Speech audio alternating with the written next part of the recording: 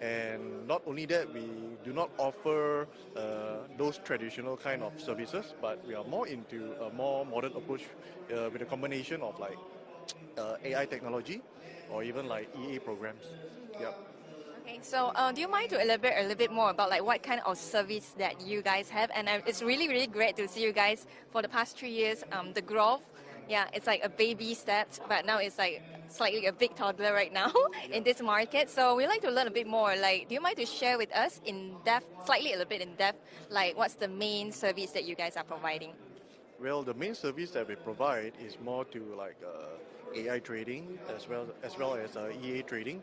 With in terms of forex, we're also focusing a lot onto like education services, where we provide learning courses, on how to trade forex, because we believe that forex is one of the high income skills, and we believe that most people can use this as an advantage to achieve financial freedom. All right. I would like to ask something tricky to spice up today's interview. Okay. As we all know that there's like ChatGPT is like coming up, so I Yeah. just wanted to know, is it a trend or is it the future, and how is the EA is gonna counter back with that?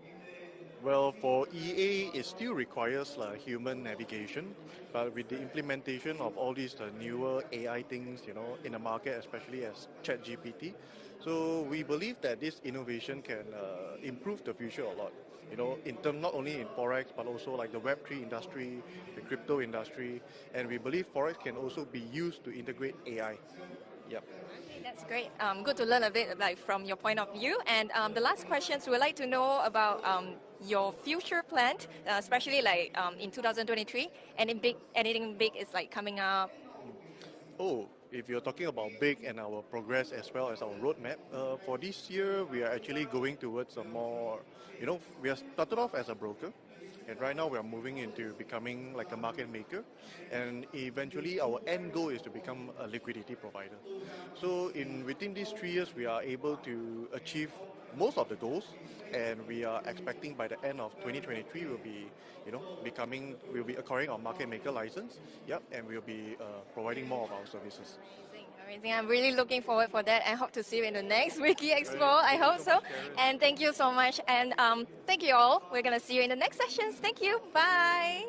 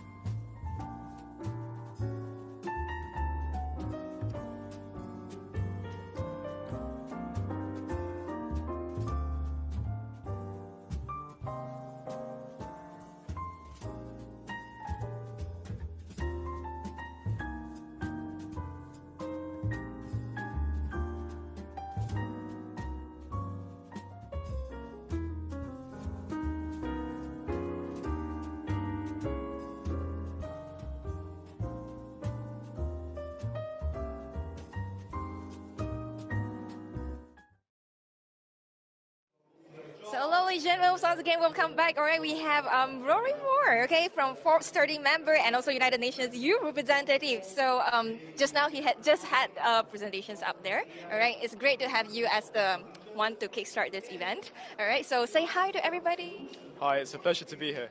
All right, amazing. And I just have a little chat with you. It's 2 a.m.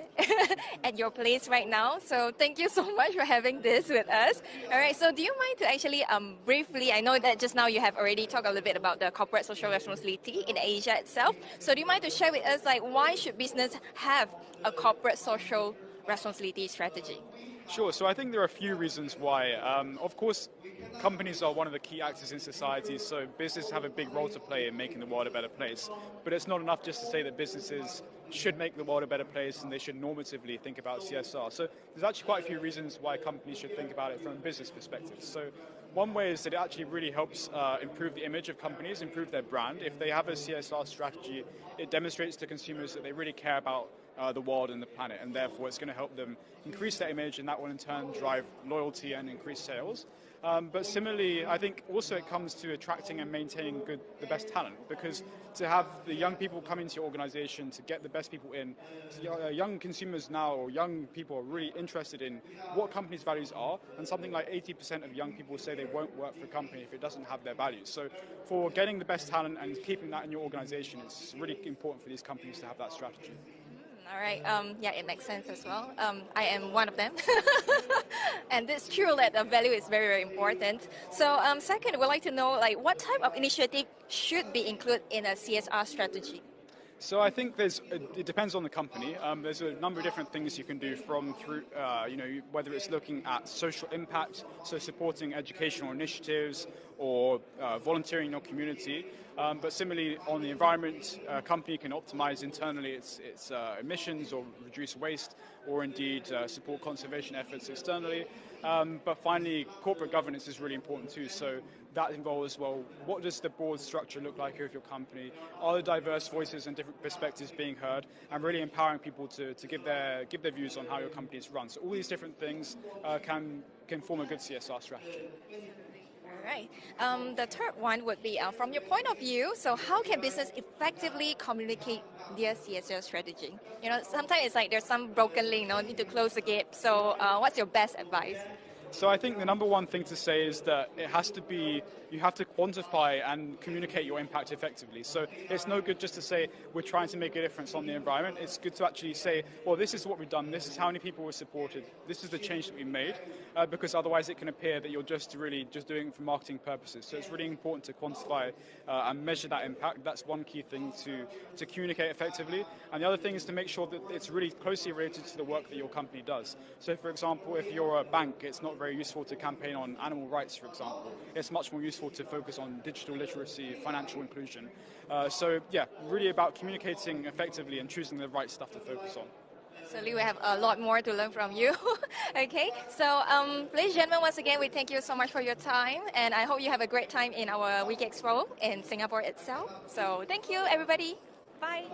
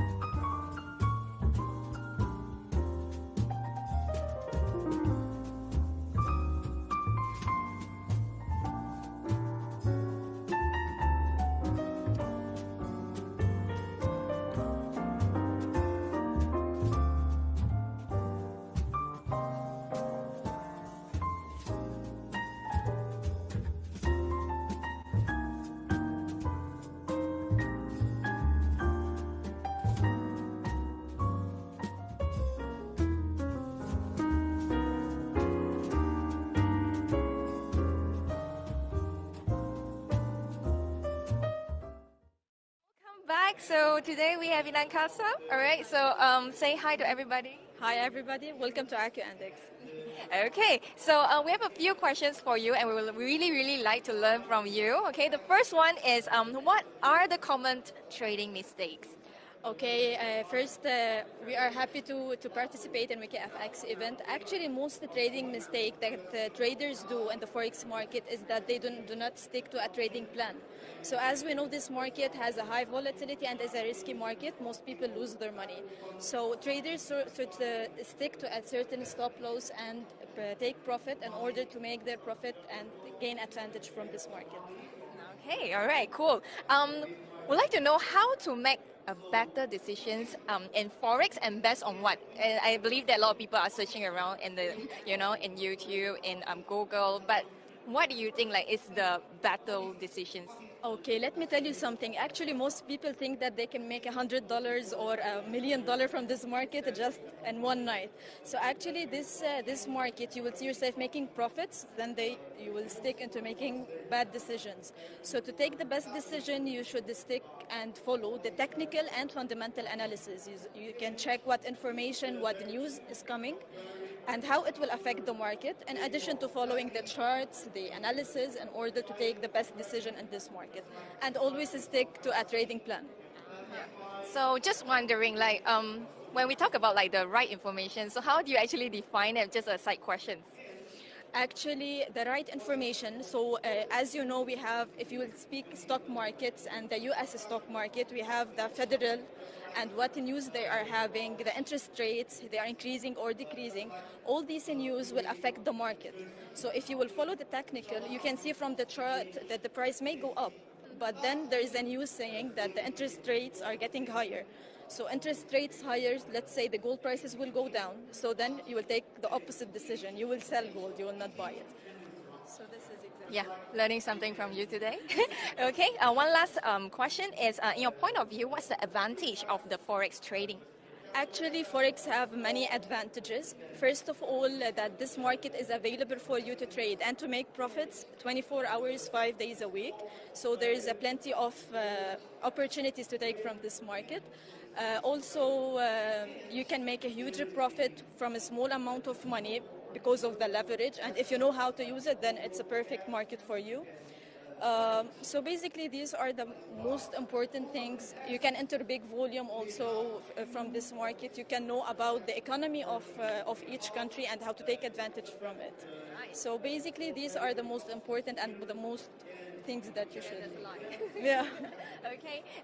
Just wondering. There's one more thing that. What would you like to actually tell those who are actually watching this TV, like to join in for this WikiEXPO, and what do you expect from WikiEXPO? Okay, actually, WikiEXPO it's people. I think they rely on your recommendation and what you say about each broker, your reviews. You go and check each broker whether it's regulated or no. So actually, I can tell the new people who are joining this market to do their researches, to start small, to learn how to use this market, how to take advantages from it. Start with a demo, start learning, and after that you can make a huge profits if you were able to take the correct decision and to follow the things that we talked about in the interview. Absolutely. Thank you so much for your time. And I believe like those who are watching this live stream definitely learn a lot from you. There's always a baby steps, all right, for the forex trading itself. So thank you so much. So see you in the next sessions. Bye. Thank you. Thank you so much.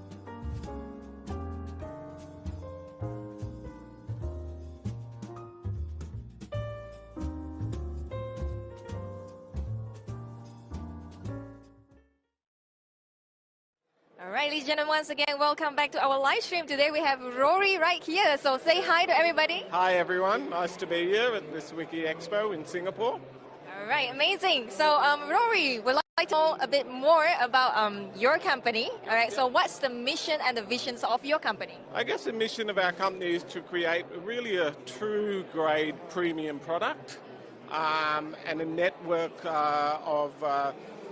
network for the trading community, really. So, regardless of the products, whether it be Forex, commodities, it's just to really work with our clients on a collaborative approach, so work together. We understand in this market that not one size fits everybody, so it's really listening to our clients, understanding what they need, what they require, and then go about setting that up, whether it be for our fund managers, our introducing brokers, our trading educators. It's listening to what they need, working with them, and then setting that up so that they have a unique product, so to speak. Yep. All right, it's a very clear vision, and I really look forward to that. And aside from that, we just want to learn a little bit more, like what puts your company apart from any others? Yeah, I guess expanding on that first point that I said, it's again that collaboration. So we have a team of industry experts that are working in the company. Between us, we have some 60-year-odd experience. We've been in the markets for a long time. So we understand not only when the client wants something, we can actually give them input on how to get what they want. So we listen. We say, hey, how about this? How about that? What can we add? So we're working together. We don't see all our clients as the same. A trading educator will need something specifically different to that of a fund manager. So it's just, I guess that is the point of difference of our company. It's not one size fits all. All right, it's very clear. Thank you so much, Rory. All right, learning a lot from you guys, and I believe those who are watching is absolutely they would like to learn a little more from you as well. So they can actually find you through where? Where can I find you? Well, through our website, jdrsecurities.com. So that's the best place to go from there, and there's a lot of information, and from there they can email us as well. Okay, cool. All right, so for those of you who would like to reach out to Rory, they can go through those channels that Rory just mentioned. So anything they would like to share with us? No, it's just great to be part at WikiEXpo. It's good to be back in Singapore. It's fantastic, actually, the setup here, and we hope that this will be the first of many, and we'll be able to do a lot more, sort of collaborate with Wiki as well and be part of a lot of expos. So, it's a great job. Thank you for having us. So, hope you enjoy WikiEXpo and hope you enjoy your stay in Singapore as well. Thank you. Thank you very much. Thank you, everybody. Thank you.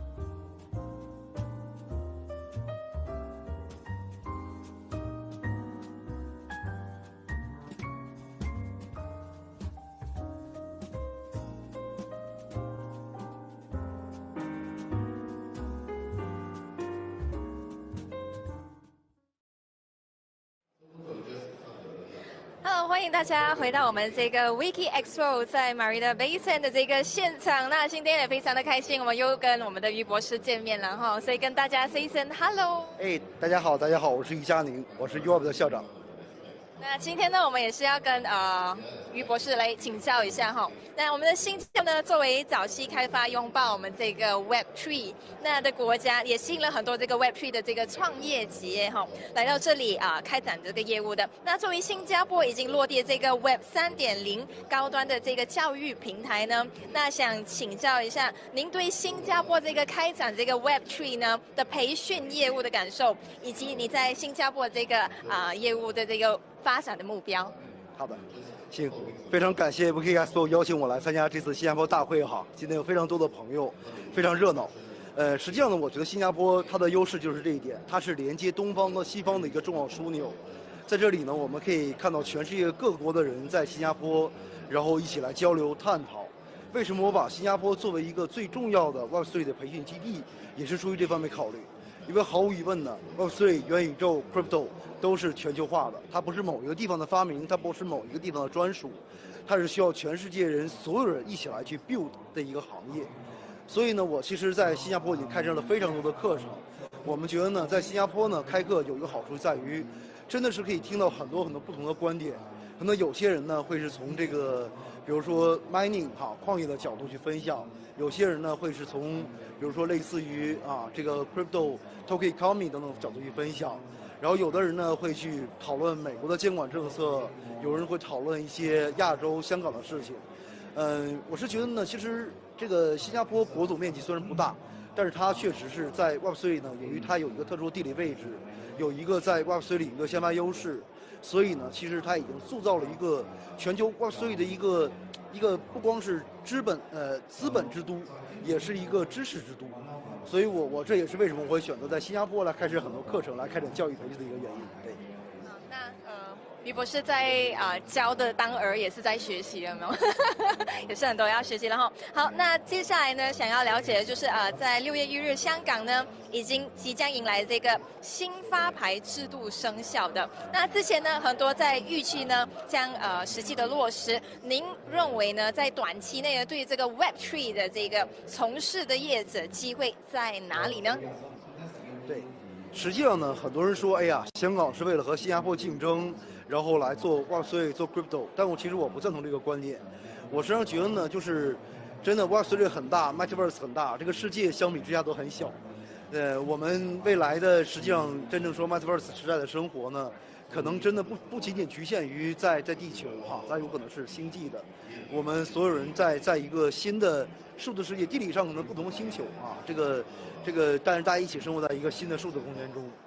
所以说呢，我觉得香港来说呢，它当然毫无疑问提供了一个重大的机遇，因为香港毕竟它的角色很特殊，它是连接中国内地市场和全球市场的一个重要枢纽。然后呢，它里面呢也汇集了大量的从中国内地到香港的一些科技人才，也汇集了大量的这种就是全球的资本产业。所以说呢，我是觉得对于 Web3 这个领域来说呢，我是说呢，如果说未来下一轮浪潮或者下轮牛市出现，那一定会有4大要素或者是4个大门要打开。其中第一个大门就是资金的大门，因为如果说Web3 它是一个资金的内循环，它不能够去从传统领域跟传统的金融去对接，让传统领域能调来更多的资金的话，那实际上整个行业呢，那它实际上会越来越小，而不是越来越大。但实际上我们看到呢，在上一轮牛市，也就是2020年到2021年，这种资金的大门呢，在美国彻底的打开，在美国呢出现了很多很好的机构，这些机构呢，由于他们过度的贪婪，由于监管的不力，导致在美国这样很多机构关闭了。但可以说是风水轮流转有一句中国话，风水轮流转。这个我认为呢，之前区块链 crypto 一直是由亚洲主导然后呢华人主导，但是毫无疑问呢，上一波变成西方主导。现在呢，再下一波，我想不会由某一个方面主导，而是会平分秋色，会是一个双方共同共享共襄盛举。所以我觉得呢，香港这个大门呢，它不仅仅标志着一个在香港合规化机构化，然后金融化的时代到来，更标志着一个东西方共同去创造共同去这个共同支撑的一个新的Web3 的大的一个机会点到来。所以我觉得这个呢，其实当然这个是对新加坡也是有利的，因为更多的资金来到新加坡，来到东方，更多的一些机构来到东方，他们不会仅仅停在香港，他们会把香港和新加坡联动起来，会成为一个在东方很重要的枢纽。这个枢纽的两端就是香港、新加坡，所以我认为这两个城市这两个地区应该很好的去协作起来，才能够真正意义上创造更大的价值。谢谢我们于博士的分享。那您作为一个专业在 Web3 和区块链的这个高端的教育机构的创办人呢，那您在这个教学经验和学员的状况来看，初学者的背景和需求在过去几年发生了什么变化？那未来的这个 Web3 的高端的这个教育呢，发展的前景又会是哪些呢？实际上呢，因为我们说实话呢，现在 Web3 还是很小的一个规模。对吧？可能有很多统计，但是大概率呢不超全球的真正 Web3 的用户呢，应该不超过4亿人，大概是3亿人左右。跟互联网相比，实在是太小了。这只是一个很小的领域，但我们对这个行业非常有信心。我们认为呢，就是尽管现在 Web3 发展遇到很多瓶颈、很多问题，但是我们不能说 Web3 它没有前途，因为我们看到 Web2 出现了很多本质性的问题。比如说呢，数据的滥用，比如说呢，用户在不知情的情况下被交易来交易去，就简直是如同是被这个人口贩卖一样。这个我们虽然没有感觉，但是每天其实我们可能都经历这样的一些情况。然后我们的我们为平台创造了很多价值，但平台根本不愿意分给我们1分钱，还不断的管我们要钱。每天，比如说很多打车软件是吧，抽成越来越高。过去为这个平台做过很多贡献的司机这个没有办法，已经没有办法继续开车。所以我觉得呢，就是从数字经济时代来说，更公平的分配是非常有必要的。尤其是刚才在我演讲中我们提到，这个 AI 时代会创造大量的价值，会创造大量的信息，大量的新的一些互联网内容。但是呢，实际上这种创造本身会带来很多问题，包括失业包括这种信息价值的下降。那其实我们如果说还按照过去 Web2 的时代的发展，那我们的互联网没有任何未来。我们必须去构建一个新的价值互联网，一个所谓可拥有的互联网。很简单，就是把价值分给所有人，不能够让所有的价值再归到那些资本，归到那些投资人，归到平台，这是不公平、不合理的。确实，我们看到在 Web3 里面世界出现了很多问题，投机炒作、欺诈盗窃、黑客盗窃，但是我们认为这些问题都是在发展中要去解决的。所以我觉得呢，教育是入口，教育是核心，所有的教育将是一个最重要的基础。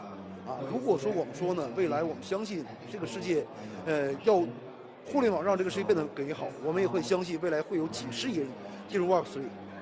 那么呢，他们接受的第一站应该就是教育。所以我为什么要一直坚守在这个行业？我坚守 Crypto 的教育 ，Web3 的教育坚守了5年的时间了，我会一直坚守下去，就是因为未来，我认为。Web3 的刚刚开始，它刚刚开始的情况下，它未来的学习需求将是极度旺盛，未来可能有几十亿人要学习这些东西，所以我觉得呢，其实大家不妨我这次在会展上 WikiEXPO 的展会非常好，非常多顶级机构来参访，来参会，我看到也有很多在搞教育的同行，在世界各地去搞教育的同行，我觉得非常激动，我也愿意跟大家一起携手共同去开创一个新的Web3。还有 Metaverse 教育的一个新生态当然也最希望跟这个WikiEXPO 能够进一步的合作，联手为全世界更多的人真正意义上赋能数十亿人，来拥抱这个美好的 Web3。那非常感谢我们于博士的分享，那我们也非常期待您与我们的 WikiFX 在未来的更多的发展。那希望于博士能够尽情的享受接下来的一些项目，还有在我们的新加坡的那。我们也谢谢我们台前目前还有幕后的所有的工作人员了。那我们下期再见，谢谢于博士。好，拜拜。拜拜。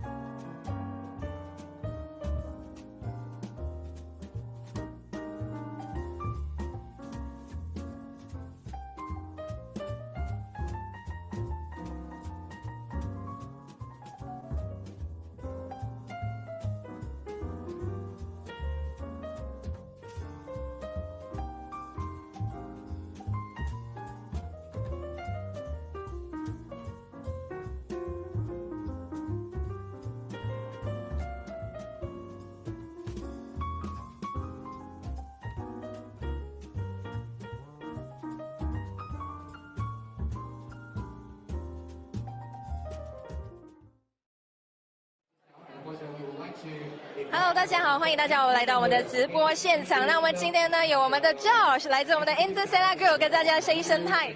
嗨，大家好，我是 Josh。哎，是的，那今天呢，我们有一个这个非常热烈的话题，大家都聊上了我们这个 ChatGPT 的，所以我们想要了解一下，就是关于 ChatGPT 将会是一个趋势吗？还是它是我们的未来呢？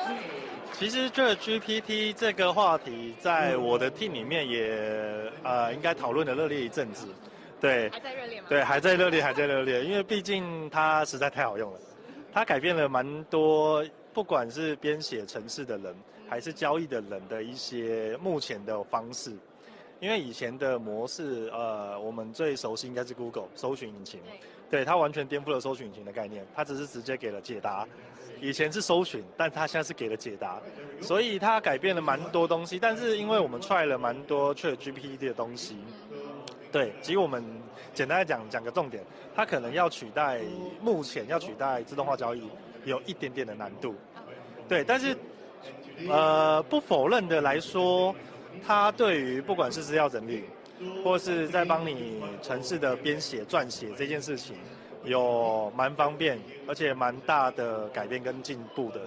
对时间来讲的话，然后但是其实最主要的主逻辑，它是没有办法生成的，你还是必须透过所谓的交易员。对，就有点一问一答的。对，才有办法去让它去生成你想要的逻辑，而且需要位数据，最主要是位数据。所以以 ChatGPT 目前现行来讲，它要完整的取代整个智能化交易，我觉得是有一点点的小难度。对，但未来可期。对，当数据交易 trade 的数据喂养够多的时候，它甚至可能目前统整的是目前现在所谓的可能历史数据，可能是欧元、黄金的历史数据去整合，但是未来可能整合的数据是所有 trade 的数据，去整出到底哪一个的交易逻辑是比较好的。当这个情况之下，那可能状况又不一样，对。了解，那未来真是可期了哈。那当然也想了解更多关于我们这个 EA， 那我们的这个 ChatGPT 对我们这个 EA trading 是有哪些影响的？还有我们的 ChatGPT 的未来有哪些趋势呢？其实就跟刚刚讲的一样，它的影响目前只是加速更多的可能不会撰写的交易员，让它有更多更快速或是便捷的方式取得这个 EA。因为像我的 team 本来也是免费在帮人家撰写 EA 的，对，但是因为 ChatGPT， 有人取代了。对，有一点点这个意味。当这个可能对于 IT 或是工程师来讲是威胁性比较大一点点，但是对于真正还是能 trade 的人，这个东西相对只是对他们讲比较方便，但要取代他们，我觉得目前来讲还是难。对，是的。很有信心吗？是的，没错，一定是这样的。好的，当然想要了解就是关于这个 social trading 嘛，给大家分享一下，就是它的应用有哪些，还有跟大家分享一下它是什么呢？这个 social trading。我们会延伸 social trading 的这个话题，其实是因为在比较早期的券商，它其实有蛮多资讯不对称的地方，所以导致有蛮多让人家亏损的事件发生，不管是诈骗啊，或是交易的漏洞啊等等之类的。那我觉得 social trading 这件事情，或是 copy trade 这件事情，其实是让这个产业更透明。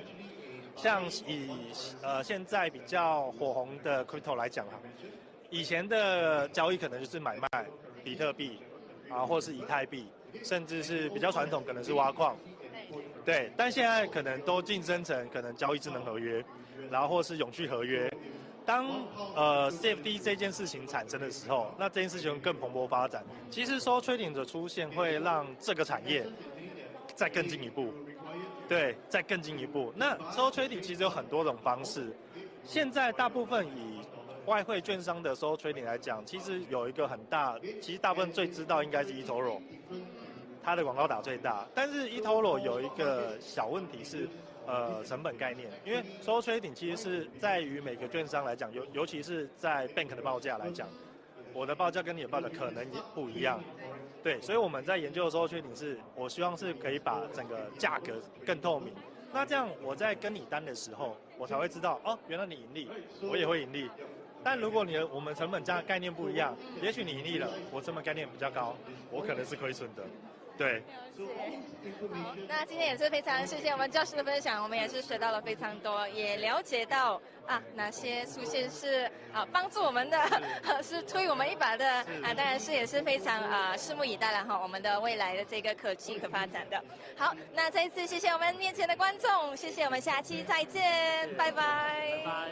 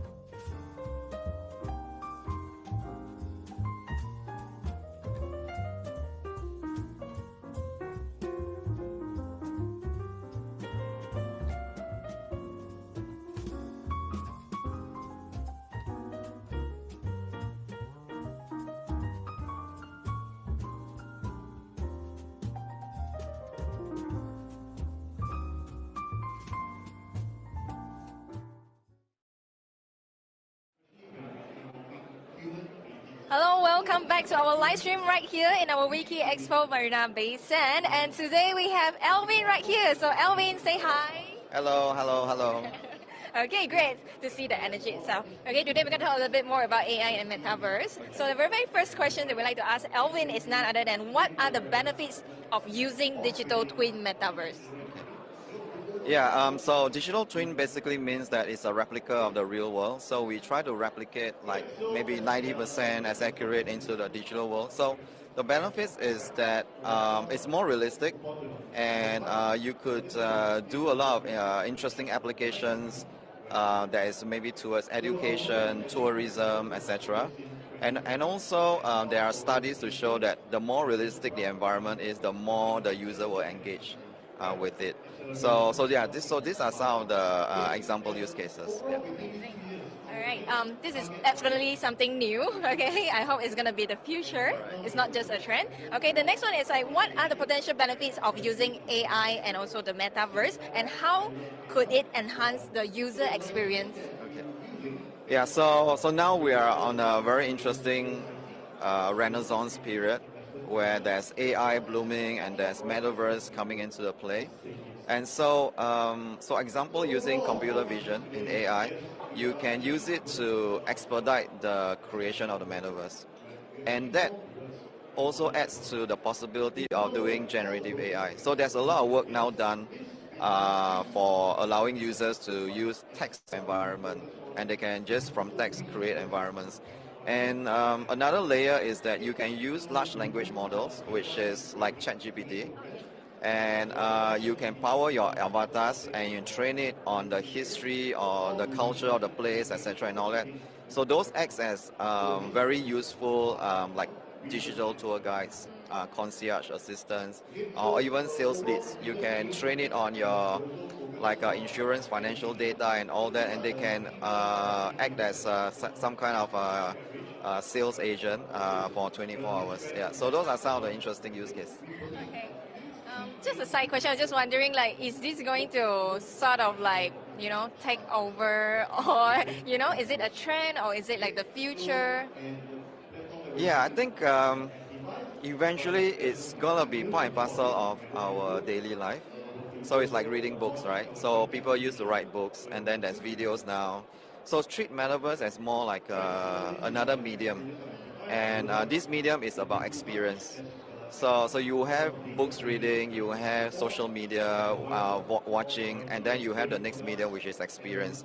And I think with the VR goggles and all that becoming easier, smaller, and all that, we will see more and more mainstream people coming to the metaverse. And it will be probably just going to the website, and it's like a 3D browsing experience. Yeah. Absolutely. So there's one last question for you. So what are some of the challenges and limited of the AI in the metaverse, and how can they be overcome? So the limitations. Right. So I think because we're in a very early stage, the computational power is a limitation for most of the devices. So training large language models, fine-tuning, it still needs a bit of computation power needed, and also the skill sets in this area. So I think it's an interesting intersection where you will need skill sets that has multiple disciplines. And I guess the only way to overcome it is from the schools and the governments. They will need to take a hard look at the next 10, 20 years and what kind of skill sets are needed. Maybe there might be some fundamental changes in the education system, because now with ChatGPT and all this general conversation AI, it's like calculator. Last time calculator was banned, right? Yeah, and then now they are allowed. They are tools. So I think AI will become like a tool for students to use, and that will also help to accelerate how we can train our next generation of users and creators. Yeah. So it's more on like education, I would say, to open up the big door, and it's just a matter of time. Would I say that? Is that correct? A matter of time. Okay. All right. Once again, thank you so much, LB, for your time, and thank you everybody. And I'm gonna see you on the next one. Thank you. Bye. Thank you.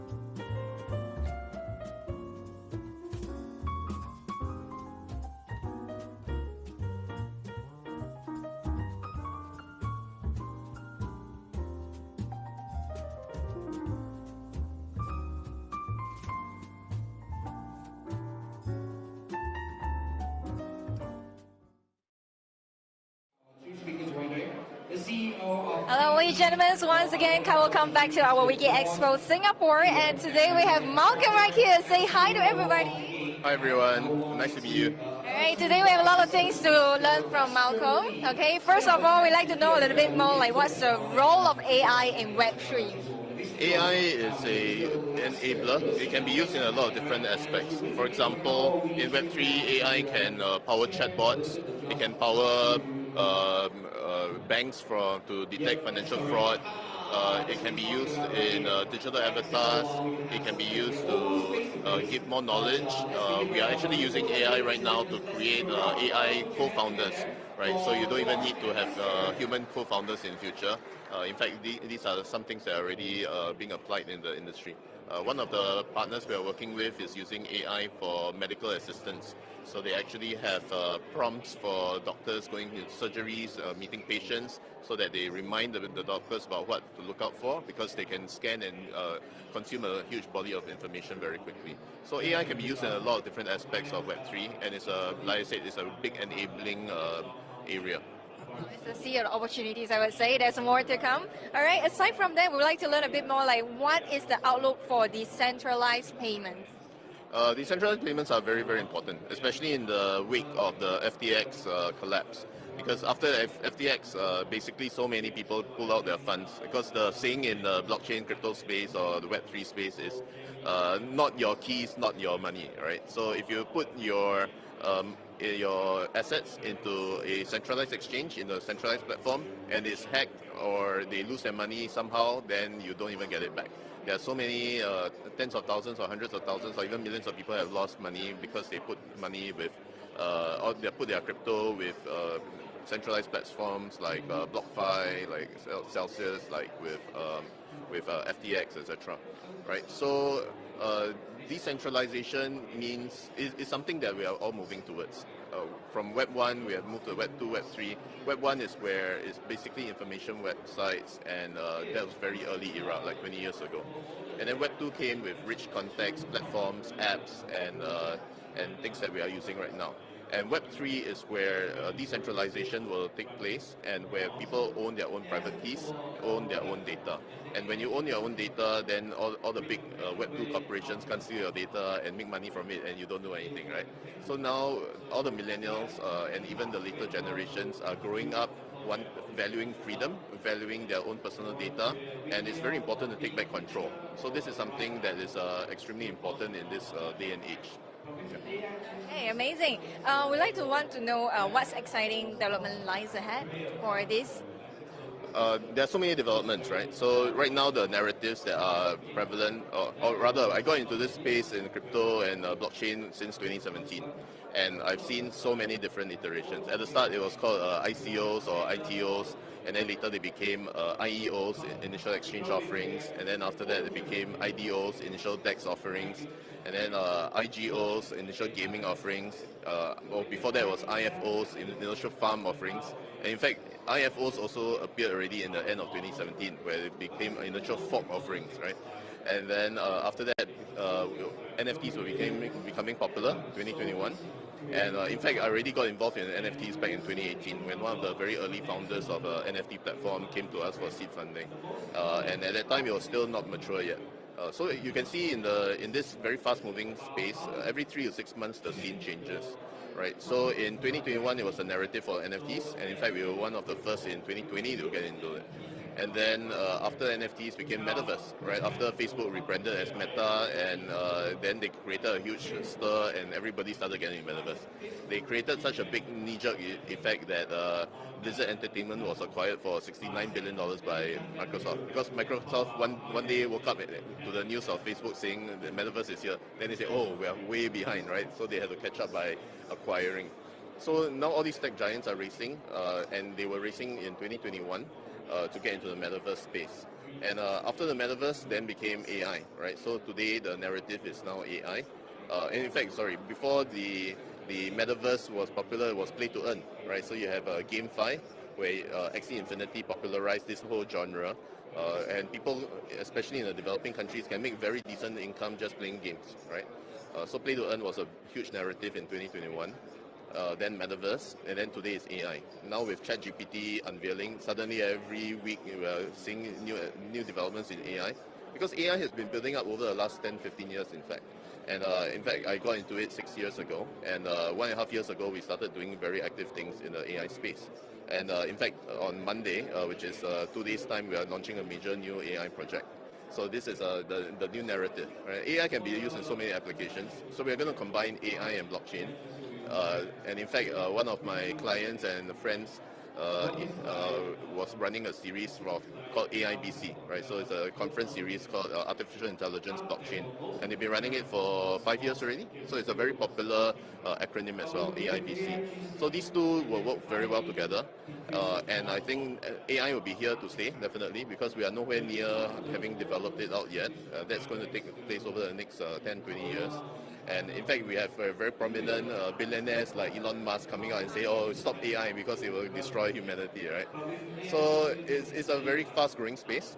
And after AI's narrative, I think it's SocialFi, right? SocialFi is really exactly into Web3 because social finance means that you make money by interacting with other people, which is going to be fantastic because everyone interacts so much time, spends so much time on social media like WhatsApp, like Facebook, like Instagram, YouTube, and TikTok. You know, now TikTok is killing everybody. Eventually, there will be something else that's Web3 that will replace TikTok, right? So, and if you can make money from consuming data, that's even better, right? Spend all your time doing things and you get rewarded, right? Then everyone will love it. Right, so there are so many narratives. So to sum up, I think currently the narrative is AI. The next narrative, I believe, will be SocialFi. Okay, thanks for the heads up, and we're really excited for that. And thank you so much, Malcolm, for your time. Thanks very much. And we hope to see you in the next sessions. Thank you. Bye. Thank you.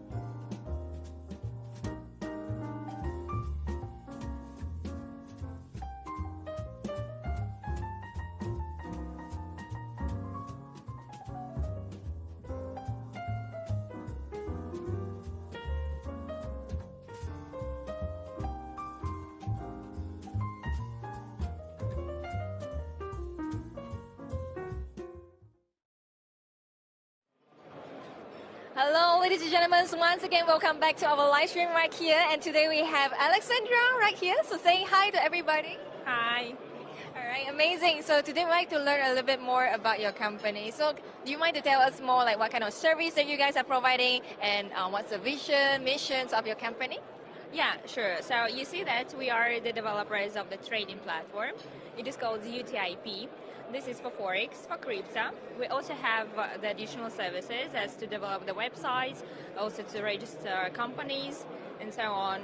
And so we provide these trading solutions to the people who want to become brokers like that. Amazing. Yeah. Okay.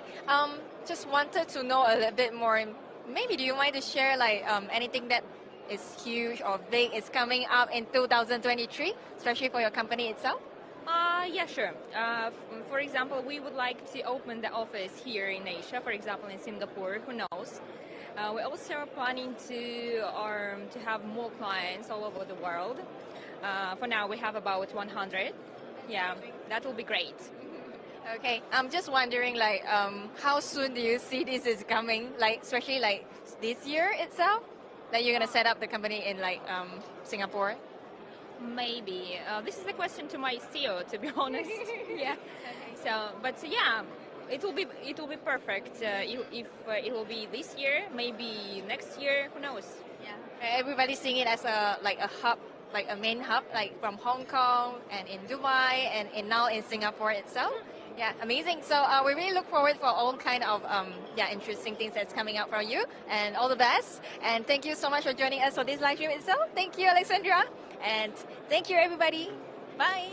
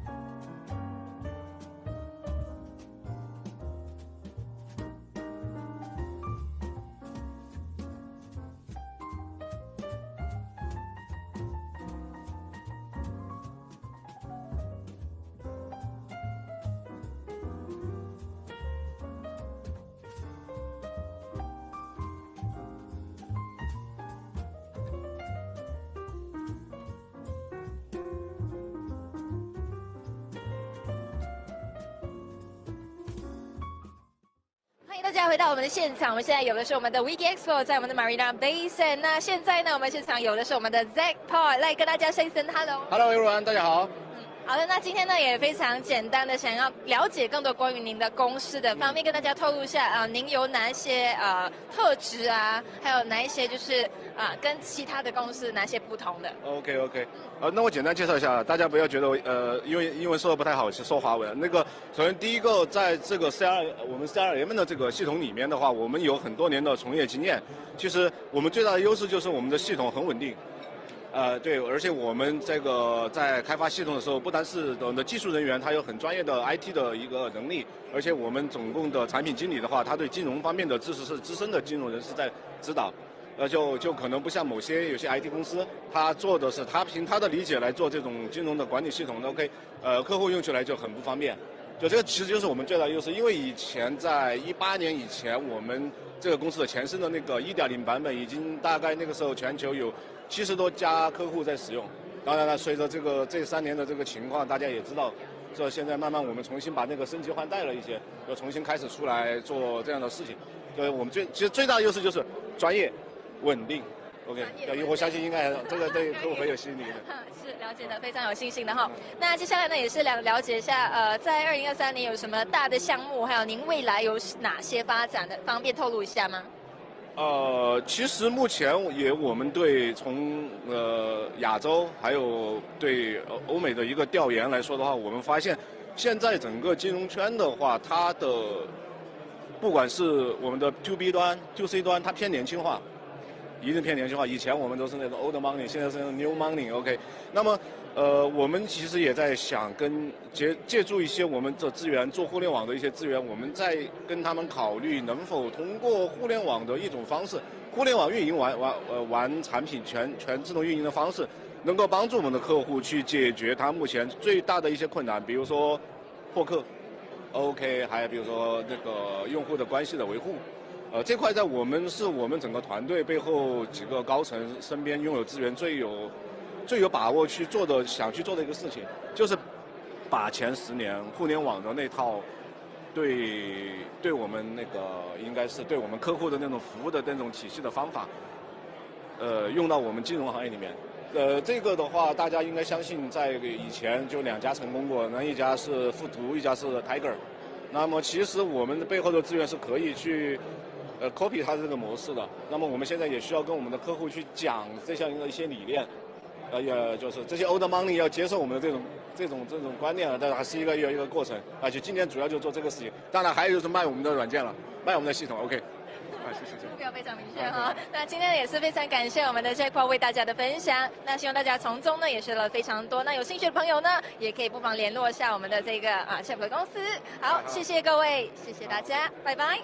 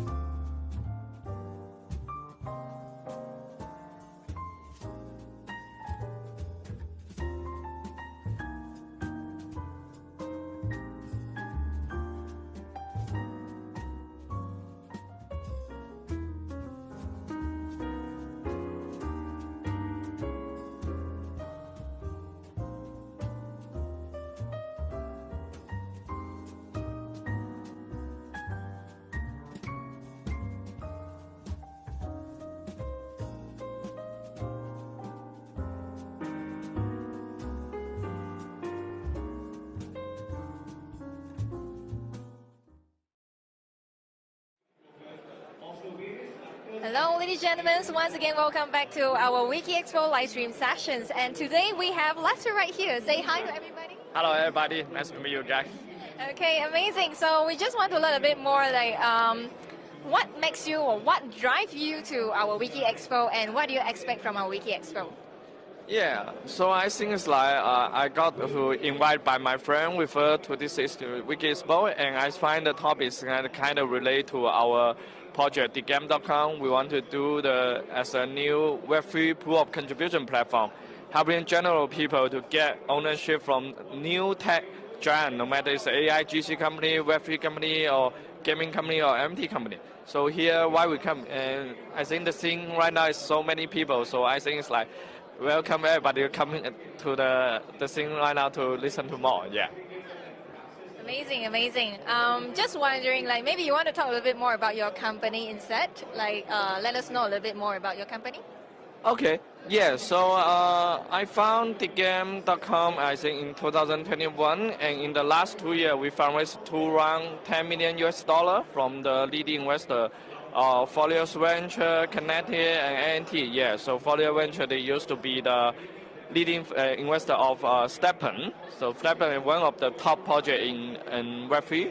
Yeah, so that's why we think in the future there will be a large super gaming, MT gaming aggregator. So we are right now the biggest gaming aggregator in the blockchain area. So we list around 4,200 games right now on our platform.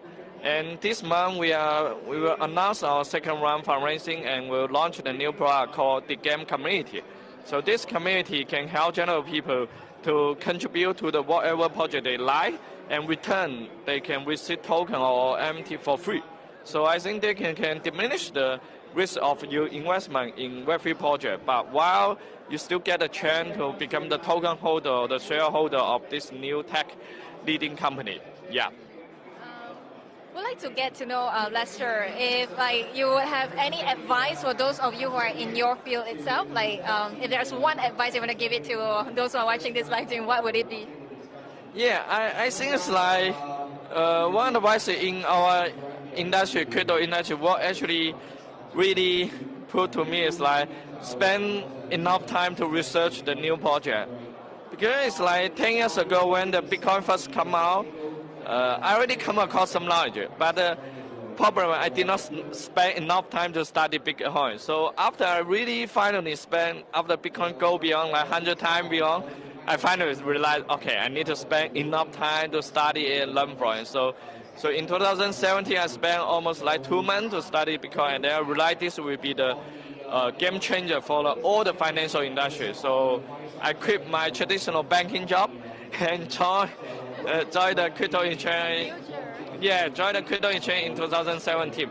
And in the last 6 years, I found it's such an amazing experience. And you see the market always up and down. So all the financial market up and down, right? With crypto, stock market, housing market, or Singapore housing market keep going, right?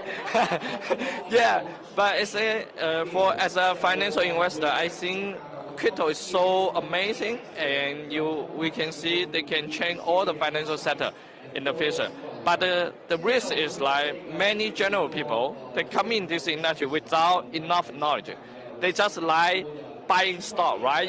We know 90% general people buying stock still losing money. So it's not the problem of crypto or something. It's like, so you need to follow the people who you trust. You need to spend enough time to study it. If you don't have the knowledge or the time to research, what I recommend is like maybe only buy the top coins, like Bitcoin or Ethereum. And I think still right now is still a good time to buy it in low. But you buy it, you need to hold it. As long as you can hold more than 3 or 4 years, you will make money by Bitcoin, Ethereum. So one is like spend time enough. Second is like if no time, only buy the top project. Yeah. Follow the right people. Okay, thank you so much, Lester, for the thank you. Thank you so much for your time, and see you guys next time. Thank you. Bye bye.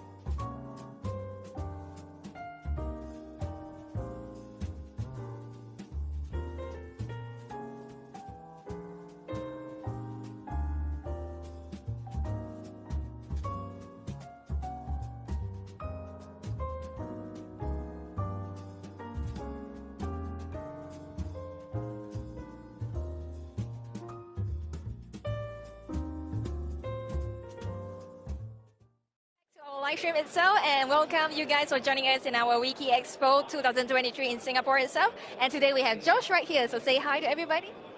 Hi everyone. All right, amazing. So just want to know, Josh, what do you feel about our WikiEXPO, and what do you expect from our WikiEXPO itself? Just want to know. I'm actually really impressed. Amazing speakers. Love the booths that you guys have. A lot of projects here that were really interesting and that I'm really interested to speak to as well. Myself being in the Web3 space, it's really good to sort of really see new projects that are coming out in the space. Amazing. Maybe you want to tell us a little bit more about your company itself? We would like to learn a bit more, what kind of service that you are providing, and what's the missions of your company? Sure, thank you. So basically, being a gamer myself, our company is basically focused towards gamers. I'm the CEO of KD Arena, so we are a gaming ecosystem. We currently have about 2.5 million gamers right now. What we do is we are a social network, but also we are a place where gamers come to earn by playing tournaments, but also hang out with their friends and talk to them. So it's bringing a pretty interesting journey, especially being in the Web3 space and being with the gamer space. Everybody's really fun. So our vision basically is to be the next sort of biggest gaming community in Southeast Asia. Nice. Very clear visions and how you guys are heading towards there. And aside from that, do you mind to share anything big is coming on in 2023, or what's your future plan? We started growing first our community first. So now we're about 2.5 million gamers. What we are really looking forward to is our plans to launch our own network, so basically our own chain, our layer 1, and together partnering with some AAA studio games that are going to launch together and sort of entertain our community. Yeah, thank you. Thank you, and all the best about all your future plan, and also heading towards your visions. And all right, thank you so much, Josh, for your time, and thank you everyone for watching this sessions. And till the next one, thank you. Bye bye.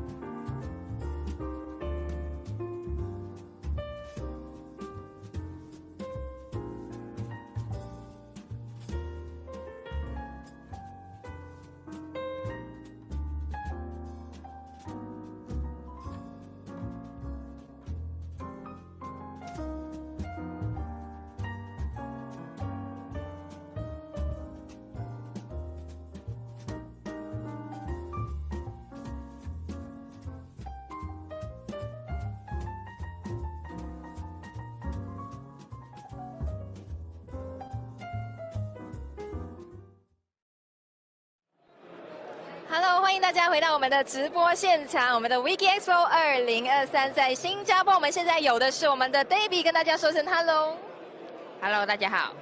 好的，那我们可以简单的了解更多现在关于我们的 NEB 吗？可以了解一下。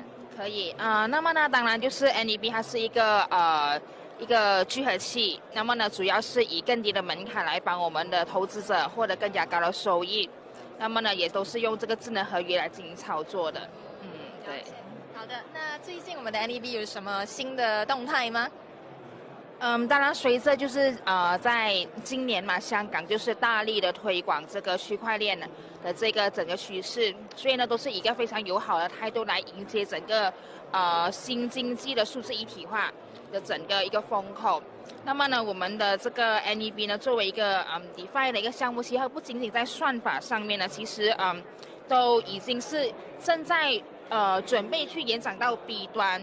同时呢，我们在香港也都就是注册了这个 NEB Technologies， 其实呢，就是为了接下来的陆陆续续的一些布局这样子。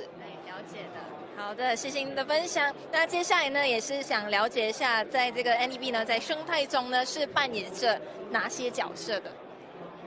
其实刚刚我这里也是有说，就是我们的未来的整个业务嘛，它就是会进入到我们的整个 B 端。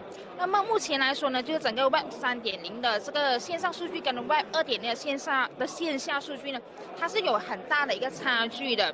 所以呢，我们也因此我们也都关注到这一点，所以呢，我们接下来也会推出这个 NID 的一个项目。然后呢，主要呢，它跟我们目前 NEB 的这个 DeFi 的这个聚合器的这个项目，它是完全是两个赛道的。而我们认为，在一个全新的一个DeFi 的一个 decentralized 的一个生态当中呢，它必须是要有多元化的赛道来丰富它整个生态的内容。所以呢，这个就是我们对于整个未来的趋势的一个看法。了解的，那也谢谢您详细的为我们解释了这么多。那再次谢谢我们的 David 的时间，也谢谢我们观众前的各位。那我们下期再。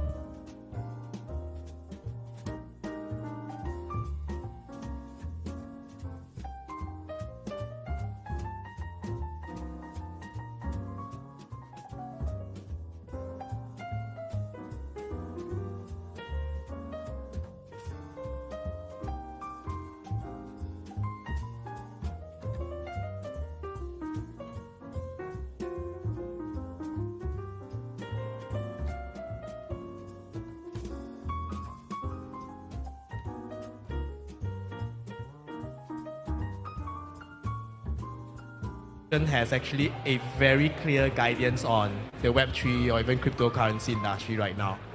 But at least I think Singapore is getting the principles a bit clearer.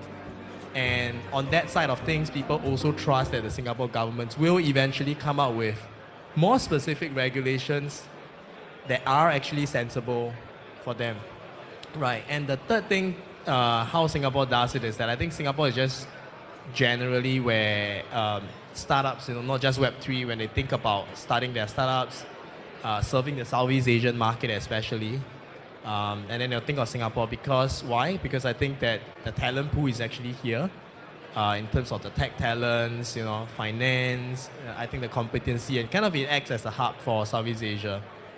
And of course, lastly, I think Singapore government has actually pumped in a lot of, grants, support, financial supports for a lot of these startups to actually, be here. So I think Singapore is kind of like taking a very sensible approach. That's why I think it's kind of finding a very right balance between, innovation and kind of like protecting of, consumers, retailers and stuff like that. But I think as a startup, if you're thinking of kind of like where to launch or where to base your headquarters in, I think regulation is just one of the, perhaps it's one of the factors that you consider, but it's probably not all. I think the first decision point as a VC of how we see it is often you need to decide on, where your clients are actually, or actually where your competencies are, right? So if you are serving something that's very global, that's something that is a space that it's unlikely to be regulated, non-securities products and stuff. And then probably you could even choose some other areas, out of Asia or even anywhere where you can, hire kind of like lower cost, labors and stuff like that. So I think there's a lot of factors that goes into that. But I think I kind of digress. But coming back to the point of, Singapore is that, I think everyone generally feels that Singapore it's kind of like a stable place. It's really because they trust that the government is sensible. And what the government has done is the few initiatives that I mentioned, the sandbox, the clear principles, and kind of like having good talents pool and, the financial support here. I think that kind of are the policies, are the programs that are acted out because of the government sensible approach to actually regulation. Yeah. Actually, let's dig a bit deeper on that, right? On how the government actually regulates, because if we look at how, Singapore and Hong Kong are actually being proactive in trying to give regulatory clarity. We actually see, like, for example, in the US, like the CFTC just laid a suit on Binance, I believe, last month. Ripple has been fighting an SEC case for a while. Do you guys actually feel that these lawsuits will actually help to bring regulatory clarity? Is it good for the industry, or is there something else behind it?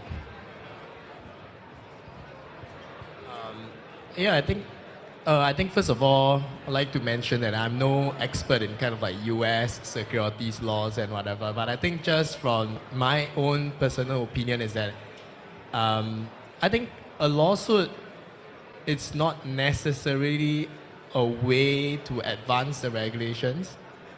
I think, but could that be part of the process? I think yes. Would that hasten the process? Maybe. I'm not so sure. But I think ultimately there has to be some form of urgency to act, right? So I think the lawsuit is perhaps a little bit of that catalyst to make sure that regulators, people working on the regulation side actually start thinking hard about, has this entity flouted any traditional securities act or laws, right? So I think, and then on the flip side, for Ripple or even for any companies, any entities that are being sued, right? I think it's for them also to take the opportunity to also reflect, right? Whether has they are their compliance, are their team, are their policies actually not up to the regulatory standards, right? And then I think the wider issue is that to the industry as an average, so the side effects of it, is that people actually see that, okay, while some things are unclear about Web3, but I would be very careful to step or to venture into such spaces because there is someone out there that has gotten a lawsuit, and I'll be very careful, and I would probably consult, anyone in the industry or even the regulators directly. So I think it acts as a form of, I guess, catalyst to actually hasten the process. But I believe that probably some of the panelists here have a more insightful perspective. Yeah. Debashi, I saw you nodding quite a bit there. Do you have something to say about this topic? Absolutely. Thanks, Clement, for the question. And I completely agree what you have just said. I do believe that these lawsuits are a little bit of a knee-jerk reaction, but you can't fault them because when you see a lot of these destruction in value that happened over in 2022, and there has to be a huge, public outcry out of it that what the governments are doing around it, and that's where they took a stand, and that's a knee-jerk reaction which comes in. But I completely agree that these are catalysts which actually forces everyone to think about it more and look into more regulations and how is that going to bring in consumer protection. So short-term pain, but that's actually going to help in the longer term. I would have said that, yep, they should have thought about it longer, a bit more, like what Singapore government has actually done. And it has learned through experimentations, learned through consultations, and has been very sensible in what degree of regulations needs to be brought in versus what kind of restrictions that needs to be brought in there. And that's a learning process, and I'm sure other governments are also looking into that, other entities are looking into that, and they are learning from what exactly is happening through that. Yeah. Right. Actually, Debashi, let's continue this, right? Singapore has been promoting CBDC research and stablecoin supervision, and generally been quite in favor of actually allowing for blockchain innovation to go on, right? But what would you say are the opportunities and challenges for stablecoin issuers in Singapore, right? What are the compliance issues that you foresee, and what will these bring to the industry and the industry's future? Thanks, Clement. First of all, I must say that it's a great crowd out here, and it's heartening to see that there's so much interest in this, and I can really say that the crypto window is turning around. We are getting in a much more spring state right now, so it's really good to see all of you guys here. Coming to on the question on the CBDCs and stablecoin, let's first understand how or what exactly the Singapore is thinking about it and how they're progressing about it. So we saw from a CBDC perspective, it started with Project Ubin, a lot of participations in there. Then we are now seeing Ubin Plus. There are multiple bilateral CBDC projects which are going on, Project Dunbar, and we just now saw with New York Feds and others and how exactly these bilateral CBDC and cross-border transactions are working. So one of the trigger points around stablecoins and CBDCs is more around how do we make traditional finance better? How do we make it less costly, much more efficient, and much more transparent, right? So there's a lot of, and how exactly, a lot of retail use cases which can come in and giving out subsidies to the poorer and other use cases around that. So these are the trigger points where they want to solve real world problems rather than looking into how do I trade and cryptocurrencies and get richer around that. So the focus is all about solving real world problem, trade financing, SME lending, and those use cases around that. So when you see about the CBDC portion, Singapore MS has made it very clear that right now they don't see a lot of need for a retail CBDC. And that's primarily backed by the fact that Singapore financial ecosystem is quite advanced already with the fast systems, with the pay now solutions, with other solutions in place already. It's quite good, and there may not be need for a retail CBDC. So a lot of focus is on the wholesale CBDC portions, right? And that's where how the cross borders can be more efficient, how the FX can happen through institutional DeFi solutions. That's part of the Project Garden, which is going on in there. And lots of banks are actually participating. But while they're focusing on the wholesale CBDC, they are losing out on the programmability of the retail CBDCs or digital currencies in there. And to fill that gap, stable coins comes handy. Or not just stable coins, even the bank deposit or deposit tokens, which we talk about, which is primarily the commercial bank money, which is in form of digital currencies which comes in. So that fills the gap, and that also offers the option of programmability and the use cases that arises out of it. One of the use cases I just saw with the ECNY in China, where they programmed the ECNY, and there was a huge crisis in the in the education sector where you do a lot of prepayments on your education courses, and halfway through it, when the education, the institute closes or the academy closes, public actually loses money out of it. So that programmability can be done on ECNY, where you actually the funds are actually only given when the courses are completed. Now coming back to Singapore context around that gap is actually filled by these stable coin issuers or even the deposit token by the commercial bank, and that is where the Singapore government looks and sees that how that can come in. And it's again part of the Project Orchid, which was done using the programmable voucher, which was launched in the last Singapore FinTech Festival. Now launching a stable coin in this is, there are traditionally some issues in Singapore in there, especially currently stable coins are considered same as cryptocurrency, right? And it's governed by the PSA Act with the DPT token around it.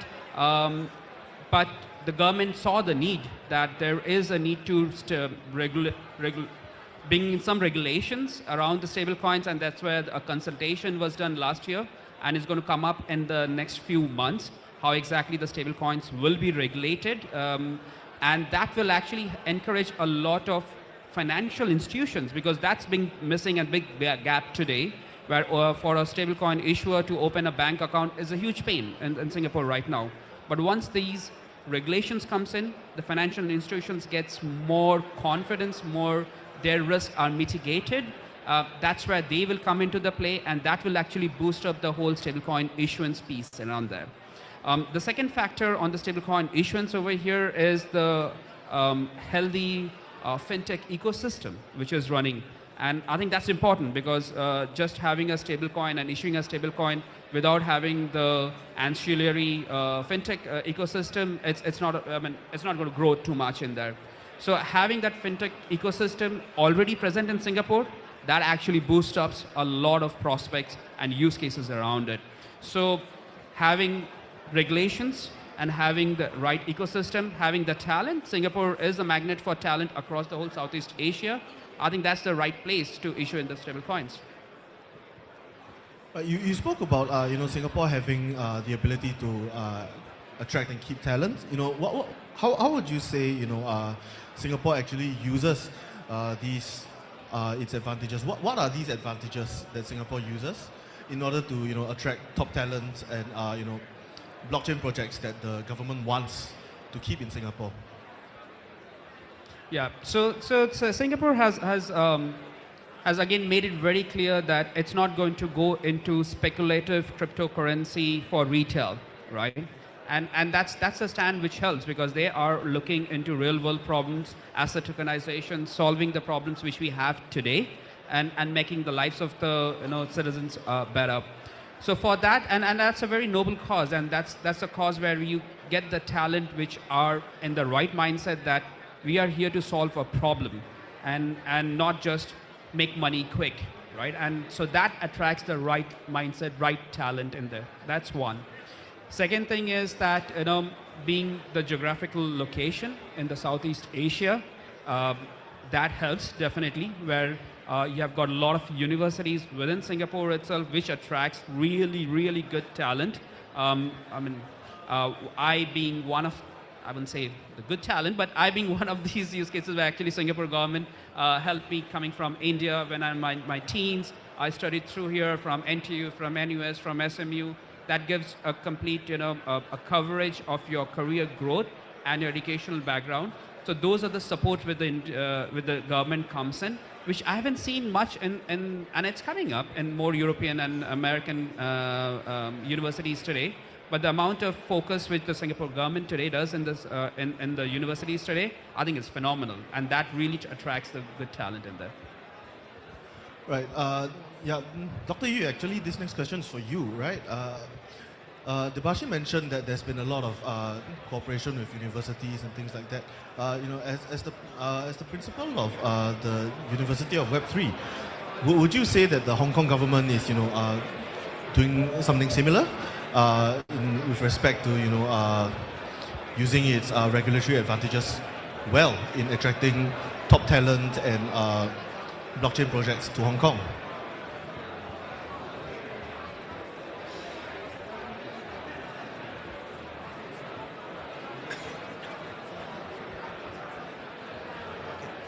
Okay, because I focus on the Web3 education for almost 5 years, and the web now running in the mainland China and Hong Kong, China, and Singapore. So I think obviously in any region, the talent for blockchain and Web3 industry is really locked. And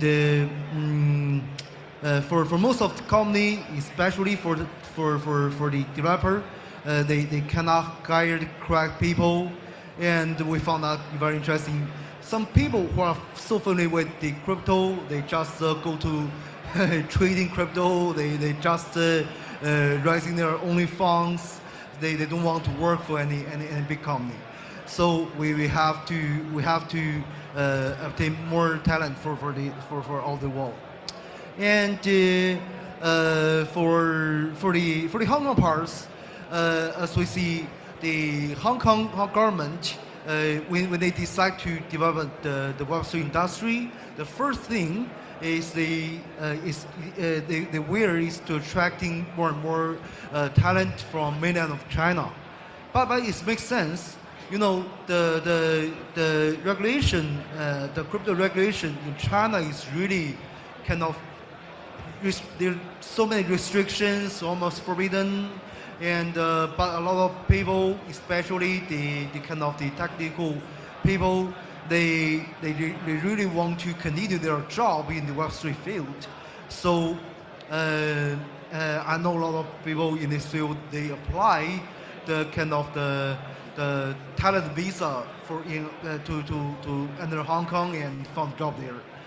And we have some cooperation in Hong Kong, just like in Hong Kong there's a kind of the science park called the Cyberport, and they have gathered together a lot of very famous and innovative crypto companies there, and there will be a kind of the Web3 academic Web3 academy for in the Cyberport, and we will provide kind of the courses for all the companies in Cyberport and help them to transfer their traditional business to the Web3 business. And for the Singapore part,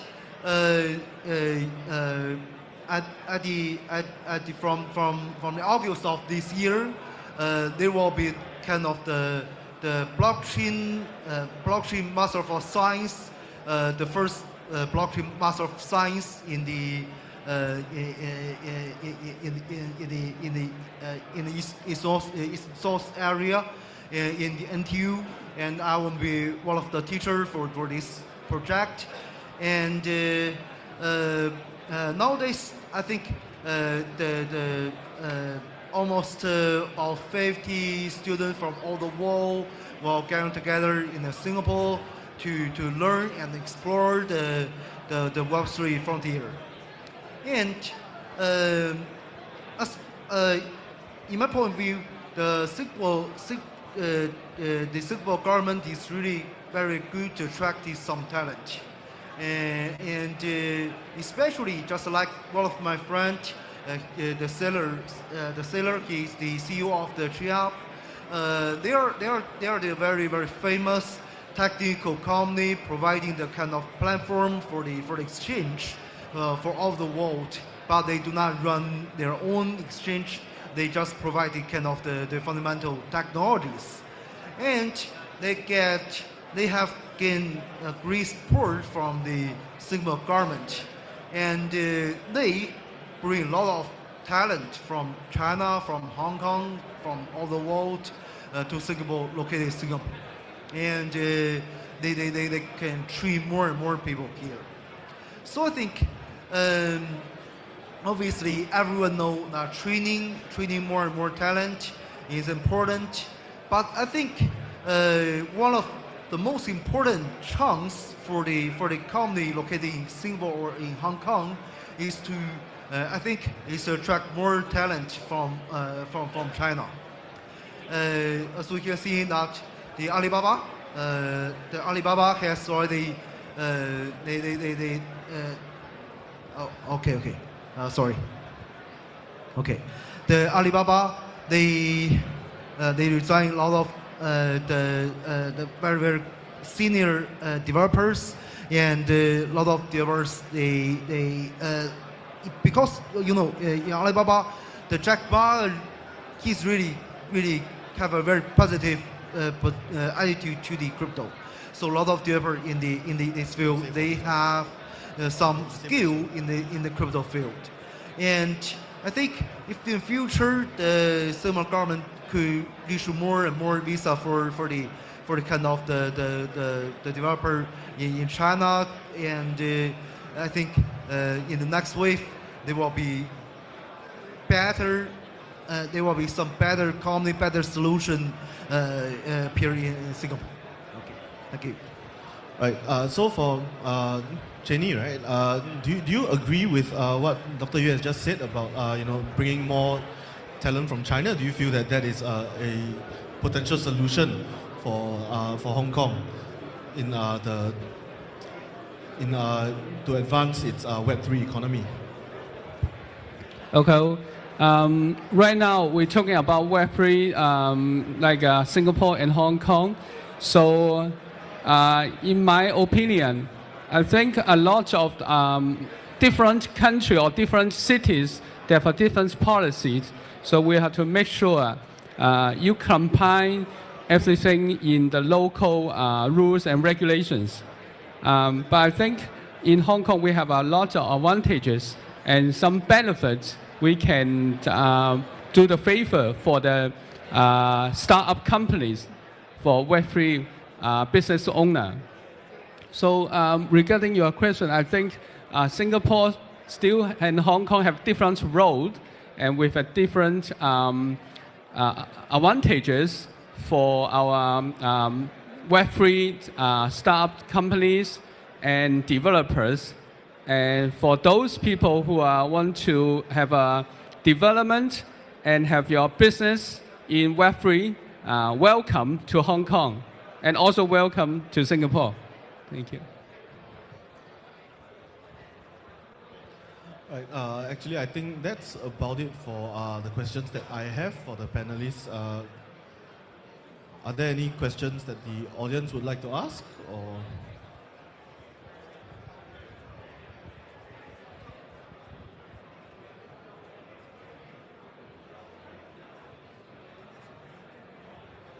right. Okay. If not, then I think that's it. Yeah. Oh, yes. Well, basically, we are running short of time, and of course, questions will be open to one only. Hi, I'm Devansh. Actually, I had a question when you talk about decentralized finance and blockchain coming in. There's a lot of issues wherein we don't even know who invented blockchain. Like, there's still anonymity regarding that. As well as in case of decentralized finance, there's an issue of trust and transparency. So how do you think we'll be able to combat that? How do you think we'll be able to combat that in the future? Do you get a question? All right. All right. I'll take that on. Thanks for the question, and I think it's a very important question that you have got the DeFi where is a lack, or let's say KYC, AML, and that's one of the things. And I'll encourage you to look at this Project Guardian, which is the Singapore government MAS is actually running. How can we have permissioned public DeFi? So what that means is you actually use the public infrastructure, or the public, the decentralization part of it, but you actually have a permission entry into that DeFi, and that gives you a much more clarity use who is participating. Is the KYC being done? Is the AML being done? So those kind of additional layer of security, additional layer of data privacy as built on top of the public chain in there. So these are the new things being experimented on, and that is coming in. But coming back to the decentralized financing as in completely open, I think that will slowly move towards more around permission public decentralized financing, where you have some control, some governance around it. Regulations will be, it will help in making it much more safeguarded and having the guardrails to go along with that. So that's evolution that is happening, and I think that's where the way it will go around that. Yeah, I think just to add on a little bit on the question, the opinions that were shared, right? So I guess what I would try to say is that within blockchain, like I wouldn't say really AML itself being an issue, right? Like coming with like having like worked on several exchanges before, actually it's relatively easy to work on like the AML challenges on blockchain as compared to like traditional finance where I was previously from, right? Because like when you're in traditional finance, basically you could only do your AML up to like maybe like what we call one hop, right? You could tell where the money is coming from directly, but you don't know where did the person get the money in the first place, right? So like the fact that like, everything is on chain, and also by the fact that there's a lot of service providers out there that can provide really advanced like analytics, and even like some of them like almost like a risk scoring system, right? Helps us from like an exchange perspective to make sure like the funds that we're getting in and out of like the system are in good order, right? I think the only part that we have like almost like a gap is on like KYC, right? So right now, I guess by definition, there really isn't a need for KYC on DeFi per se. But that's where exchanges come in, right? Like we come in as a gateway for either you call it fiat on and off ramp, either just like a gateway access type of role for exchanges. We are the layer that ensures like if anyone wants to like cash out and anyone wants to get into crypto, they actually need to fulfill KYC. Yeah, so I guess like in a sense this is like how I think CeFi and DeFi will generally work together, right? Like so in a way like I don't think like the system right now is perfect, but we're getting very close to it. So CeFi will really act as the gateway to DeFi, right? Right. Exactly. Okay, I think that's all the time we have today. Thank you to everyone for being here and answering all the questions. And to the audience, thank you so much for your time, and thank you for listening in. Yeah. All right. Once again, thanks to all the panelists and our moderators right here. Once again, thanks to Dr. Jenny. Thank you so much. Let's give a round of applause for all the panelists right here upstairs as well. And of course, to all of the people that are staying with us. And of course, once again, thanks to all the panelists and moderator Clemens right here. Let's give a round of applause for all of them. Thank you. All right, so yeah, please take a rest, and of course we are going to do the preparation for the next round. And of course, coming up next right here, we will be having the second sessions of the roundtable discussion. All right. So before that, we would like to have the topic of this. So I'm going to tell you all about it.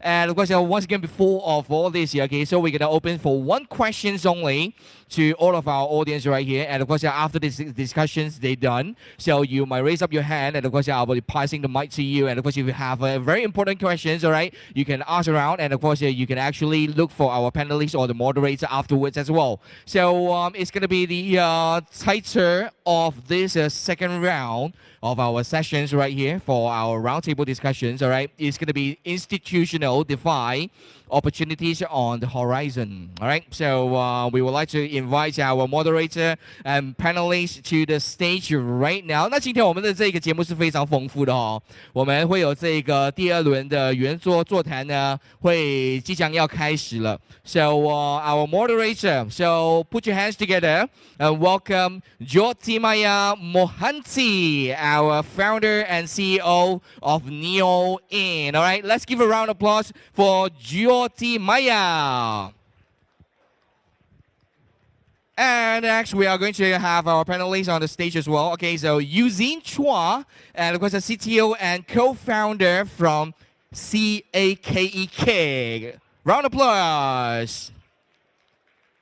Then the next, we are going to have Toby Boy, and of course, a partner of Blockchain Founders of Fund.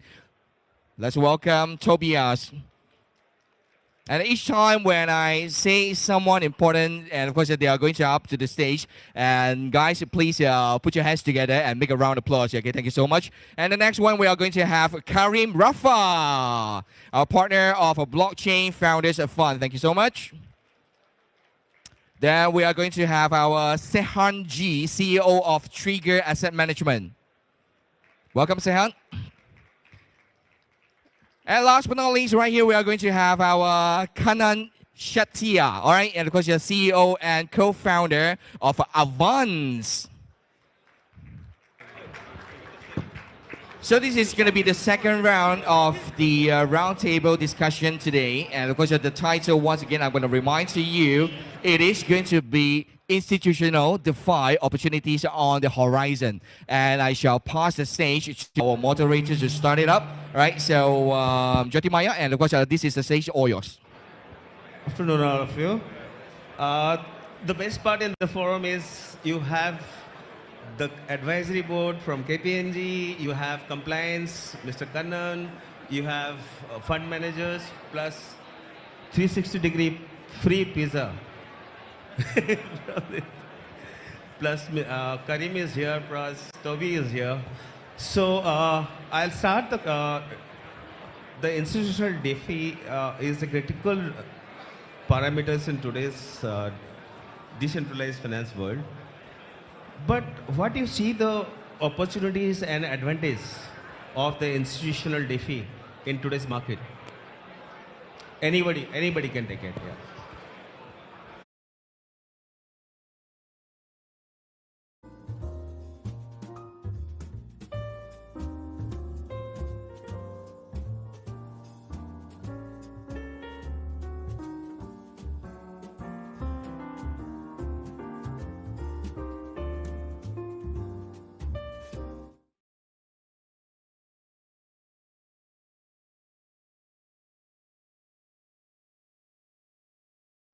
Me right here is none other than Dr. Chenny. Hi everyone, I'm Dr. Chenny Choi. I'm from Hong Kong. Yeah, nice to have an interview here. Amazing. All right, so we have a few questions for Dr. Chenny since you are here. Okay, the first one, we'd like to know a little bit like, how do you feel about this WikiEXpo itself, and how do you find it? I think this is very exciting activities and it's out of my expectation because there's lots of people and a lot of friends. They're from Asia, maybe other countries. So it's very exciting for me to meet friends here and know more projects, Web3 projects, blockchain and crypto companies. And I also learn a lot of new things and meet a lot of interesting people. It's great. Sharing with us. I would just like to know, since you are here and you are really someone who is very experienced in terms of like blockchain, so we'd like to learn a bit more like what is the trend right now? Yeah, I've been involved in this industry for over 10 years. So I'm the early Bitcoin investor. And I've been seeing a lot of new things coming. Like before, we don't have the smart contract. And then a couple years ago, we start have the smart contract. And now we're talking about GameFi, DeFi, and SocialFi. So there's a lot of things coming out. So it's getting more sophisticated, and commercial application for blockchain is getting more useful. And I think sooner or later, all the people transform from what we call physical to digital world, especially when we're talking about Web3 and Metaverse. Thank you. Thank you for sharing. And we'd like to learn a bit more, since there's a lot of new things coming in this recently, like it become a hot topic itself, especially like introductions of Web3 itself and until now. So what do you think, what kind of impact that it does to like the current situations that we are having right here? So I'm talking about the Web3 industry. You know, before we use the internet, you can have a communication or you can do the business through the internet, and it did help us to improve our life and is getting more convenience. But there's one thing we are facing, because we provide our data, we provide everything like our content to the platform. Like we provide our video, our creation to TikTok, for example, and the value is belongs to TikTok, to the platform. So we don't have to own our digital asset. Even the data or the content is provided by us. So I think in the future, the Web3 will change this, and you give them the value or what data, what we call digital asset, to the their participation or the developers or the contributors. I think it's more fairness to all of us, and I think it maybe help more people, like ordinary people, to get more income from Web3. So I'm truly looking forward for that and to happen. And once again, thank you so much for Dr. Chenny for your time and sharing with us so much about all the new things. And look forward for WikiEXPO to make this success throughout the whole day. So once again, thank you for your time, and thank you those who are watching this live stream. And my name is Karen, and this is Dr. Chenny, and we'll see you in the next sessions. Thank you.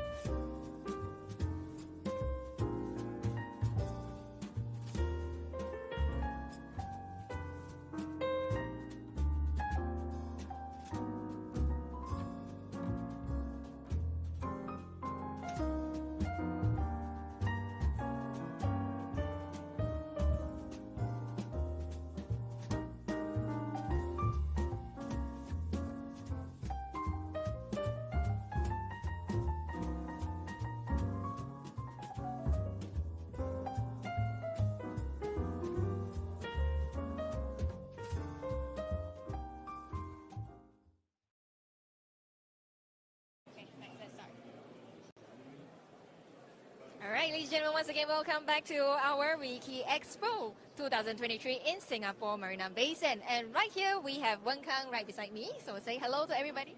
Hey, hi. Okay, a little bit of shy, huh? Okay, next, we have a few questions for you for this live stream itself, so we hope that you can share a little bit more of your insights. The first one that we're going to ask about is about AI. Has been seen as an explosive adoption recently with ChatGPT. Okay, it's a hot topic right now. So why has that not happened with Web3? Yeah, I think that's a great question, right? So I think so I think first of all, the underlying factor is really the fact that for AI itself, right, it has found a very prevalent use case, right? So I think AI existed long ago. There is like AI in self-driving, AI in anything like generative art and stuff like that. But I think ChatGPT literally brings about the chat function powered by the AI to every single one of us, and the consumers, the users out there. So I think that has given users, or at least the masses, right, a lot of use cases. So there is a very high incentive for people to kind of use AI, help them simplify things, answer some of the question, doing some of the typical Google searches for them. So I think if you look at from that aspect, then for Web3 itself, right, Web3 hasn't really found that. Yeah, so Web3, yes, there are some use cases around like tokenization, around like metaverse, NFTs, or even DeFi, CeFi, cryptocurrencies and stuff like that. But I think it's not for everyone, right? So not everyone needs to, invest in the DeFi. Not everyone needs to invest in cryptocurrency. Not everyone needs to use the metaverse, right? So it's something that people can do without, still for now, right? Despite there are, of course, already, I think, certain incentives and for institutions or even for users to use. But I think that pool itself is still not huge enough. Yeah, but I do see that, in the next coming, I don't know, in the short term, probably 5-10 years onwards, I think the idea of some things could be decentralized, I think that would fly one day, once that has reached the threshold where there will be mass adoption, just like how ChatGPT has done it, yeah. So probably I would say to conclude, it's more about like the time for it to be measured in the understood. So just a side chat, okay? I'm just wondering, what do you see as ChatGPT? Is it a trend or was it the future? Yeah, I think ChatGPT itself is really, I think that it's definitely not a trend anymore, right? So I think people are using ChatGPT for a lot of functions, like I myself including, right, to use it for like basically instead of, it's kind of like simplifying Google searches for me, and some people might use it for just chatting purposes as a chatting partner, right? So there are a lot of things that ChatGPT can do for us that effectively reduce a lot of the time that people spend doing it on Google or doing it on Excel and things like that. So I think it's ultimately going to change how people work. I do think that it will be in incremental ways. It will not be like something that's drastic, but I think over time, ChatGPT will then open up more doors for people to see there are other AI use cases as well, right? And I think this eventually will come as part of our life. Yeah. Eventually will be part of it, right? So how have recently collapse of major Web3 players impact your fund? Is it a sensitive question? I know. I think in that aspect, basically, for my fund, and I think a lot of the fund that are still deploying, I think there is a lot of opportunities out there, because I think the impact that happens on the industry, I think causes some of the startups and some of the founders to actually relook at their valuation, to relook at how much time they are giving investors to do their due diligence.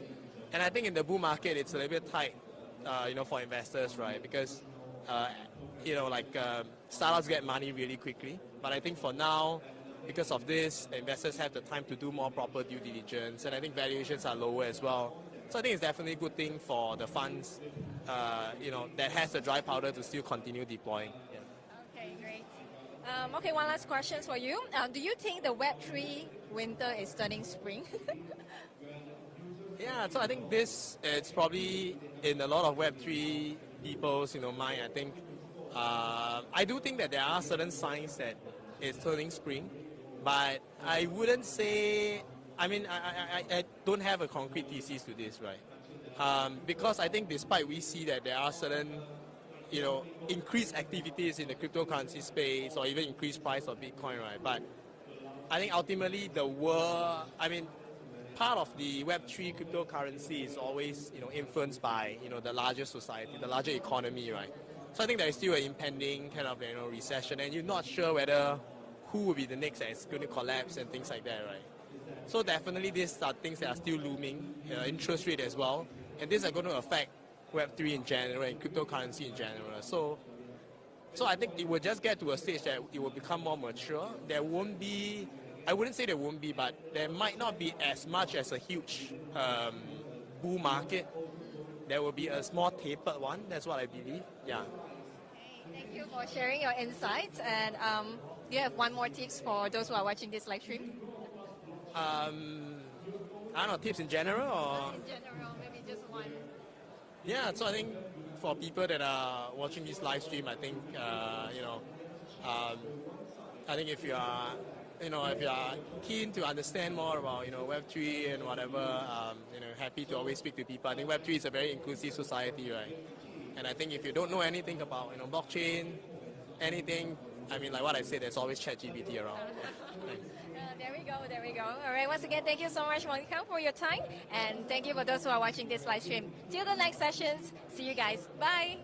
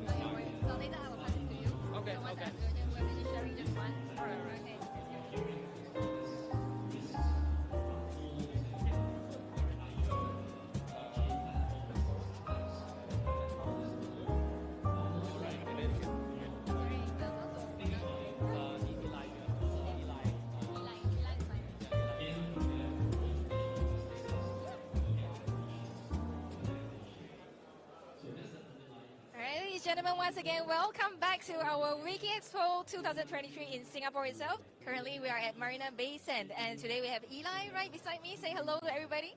Hey everyone. Hey. All right, great.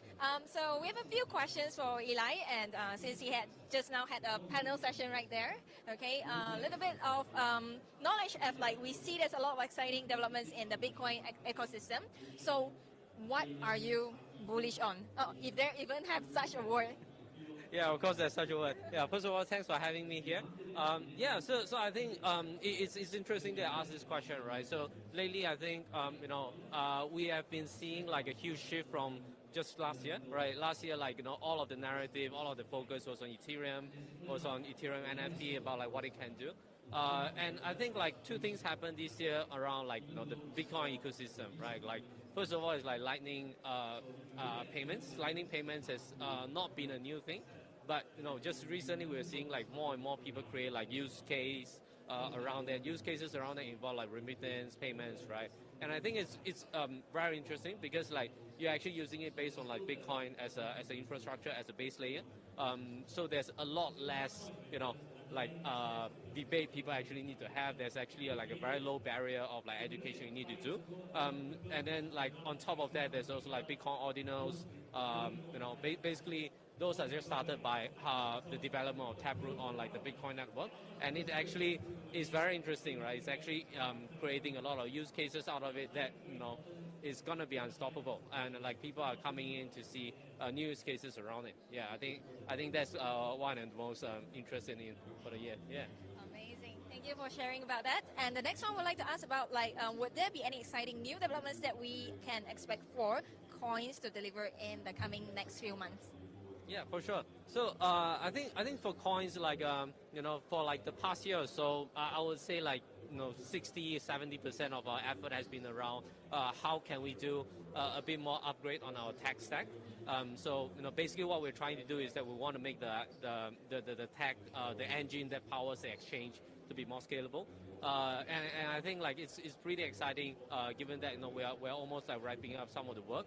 And then I think some of you guys have seen that we're rolling out like a new Android app out there. We basically did like an entire revamp and like a facelift of the application. So next up, people are gonna be able to do spot trading directly on the app itself. And that basically like allow people to trade very easily. Trade in a highly liquid marketplace with very low fees as well. On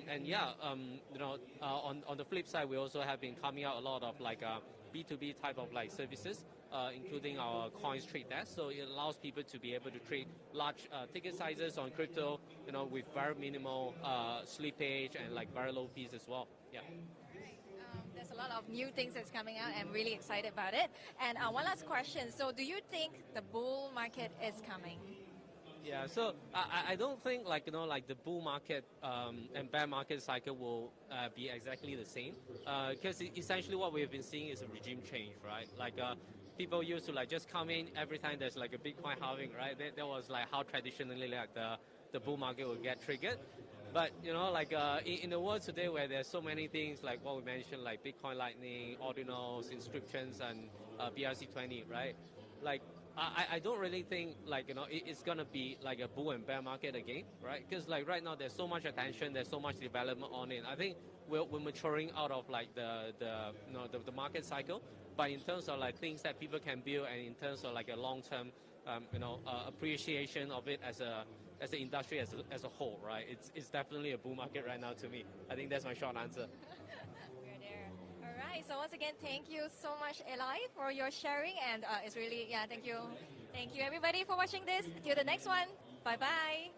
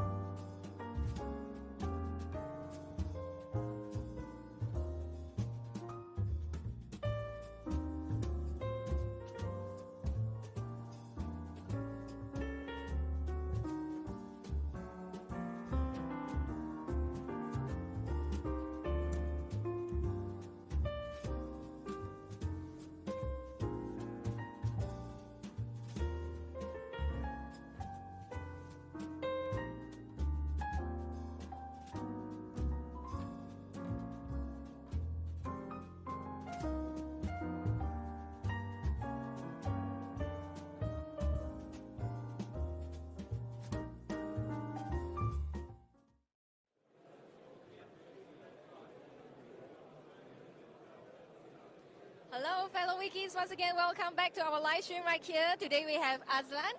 Say hi. Hi. All right, amazing, Aslan. So we have a few questions for you. First of all, I would like to learn a little bit more about Ima Market, which is your company. Do you mind to briefly let us know more about your company? Okay, Ima Market is focusing on trading platform. We are focused on C-Trader platform, and maybe next month we are focusing on MetaTrader 5. But now our platform offers a few instruments like commodities, forex, of course, and cryptocurrency. Yeah. All right. So what's the big thing that's going to happen in 2023? Do you mind to share that for your company itself? Okay, we are focusing in APEC countries in Southeast Asia, and now our platform already offer payment. Not payment, but option for currency like Vietnam Dong, Thailand Baht, Brunei Dollar. So due to that, we will focus to penetrate APEC market. Yeah. Amazing. So Singapore will be one of them as well, right? Exactly, of course. Okay, amazing. So one last question. So would be like, how do you find this expo itself, like the WikiEXPO? Like, how do you find it? It helps. Give us opportunity to exchange information because our goals today to find a partnership in payment solution. So we get few, and it helps. Maybe in second meeting after this, maybe we can set a second meeting with them. Yeah, it helps a lot. Thank you so much, and I really all the best. All right, I hope you find the right partner. And being in a WikiEXPO is all about like collaborations. Yeah, absolutely. So once again, thank you so much, Azlan. Thank you for your time, and thank you for those who are watching these sessions. Until the next sessions, see you guys. Bye-bye.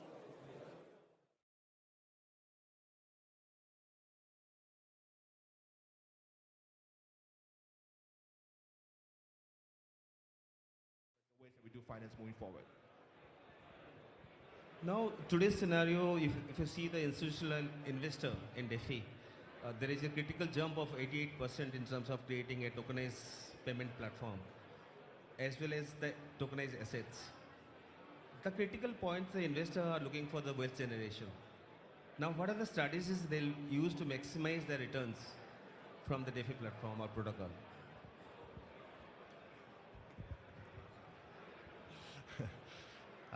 So I think, that if you look from investor perspective, there's obviously different investors who use DeFi differently, right? You have hedge funds or, more liquid venture capital funds who are investing in tokens, right? And then they do certain things in DeFi platforms like lending or staking, and they generate a certain return with that. And then you have venture capital funds like what we do, and we invest in the actual business before they have a token, right, or before they have a full product. And then we just believe in that they become, a product or an underlying infrastructure with other people use, and that's going to facilitate, and that's going to increase their value, right? And that's why we're going to generate returns. So we're an equity-focused fund, which sometimes people think it contradicts with DeFi, because, ideally you should only have one ecosystem where the value accrues. And what we've seen, which is quite an interesting development in my opinion, and I think also problematic for the space, is that in more bullish markets, a lot of investors are obviously very keen on investing in tokens of certain projects because they think it's a shorter way to liquidity, right? Because there's 1, 2, 3 lockup periods in terms of years or certain vesting schedules. And then they all sell, right? And then the project is left with obviously a challenge market. But what happened is that they all invested at a very high market, and now no one can sell because they're all not in the money, right? And now they're still sometimes sitting on contracts which they signed where the project is supposed to launch a token, but then obviously didn't because no one wanted to launch a token in this market. That's the even worse scenario. But the problem now is that in this market, projects still need money, but they're obviously not raising on tokens, so they go back to equity. So now you have a token structure which might or might not yet be launched, and you still have a centralized entity which holds the equity, where typically the IP or any of these situations are sort of accruing. And now you have investors on both sides of the table don't know where the value is going to grow, right? Is the value going to be in the equity side because the company is going to continuously raise on that side and the founders are incentivized by pushing value towards that system? Or is it because we want to go towards the token system?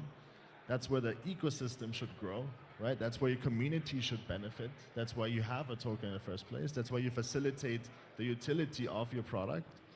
So now like you have all these challenges where we also don't fully know how to do that. So we just want to be on both sides just to be sure. But of course, I mean like it's crazy how it changed, right? A lot of projects told us, oh, we never have equity. Don't worry about it. And now they all have it.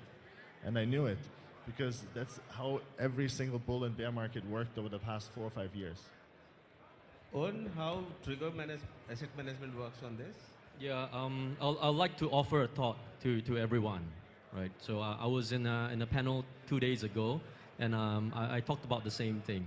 So I'd like everyone to think about DeFi space, blockchain, Web3, in two schools of thoughts, and depending on which one you are.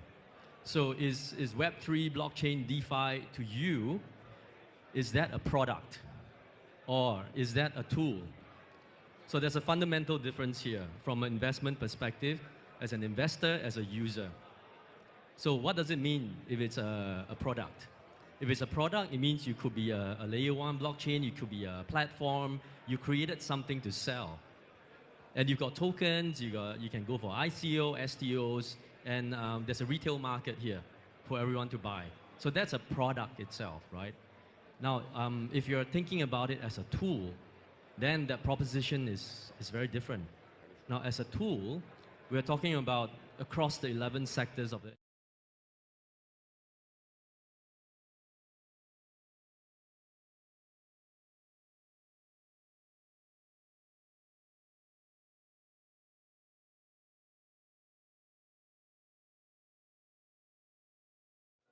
Alright, ladies and gentlemen, once again, welcome back to our live stream right here. Welcome to the WikiEXPO in Singapore, Marina Bay Sands itself. Today we have Sun Ying and Ricky together with me, and say hi to everybody. Hi, hi. Hi, hi, hello there. Okay, amazing. So the very first question, we'd like to learn a little bit more about your company. Do you mind to share briefly about your company?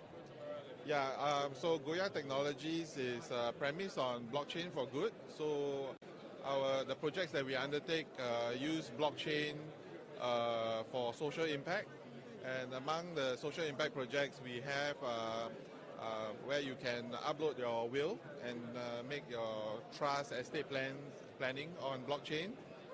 The second app that is meant for social impact is a volunteer management system called iCare, and that seeks to reward volunteerism by getting society to reward volunteers. And we track social impact hours on blockchain. That's amazing. Do you want to add on anything? 如果我可以用中文补充的话，公司主要的业务是以区块链的技术创造出2个不同的那个运用就是客户端，一个呢是关于家族遗产传承的计划，另外一个呢是主要对社会比较有影响的项目用于管理公益慈善的一些志愿者的一个手机的客户端。谢谢。We truly appreciate that because our clients are using bilingual, alright, so to benefit all of you right here to know a little bit more about the company itself. So the very next questions, we'd like to learn a bit more about what's the big thing is going to happen in 2023 for your company, or what's the future plan for your company? Well, we think that we want to go back to fundamentals and the fundamentals of what blockchain is all about. And I think we have seen a lot of talk about blockchain being associated with cryptocurrencies. I think that is actually the wrong perception. What we want to bring to the public are actually where we use the distributed ledger technology or blockchain for the good of community. Right, so we are actually more focused on social impact projects. So like the 2 projects I mentioned, iCare, where we are talking about social impact profiling. This is actually very much in line with CSR and ESG. And CSR and ESG is a global issue, right? And this is where we are saying that social impact profiling could not be done in a traditional manner without blockchain, because tracking your impact is very difficult in a manual way, right? Whereas now with the technology of distributed ledger technology, it's now possible. And that's where we want to use this technology for practical applications, right? Not so much on the crypto and the gaming, but more for actual social impact. Yeah. 因为我们想要就是说可以扩展到更多就是观众或者听众，所以我们用中文也讲解一下。因为前2年这种加密货币的运用，甚至使到人们对加密货币跟区块链产生说一种比较错误的那个理解吧。其实区块链本身它是一个技术，是吧？所以呢我们想重新利用区块链来建立起人们对区块链的信任，因为区块链不是加密货币。谢谢。Thank you for sharing the value that you guys are actually creating to impacting the society itself. But one last question for you: how do you find it for WikiEXPO in Singapore 2023 itself? Well, I think it's a very good platform for companies in this space, whether it's blockchain or crypto or exchange. It's a good platform. I think Singapore is a very open economy, and I think it's a good platform to use to outreach globally.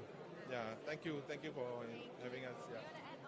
没有，谢谢。就这么一大早就看着这么多人来，我觉得这个确实是一个很好的一个展览会，所以呢，我希望说这种展览会能够多一点举行，甚至说能够规模更大一点。谢谢。Thank you so much for joining with us, and thank you for joining for the live stream itself. Thank you, Sunyi. Thank you, Ricky, and we'll do the next one. Bye bye.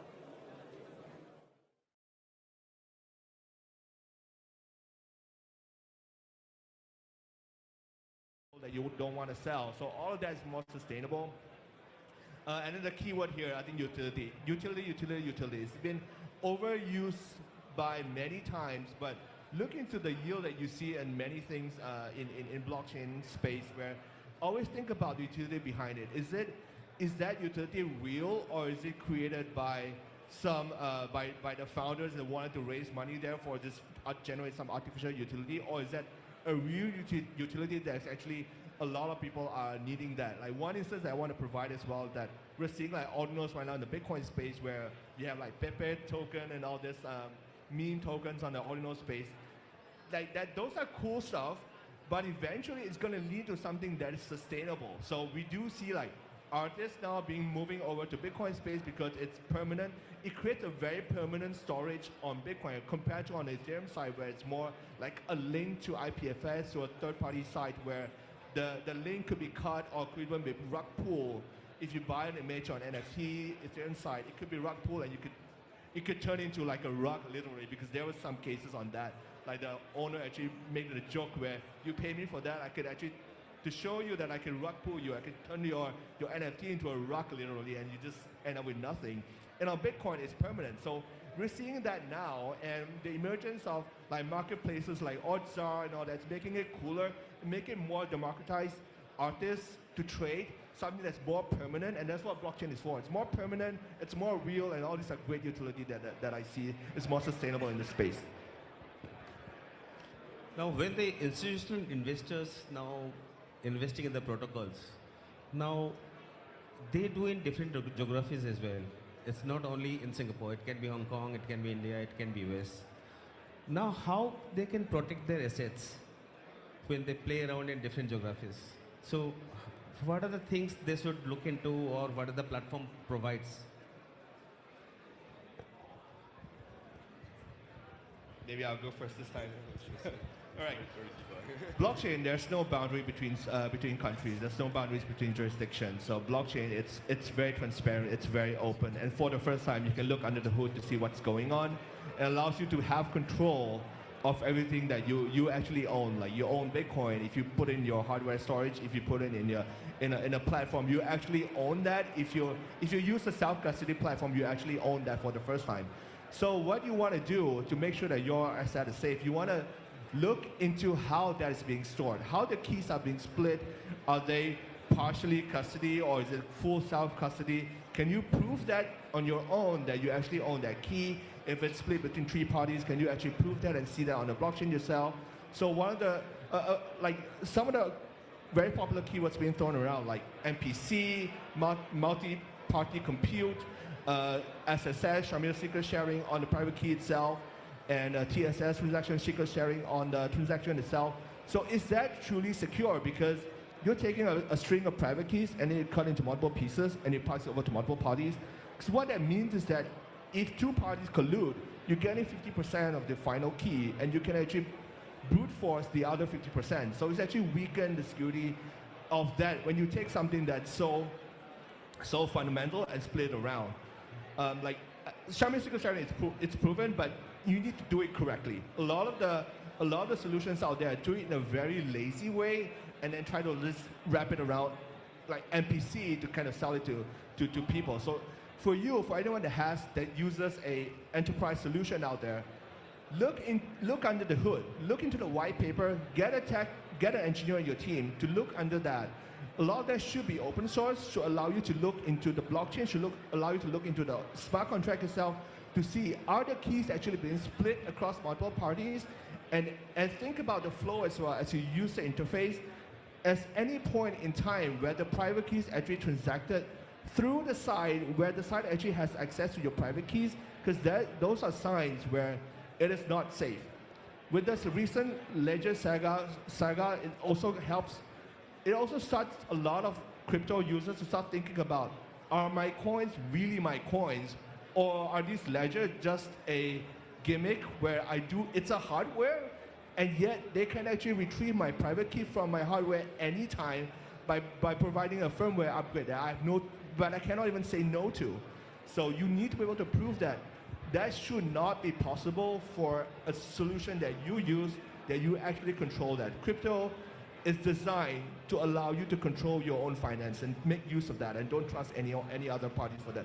I know you have to use tools, but do your due diligence to make sure that you actually control that. I just wanted to quickly add on. I think before you go in such detail, I think is a very important question to answer is how much access do you need to those assets, right? Are you a day trader, or are you like investing every once in a while and just hold it over a certain period of time, or you stake it over a longer period of time, or you know.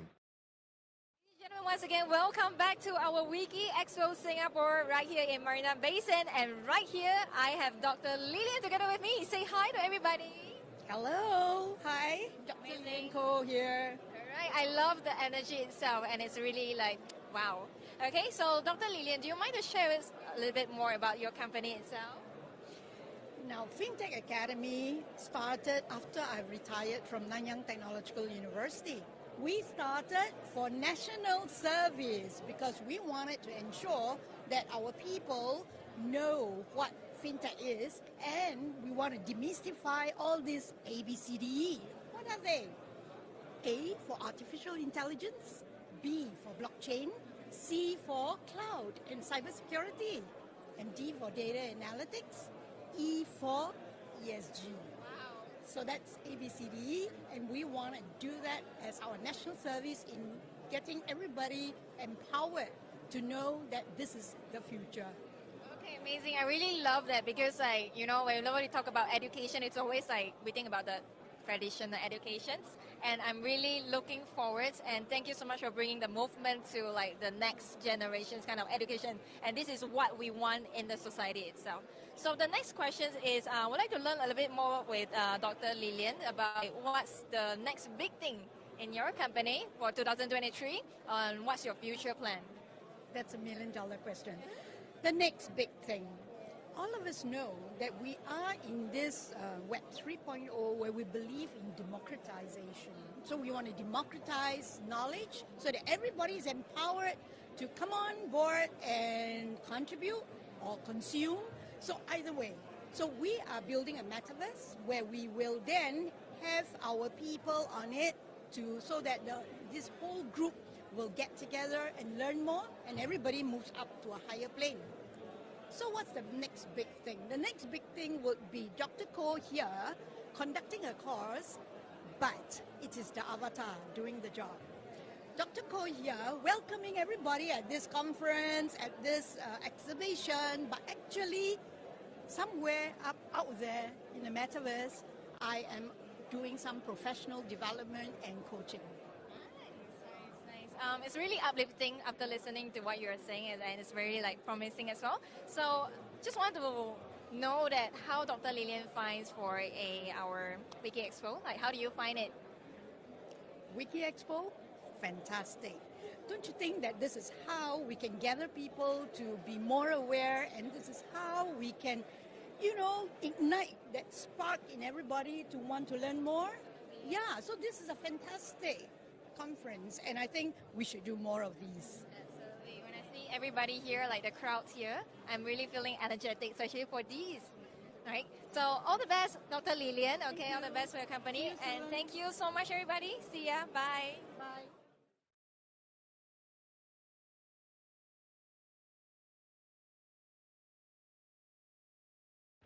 The difference between existing protocols?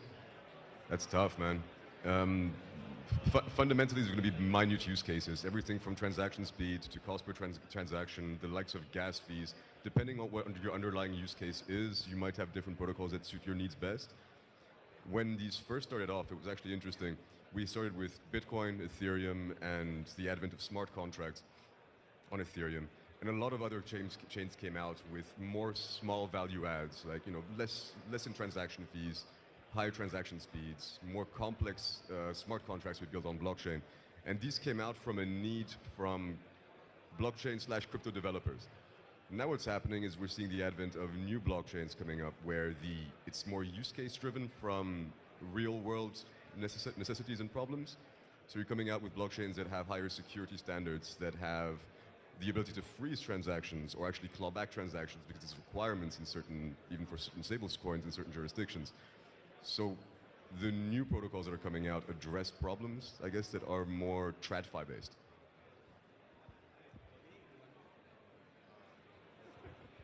But talking about that, so you're right, new kind of applications and use cases. So in Avance, for example, we launched a blockchain ledger DLT called the Screen Chain.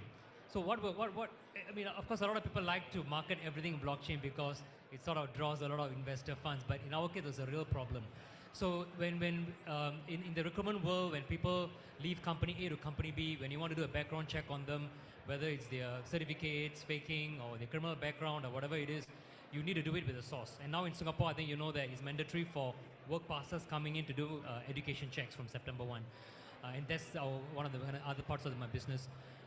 And so when the guy joins company A, and then when he joins, and you know that today the attrition is so high, right? People stay in the company 6 months to 1 year and then they jump. In my time, 3 years, they would say job hopping, now it's 6 months. And then the guy would go into company B and then they would do the same checks all over again.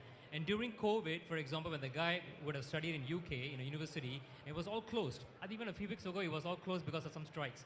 So you need to do the checks all over again, which means your onboarding costs go up. You can't verify this person quickly. So the risks of hiring a wrongful person is huge for any organization. So what we did was in this whole screen chain ledger, the candidate's data with this approval, with this consent, it will get added into the ledger, which means the second time it gets verified within seconds, right? So you do not need to wait for the full 10 or 15 days to verify this person's identity or his background. So that's a really useful case because it's now sitting on a DLT, anyone can access, and each time someone accesses, the tokens will be released to the candidate. So the candidate is actually going to make money out of this, right? Tokens you can convert to fiat or whatever it is. And it doesn't have to be, I don't have to call it Avance tokens or whatever, right? It could be an Ethereum or it could be any other tokens as well, crypto. So here is a real world application, there's a real problem, and blockchain is going to help me to solve it. So it's not BS, right? But then people ask, why can't you just put it in the cloud? But then you're going to have those problems of transparency, your immutability, your data tamper-proof, all these benefits you're going to lose, which are the merits of blockchain, right? So you're right. There are a lot of real use cases, and you can really transpose them into blockchain. May I add something on protocol? Like just a reminder that a lot of protocols out there today, I would say like 99% of protocols out there today, are designed largely by two guys in a room that says. Right, fellows Wikis, once again, welcome back to our live stream sessions. Today we have, well, none other than our very pretty Sasha, right? He's from Zag Network, okay? We can see that from the shirt itself, and the shirt really looks impressive. Okay, Sasha, say hi to everybody. Hi everyone. Hope you guys enjoying this amazing WikiEXPO, and really glad to be one of the hosting partner for this event. Amazing. Thank you so much for joining us as well. So first and foremost, we'd like to learn a little bit more about Zag Network. Tell us more about Zag Network. In short, Zag is a Web3 social fi project, and we're trying to disrupt one of the largest professional social networking platform, which is LinkedIn. So we are trying to solve the problem of the lack of data sovereignty and incentivization on social media, particularly for LinkedIn, and how we're going to the Zag NFT and the Zag tokenomics, and hopefully we're going to create a profile, a platform that's going to be able to incentivize all our community to create a higher quality as well as overall adoption of the Zag platform. All right, amazing. So just now you have already shared like what's the main thing that you guys are trying to solve as well. So let's skip to the last question itself. So we want to learn a little bit more like what's the future planning and what's the big missions and visions that you guys are actually having. All right, so Zag mission, right, is obviously to create a more, an incentivized platform that, that enables all of our community to, come together and, have a safe, enjoyable platform. And, yeah. I really love to see that like woman power, especially in like the Web3 itself, And what's the one advice that you give to our fellows live streamers? Like one advice from you, from Sasha. Trust the process and, just be brave. I mean, coming from being a woman in this industry, and I think Web3, right, it's a male-dominated industry, and never say no, trust the process, and make sure that you keep all the right people in the team to make sure that you're able to execute and go for the win. Yeah. Choose Zag. All right. I mean, choose Zag. Amazing. Let's go for it. All right. Thank you so much, Sasha, for your time. And thank you so much for watching this live stream. Till the next one. Bye.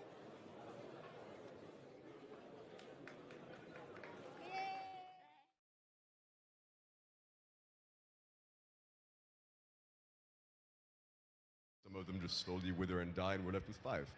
And interoperability is a lot easier then. All these tokenized assets are hedged to USD or some currencies.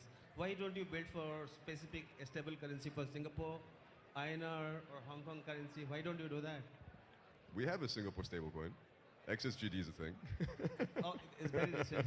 Why other currency are not there? But CBDCs are in the works, right?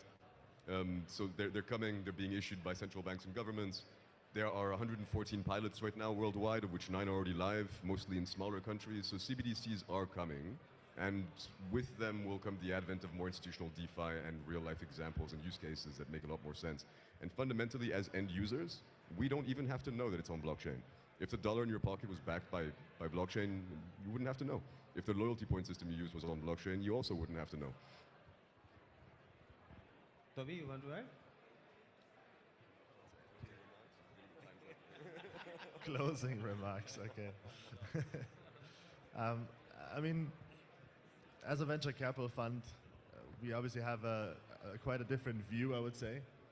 And because we're not actually using the product, right? We are more investing in the product. I mean, from a personal perspective, yes, but we also have limitations, right? We are a Singapore registered fund. We cannot just take our LP's money and stake it, right? Even though we might want to, but it's just too much of a risk, which is still associated with that. So I think a big push for us, and I just realized this when I was in the UAE last week, is the regulatory framework, right? And the UAE has a problem because they have 4 regulatory frameworks and all of them fighting with each other, right? And then I think as a project, it's very difficult to then choose where to go, right? Here you have Hong Kong, you have Singapore, you have the US, which is kind of making a push against it.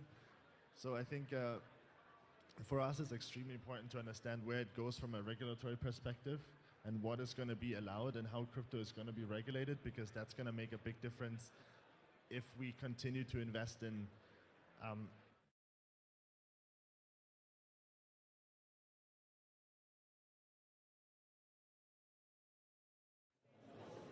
ladies and gentlemen, once again, welcome back to our live stream sessions right here in WikiEXpo Singapore. And right here, we have Frank right beside me. Say hi to everybody. Thank you, Karen. Hi, everybody. My name is Frank from Epic Engage Media. Yep.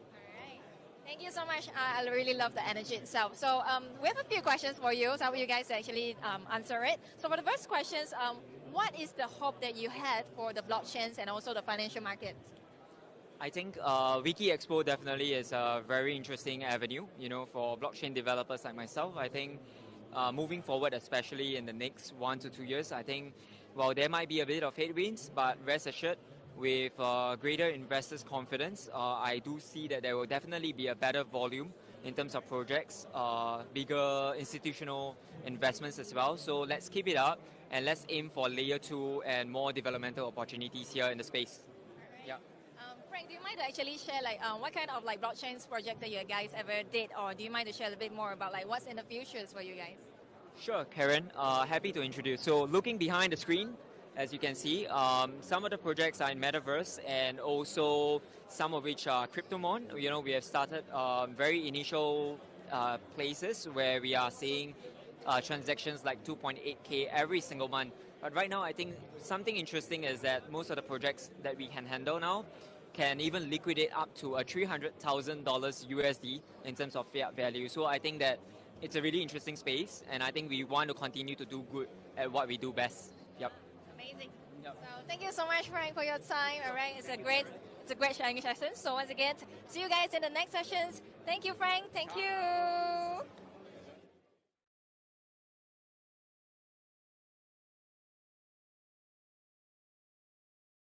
The forum, if anybody has a question to ask to other panelists. No? Time's up. Okay. Thank you so much for attending this session, and thanks to all the panelists for have the patience and have the questions answered in different way and different. Thank you so much. All right. Thank you so much. Thank you, Han. Thank you, Kanan. And of course, thank you to the rest of the panelists right here who's staying with us. And of course, thank you so much, Jürgen. And of course, for all of our friends right here, of course, we are going to have short breaks. Not too short, but it's going to be, about 1 hour times right here. And of course, to all of the peoples, and of course, if you have yourself the, lunch voucher, especially to our VIPs right here that we have been distributed to you earlier this morning. So here you go. We're going to start our lunch, approximately 1 p.m. until 2 p.m. right here as well. And of course, to all of the peoples, and of course, will wing us, and of course, at the webs of our WikiEXpo. Okay, so we're going to take about 1 hour times right here. We're going to see you later after this at 2 p.m. So come back afterwards, and of course, happy lunchtime to all of our friends right here who are sitting us right here by today. And of course, thank you so much, guys. We are going to continue with another 2 more panel discussions right here afterwards until about 2 p.m. 3 p.m. or something like that, and of course continue with another award presentation which is located at 4:10 later. So stay tuned, and of course do not walk away. And of course, once again, happy WikiEXpo right here, and of course to all of our Singaporean, and of course to all of the people from other country as well. We're going to see you later after this. So in 1 hour time break time. Thank you so much.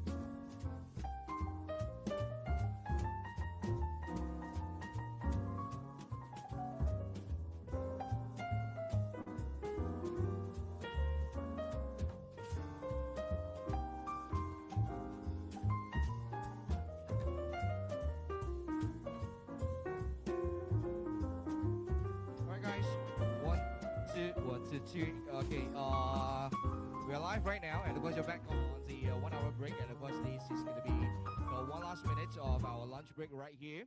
And we are going to have another 3 more minutes, and of course together all of our panelists, and of course together with our moderator of the third session of our roundtable discussions right here as well. So stay tuned, and of course we are going to start the second half right here by today, and of course in another 3 more minutes. Okay, guys, and of course thank you guys, and of course for joining us. We're back right here.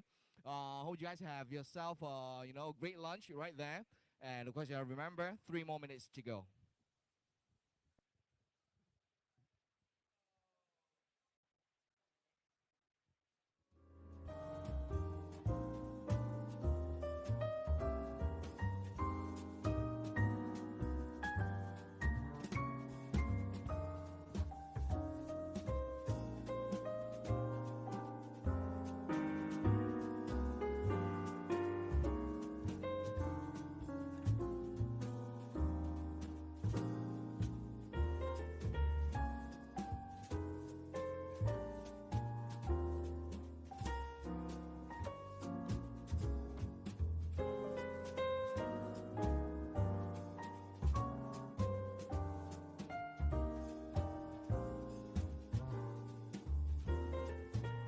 Okay, once again, ladies and gentlemen, and of course, good afternoon to all of our visitors, our panelists, and of course to all of the the people who are going up stage later on.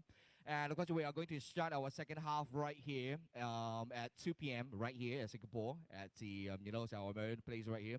Once again, welcome to our WikiEXPO. Yeah. So before we get started, just try to have some spirit after lunch, all right? And of course, put your hands together, and of course, make a round of applause for yourself. Thank you so much.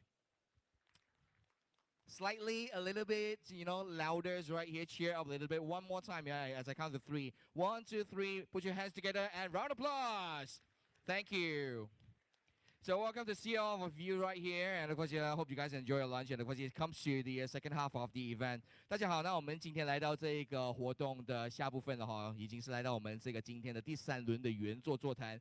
Now we are having the third sessions right here of the roundtable discussion today, and the topic is going to be tokenization is reshaping the ESG investment world. How do we boost the sustainable investment revolution? And how do we create the best practice of green mining? All right, so we would like to have our moderator first, and of course, to come up to the stage. We are going to have the, Myrtle Ann, founder of CEO of Blocktide. And of course, let's give a round of applause for Ann right here. And coming up next right here, we are going to have our panelists, all right? And of course, Sonny Mohanty, COO of Nordic. Let's give a round of applause. Then we are going to have Ian Chiu, founder of Greeny Web. And we are going to have David Her, founder of MotoN.io. Rahul Singh, ESG expert and best-selling author. Coming up next right here, we're going to have Henry Ng, financial service advisory manager, crypto, blockchain, of the KPMG Singapore. And last but not least, right here, we're going to have Roy Lam, major shareholder of National Stock Exchange of Australia. So I believe the mic has been passed on the stage. And of course, ladies and gentlemen, before we begin, of course, we're going to wait for all of the panelists to sit down comfortably. It is time for our third sessions of our roundtable discussions right here. So before we begin, one more time, round of applause for all the people right here up on stage. Thank you so much. I'm going to pass it to moderator right now. Thank you. Thank you so much for the great introduction. How is everyone, by the way? All good? Are you all full? Are you all full, guys? All right. So, of course, the topic for today is quite serious, but of course, let's make it fun. So the topic is basically tokenization is reshaping the ESG investment world. So basically, guys, if you're not aware, ESG means Can anyone answer from the audience?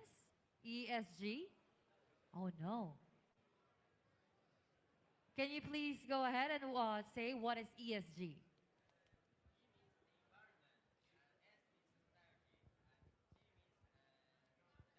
All right, thank you so much. So again, it's environmental, societal, and governance, guys, okay?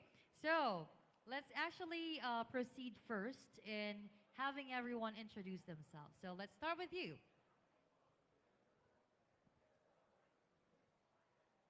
Hello. Yeah, this is David He. I'm the founder of MotoN.io. Before I founded my company, I'm actually working for Hewlett Packard HP in Alexandria, provide the total solution for enterprise level company, government, and education institute. I'm very, entrepreneur-minded person, so that's why I decided that, full-time engage my startup. My background is NUS engineers graduate, master degree. Thank you very much. Thank you. And next? Hi, everybody. Good afternoon. I hope you all are enjoying WikiEXPO as much as I am. My name is Sunny Mohanty. I represent a company called Nodec. So Nodec is a layer 2 blockchain solution built on Ethereum protocol based on decentralized proof of stake mechanism, consensus mechanism.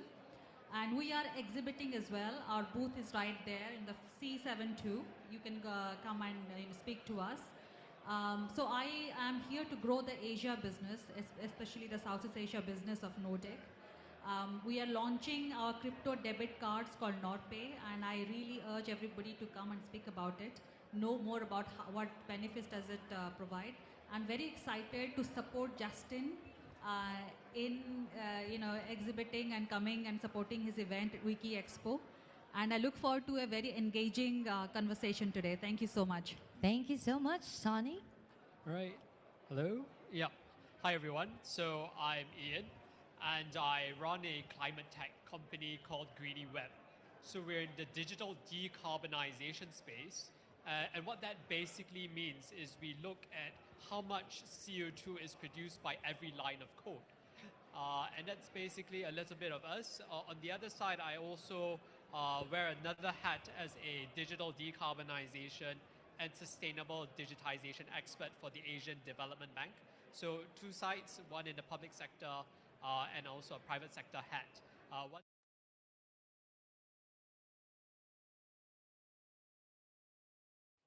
Hello, fellow Wikis. Once again, welcome back to our live stream sessions. And today I'm very excited because I have Romel together with me right here. Say hi to everybody. Hello, everyone. Nice to meet you. I'm here for today. Thank you for this wonderful opportunity for the interview.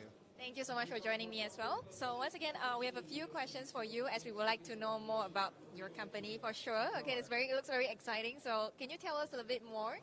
All right. So hello, everyone. I'm Romel Carlos. I'm the CEO and founder of Arcus Game. So we are actually a GameFi, one of the mover in the Web3 and esports industry. So our game is actually more focused on the esports. It's kind of like a competitor to kind of like really focus on the playability. It's actually have a unique game. So imagine kind of like a Valorant Counter-Strike game that combines together, but with the use of bow and arrow weapon. So, and now our actually game is being conducted with a lot of mini esports tournaments happening. And as of today we have actually an ongoing esports tournament, and it will have more national esports tournament later on. All right, look forward for that. All right. Second questions, any big things that's coming out for 2023 that if you don't mind to share, like what's your future plans? Actually, that's I'm very excited to share to everyone that actually we, since we're still on the alpha stage, we are actually launching our first NFT drops at the Crypto.com NFT. So it's actually a good opportunity for us to actually showcase our project to a bigger exposure of the community. In addition, we are actually recognized by the Gaming and Amusement Board which is a regulatory board in the Philippines, government regulatory board in the Philippines, to actually give us and express their support in our upcoming national Web3 esports tournament that will happen in the Philippines this year. So watch out, guys. So if you're a really big fan of games and you're gamers, this is actually an opportunity for you to build your team, compete with the others, and actually earn some prize pool and rewards with our game. Yeah. Amazing. All right, that's great. So want to know like how do you find it, like especially for our WikiEXPO itself? What do you think? Actually, this I've seen a lot of people. Right, it's very very good. One of the good expo that I've been with. I've been to a lot of expo, but this is actually one of the good ones, and a lot of a good speaker. Your panel and speaker that I invited are really kind of like giving value to the community, sharing their experience, their ideas, which is really be helpful, especially for those who's starting up, right? And also the project exposure here. I'm also a trader as well, so I've seen a lot of good project in terms of trading as well. So thank you so much for this wonderful event and giving us the opportunity to showcase our project as well. Also the other projects that we've seen. I think a lot of collaboration will happen after this event. All right, so I really hope you actually benefit from this event itself. And this event is not about like we showcasing as individual, but it's more of like collaborations. That's what we're looking for. So I hope you enjoy your stay, not only in our Wiki Expo, but also in Singapore. Welcome you for joining us. And thank you so much. And see you in the very next sessions. Bye.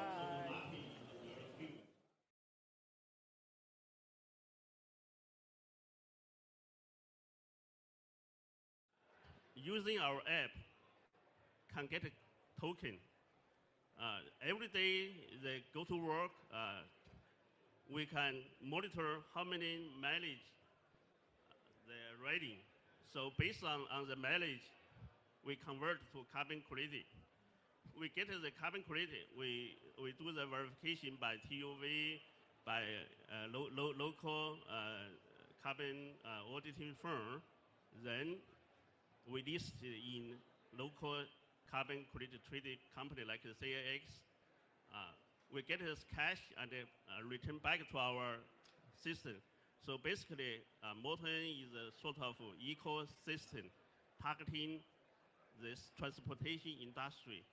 We bring those users from Southeast Asia into the green world. That's our project. So I hope you understanding what is this Morton doing, how we relate it with ESG. So we encourage people using electronic motorcycle, get a token, we get the carbon credit, we selling our products, our physically motorcycle parts and insurance and motorcycle banking loan, those things. So it's a totally ecosystem that we want to build in Southeast Asia. Thank you. All right. So basically, David said, just to have a recap, guys. So he's into the motor business, right? And basically, it's actually having an app, an ecosystem, which actually converts to carbon credits. And at the same time, you hear that, right? So it's actually helping more when it comes to producing carbon credits. And it's a whole ecosystem that they are actually doing. Thank you so much, Yes, David. thank you. Thank you. And of course, the next question goes to Sunny. So the question that I have, tokenized investments include complicated smart contracts and decentralized platforms. We all know it. So how can tokenized ESG investors protect their investments, and what safeguards should we take? Thank you very much. Can you hear me?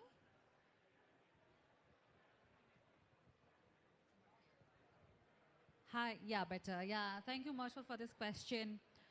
It's a very interesting question, and it doesn't just focuses on ESG or blockchain investments. I would say this applies to any retail investors, be in crypto or non-crypto assets, and also in ESG space. As an investor, I would just talk from my point of view because I have been an angel investor, a retail investor in the past as well. And I have lost money as well, as much as I have also gained, some in crypto trading.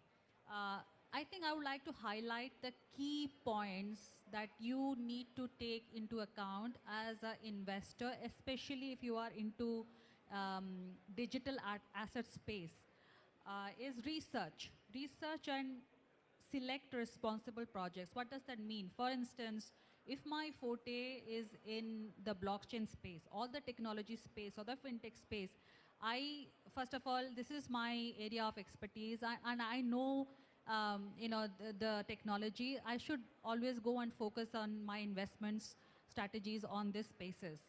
And if I'm actually trying to diversify my investments, then I should be doing proper research before I put my money into those projects. Yeah, that's very key. If you stick to your own comfort zone, that's fine. But if you're trying to diversify your portfolio, then you have to do proper research of the project itself.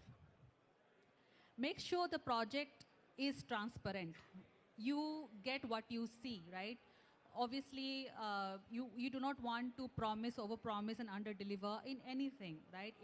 Same applies to any project that you are going to invest into as a retail investor. There should be much more transparency from end to end in whatever you are investing into. And also, as you know, there are a lot of regulations, compliances, standards. And if you're unsure about that asset class, be it a ESG asset class or a digital asset class, go and make your research, go and read, talk to financial advisors, or talk to people who have actually invested into the space, right? So that's another point I would like to emphasize on. And a very, very important factor is the project backers or the promoters. Engage with them. If I were to invest in you, in your project, I'm not actually investing in your solution, I'm investing in you as a person, right?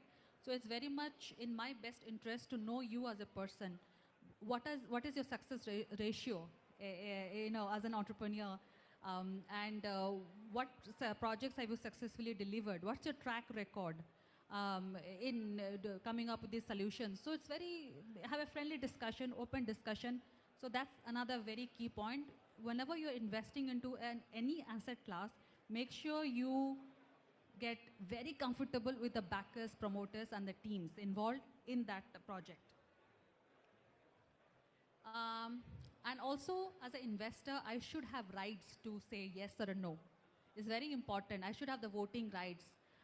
If I'm putting my money into something, any asset class, as I said, if I don't have any say, if the project is spending too much money on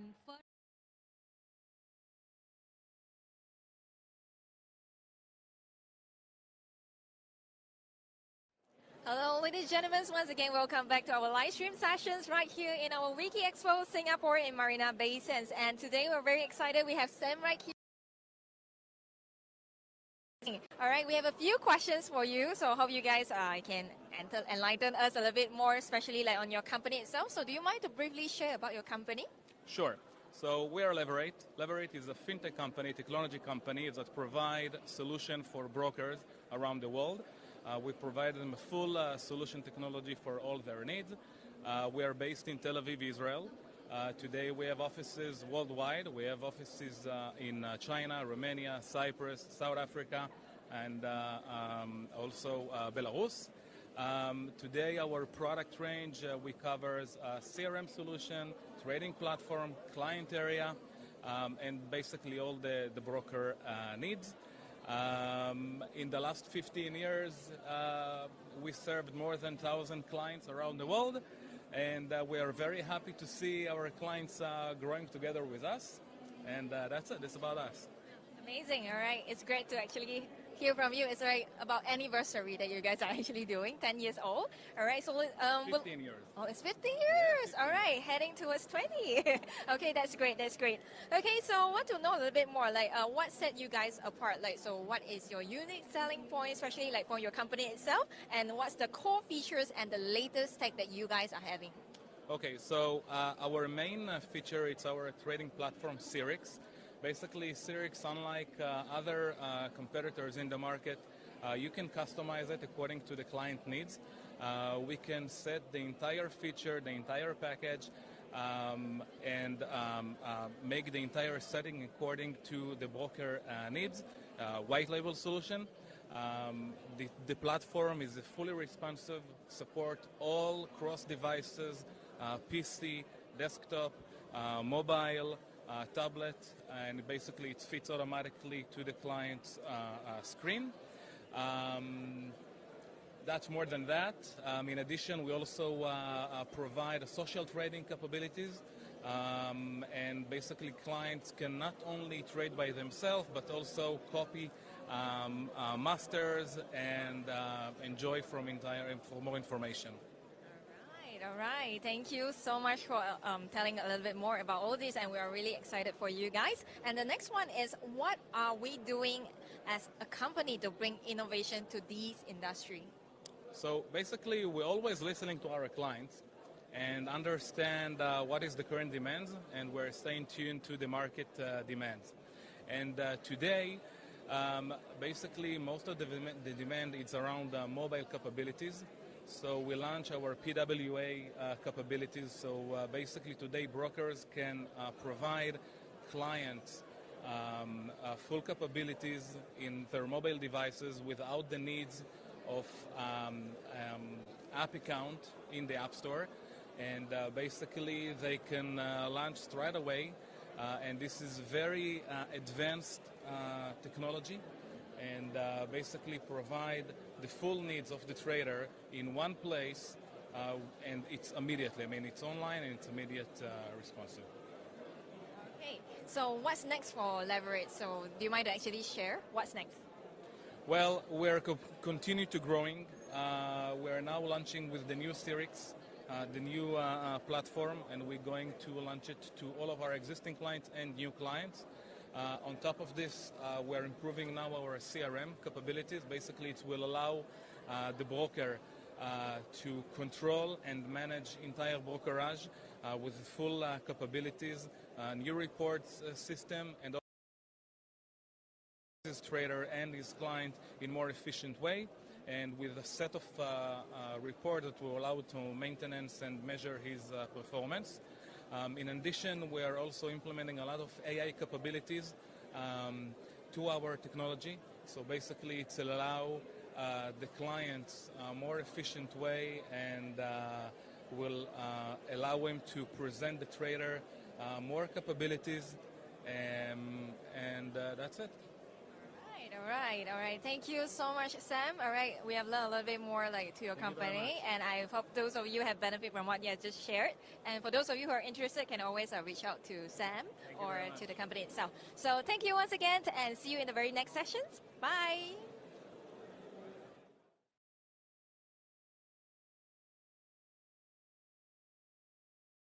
Because I know we've got other speakers who have very interesting insights. I'm just going to pass the mic on to Rahul. Thank you. Actually, you touched on regulations, and I want to ask a different question so we can actually have like a diverse set of questions for everyone. So this one is basically, actually he said he can answer all of the questions prepared.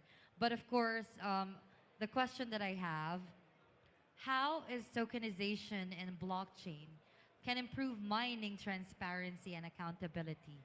So do you have any similar platforms that you know that can actually provide this? And in addition, of course, what do you think will happen when it comes to the investment tokenization and the trends? Okay, so how will tokenization improve mining transparency? That's your question? Okay, I'll put a disclaimer here. Tokenization in itself doesn't provide mining transparency. That's the number one thing you need to remember. The other thing is that when we talk about tokenization, and we think of it that it is something new. But tokenization has been as long as the society has been there. Myrtle is a token for you. Myrtle doesn't mean anything. Myrtle is tokenizing you, right? Your name itself is a token. So when we talk about token, and let's talk about money. So when you have fiat currency, when you have a paper money, that in itself is nothing. It's just a token for the value it carries, right? So tokenization is nothing new. However, what is new is bringing technology to it. And even there, I would say, for the last, 70 years, banks have been tokenizing transaction, right? You don't actually, when you transact a credit card or a debit card, you're not providing the information on the card itself, but it's a token that points towards that, and then at the back end, you do some reverse engineering to trace back to that credit card. What is new is blockchain, Web3. That has come into token. So the question that you asked, tokenization and mining is independent, tokenization is independent.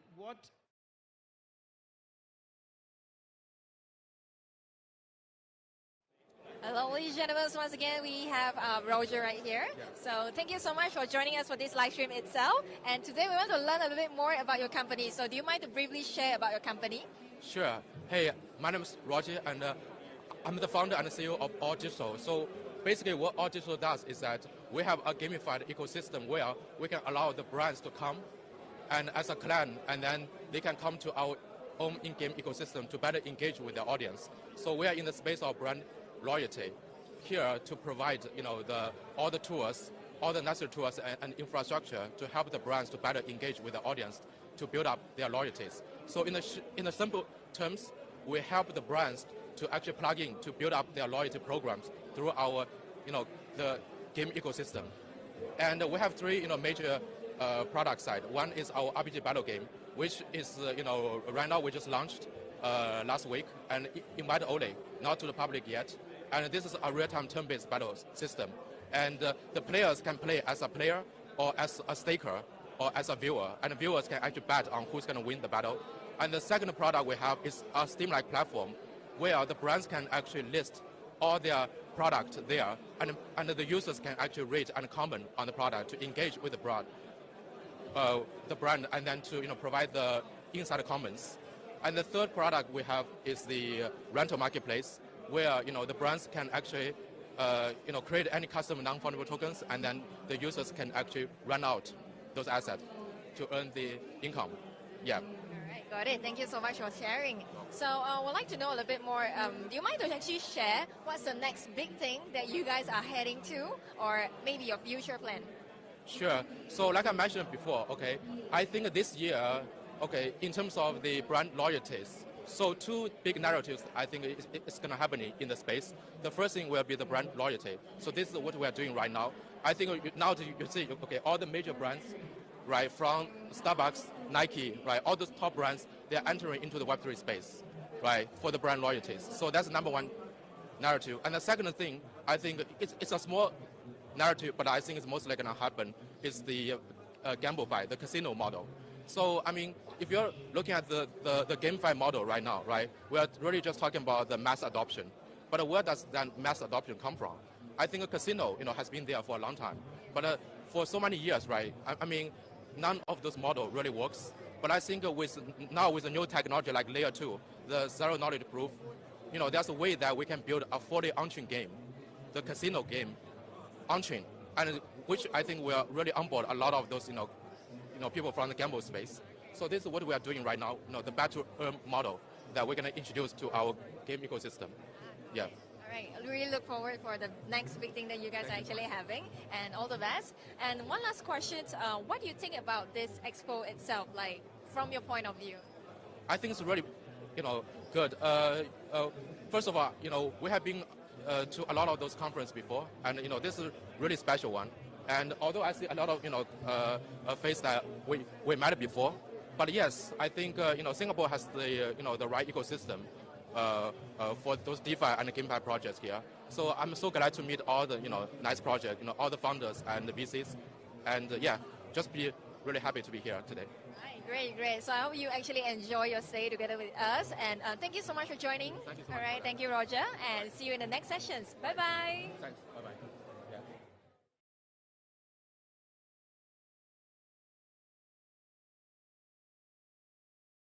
increasingly it's gaining prominence as well, and it's rapidly evolving, and that relates to the carbon market, which is where companies, purchase carbon offsets or credits from voluntary carbon markets to offset their residual emissions. And this market historically is known to have high fragmentation, low liquidity, scarce supply, and this, precisely presents where the pain points that emerging technologies like blockchain can come in to help to value add to the current processes and help to alleviate some of these pain points. So let me just target each of this bucket individually, starting from sustainable lending market, as I mentioned earlier, right? So for blockchain and tokenization, now for a financial institution to disperse a working capital loan, in the pre-issuance phase, they need to appraise a company. They need to gather all the sustainability data. They need to track and monitor to make sure that indeed this company, it's achieving or at least moving towards its sustainability targets. And after the issuance of that loans, you also need to monitor the use of the proceeds to make sure that it's being used for the right causes. Blockchain, its fundamental attributes of traceability, transparency helps to provide that monitoring aspect and to verify any claims made by companies in relation to their sustainability performance. And the immutability attribute of blockchain also ensures that there's no forgery. You cannot go back. It's practically infeasible for people to go back and change any of the records that are being submitted onto the blockchain ledger. So that tackles the first part of the bucket. Now the second part, as it relates to capital markets, right? My understanding, based on what I've read, I can't remember the exact detail, but I think the statistic that I came across was that currently ESG-linked or ESG-themed investments currently still comprise of only a small fraction of the global capital markets, right? Probably in the range of 10 to 20%. So definitely there's an opportunity for us to scale the range of instruments that are available out there to channel or mobilize more capital towards ESG causes. And using DLT as a base infrastructure can actually help to improve the operational efficiency, helps to reduce a lot of the manual reconciliation and complicated workflows in the issuance, trading, and settlement of these digital assets, as well as fractionalizing some of these securities to create greater accessibility for the investing market to access these instruments. Now the third bucket are carbon credits, right? Earlier I also mentioned that historically it's been plagued with issues of greenwashing, highly fragmented market, low price transparency and illiquidity. So again, tokenization can then come in, to help to create carbon credits natively on the blockchain, helping to alleviate some of this or allay some of these greenwashing concerns as it relates to double counting, helps to scale more financing towards the supply side to increase the supply of carbon credits to help to meet the increasing demand out there. As ESG is taking center stage in the coming years. But that said, right, blockchain and tokenization itself is not a be-all and end-all. Definitely there are hurdles and challenges to gaining adoption, and I believe we touched on a couple of points earlier. Ian mentioned about regulatory hurdles and the tsunami of regulations, and just before the panel started, Rahul and I were conversing down there, talking about these are emerging fields, blockchain and ESG, and the confluence of them creates even more uncertainty. So I definitely think that there's a lot more harmonization that needs to occur on the regulatory front in order for investors, issuers, financial institutions, all the different stakeholders and market participants to better understand how exactly could they come together to issue instruments using blockchain-based technology and have it traded and have the legal recognition and ownership being accounted for appropriately. That's one.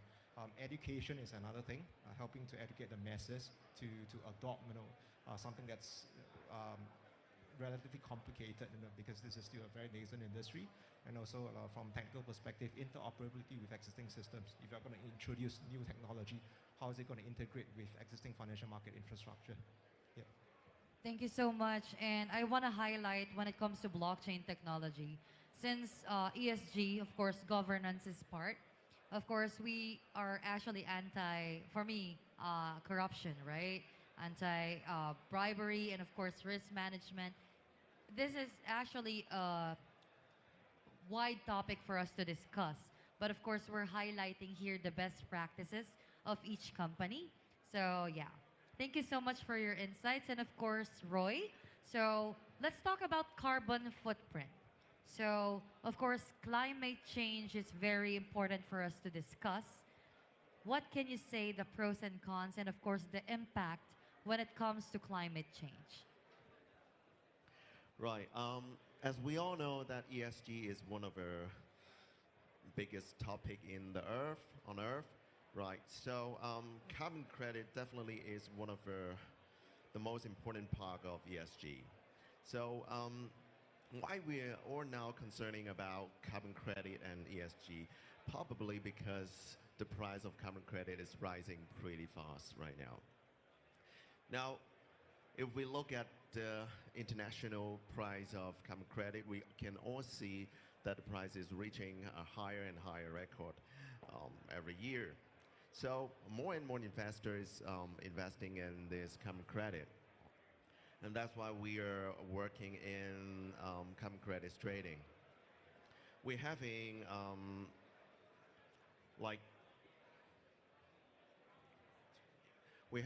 over 100 million ton of carbon credit on hand per trade. It's worth about how many? 0.5 billion US dollar. That's the amount that we are holding on hand right now.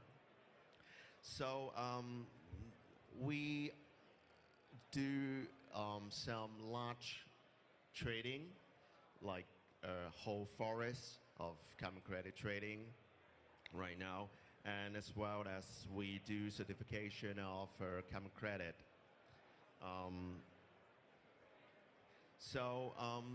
The main carbon credit we're having right now is CCER. If you have knowledge about carbon credit, you may know what is CCER. It's one of a very important carbon credit in China. And the price is currently rising very fast. So that's why we are having more and more traders to join us for the carbon credit trading. So we also cooperating with a lot of big company like listing company together to create different kind of carbon credit projects. So those listing company are both in China and Hong Kong. And maybe you think that China carbon credits can only be used in China, but it's not true. It can be used by different countries outside China as well. So that's what we're doing right now. And also we issue an token that based on carbon credit. That is called CNB, Carbon Neutrality Blockchain. It will further help solving more environment problem by further increase the trading volume of carbon credit. So we launched our token on October last year, and by the time we launched, the price was $0.1 US dollar. And the price right now is about 2.1 thousand US dollar. So the price rise up a lot within this half year. So that really shows how investors like to invest in carbon credit market. So what we can see is more and more investors are joining us right now, and the trading volume is getting higher and higher. So we're expecting to hopefully our token could become one of our biggest token in the world within the next 24 months. And we will list on more exchange from time to time. And we will list on one more exchange next month. So we expect that the price may goes up again because the trading volume will become bigger. What we think it's no matter we are doing the real carbon credit or we are doing a cryptalized carbon credit, it will help enhancing the ESG market, because ESG market really need more money, more investor.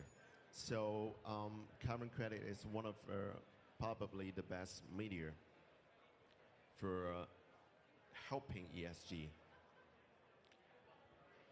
Yeah. All right, so thank you so much and good insights when it comes to carbon credits. So we tackled mostly all of the questions, but of course here, this is a question that anyone can answer, okay? So this is very best for us to discuss because there's a speculation way back, if you can still remember 2021, 2020, that there's a speculation between the correlation of climate change and cryptocurrency. So I want a good answer when it comes to, is there really a conflict when it comes to cryptocurrency and climate change? Anyone can answer. Let's break the stigma. Let's break the fake news, actually, that we can see in the news or press. The short answer is yes, and the long answer is slightly complicated. The long answer is, you know, any technology you invent, even a humble knife, it's not the technology itself, but it's the use case. So if you give the knife to a thief, what is the thief going to do? It's going to probably murder somebody and steal money, right? If the same knife you give to a surgeon, the surgeon is going to save life. So to answer your question, is there a correlation between climate change and cryptocurrency? Yes, there is a positive correlation, which means that when you are mining using crypto, you're using energy. A lot of energy is used. Now, if the source of that energy itself is not green, then obviously you're contributing to climate change. That is something we need to understand. Because the first step in solving the problem is acknowledging one. So you have to acknowledge that. Then you have to go and fix the energy source so that you are not exactly causing the havoc related to that. Another thing I would like to raise here is there is this concept of footprint which we all talk about. Now footprint is something that you invariably, as long as you're walking, there is a footprint. You cannot run away from it. But I would like to bring a concept of handprint. Now handprint is something that you consciously imprint, right? So what I'm trying to say here is that you always need to look at these things as a risk-reward trade-off. Is the world better off with crypto or worse off with crypto, right? So if you think on the balance the world is better off with crypto, then obviously you have to move on to crypto. But in doing so, do you destroy the planet? That's the question to answer. Thank you so much. Anyone else? I think I want to chime in here. No, you and then last. Okay. So I think I want to chime in here because I run a climate tech, right? So I guess lots of people will think that I'm in the wrong place, the wrong conference, but I don't think so, because we need to put things into perspective, right? So a lot of people say that crypto is pollutive, and I do agree, right, that there is a lot of energy consumption. That was also the reason why Ethereum moved from, well, their previous mining consensus base to proof of stake, right? That's the reason, right? It's because they wanted energy consumption to decrease. They wanted to do good for the world, amongst other reasons, right? But when we look at the environment impact of crypto, we always need to weigh to status quo, right? And what is status quo? Web 2. Is Web 2 carbon free? The answer is no, right? Web 2 also has a significant carbon footprint. And so when we weigh it vis-a-vis each other, crypto might not be doing well, but status quo isn't anywhere better. So that's really putting things into perspective. And that's why at Greeny Web, what we try to do is we try to really ensure that the very core of technology, whether it's Web 2 or Web 3, has efficiency, energy efficiency at its core. Because we can buy carbon credits, and that's a wonderful thing. I think Roy will touch on that later. But in terms of the hierarchy of things, it's always reduction then replacement. So you want to reduce the amount of CO2 that you're producing. You want to reduce the amount of energy you're consuming. Thereafter, you talk about credits. Thereafter, you talk about how do we then replace what we cannot already reduce, right? So in this sense, I still see there is a lot of opportunity in the crypto world to increase efficiency, to ensure that, yes, while there is, pollution, we are minimizing it. And when we look at things on a cost-benefit analysis, right, there is obviously a cost, but the benefit far outweighs that cost. And that's what is happening in Web 2 now, right? That the cost, the pollution that comes from Web 2 is less than its purported benefit. If we can get to that place in crypto, then I think we'll be in a very good place. So I'll hand over to Roy. Yep. Sorry for cutting you off. Since we have already launched a carbon credit token, so I think we understand about the market. Well,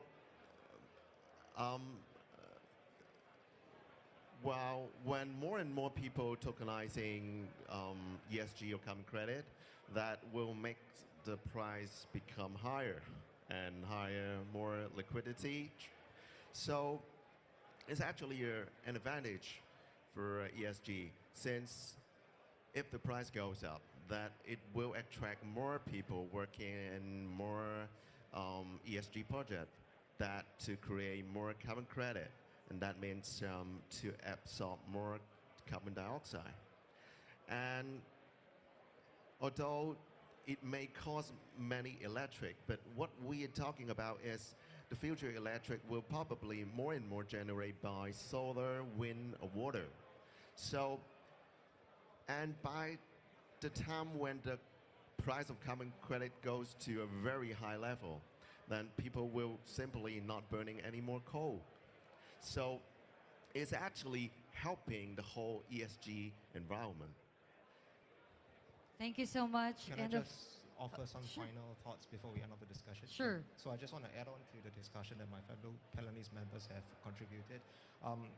Okay, I believe the conflict that you're referring to relates to the mining process that is undertaken by blockchains and examining whether that is in conflict with climate action. And I believe some of them have touched on very, very good points about you cannot just view it in its absolute sense. You also have to view it on a relative basis in relation to Web 2 technologies, in relation to the use case that is being adopted for blockchain implementations, as well as whether there are other practices that you can adopt in order to mitigate some of the emissions that are being generated by blockchain adoption, right? But here I just want to dispel this myth, because that blockchains in general automatically is associated with high energy consumption, because I hear it a lot of times.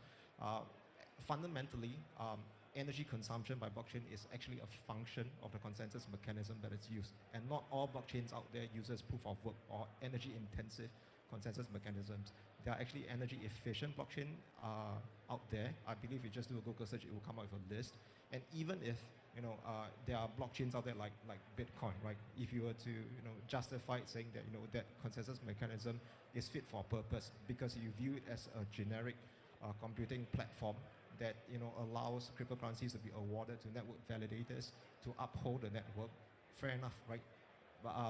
But you also there are also practices like what Roy mentioned, that you can adopt to help to mitigate some of the carbon footprint of such implementations, such as purchasing carbon credits to offset your emissions, introducing renewable energy mix into the energy sources for the mining process, and even taking a technological perspective to redesign how you like to validate the transactions in the network, such as what Ethereum did when it transitioned from proof of work to proof of stake. Thank you. And of course, before we wrap up this panel, where can we follow you guys? So quickly, you can actually go ahead and say where we can follow you. And of course, yeah, it's your time. Thank you. You can follow me at LinkedIn, search Moton.io. You can find David. Maybe I got a last sentence for everyone. Last year, the world carbon emission reached the highest level is 36 billion tons. So that's why every project before start should thinking about ESG implementation. Thank you. You can always find me on LinkedIn. That's the best place if you would like to connect with me. Thank you so much. All right, thank you. And similarly, you can find me on LinkedIn as just key in ENC Greeny Web. Alternatively, we do have a stand right there at B31. So feel free to reach out if you're interested. Yeah, hi. You can find me in bookstores, Amazon, Kinokuniya, wherever. That's easy. But if you want to connect to me personally, then my LinkedIn hashtag is Wisdom Activator, so you can always ping me there. You can find me on LinkedIn as well, but don't just search for me, search for KPMG Singapore, because we have the best crypto blockchain team in town. A couple of my colleagues are actually here with us today. The Bashi seated over there, who's our director of our crypto blockchain practice. And Kareem, where are you? I saw you seated over here earlier, who is my peer, right? So they actually participated in the panels earlier in the day, so feel free to come and talk to us after this discussion as well. I don't have any LinkedIn and no Facebook. So if you want to find me, you need to talk to me. Okay, guys. Thank you so much, everyone. And by the way, just to cut my last message, sustainability is in our hands. Green looks good on you. Thank you so much. All right. Thank you so much. Thank you, Anne, and thank you the rest of the panelists on the stage. And of course, we should give them another big round of applause right here.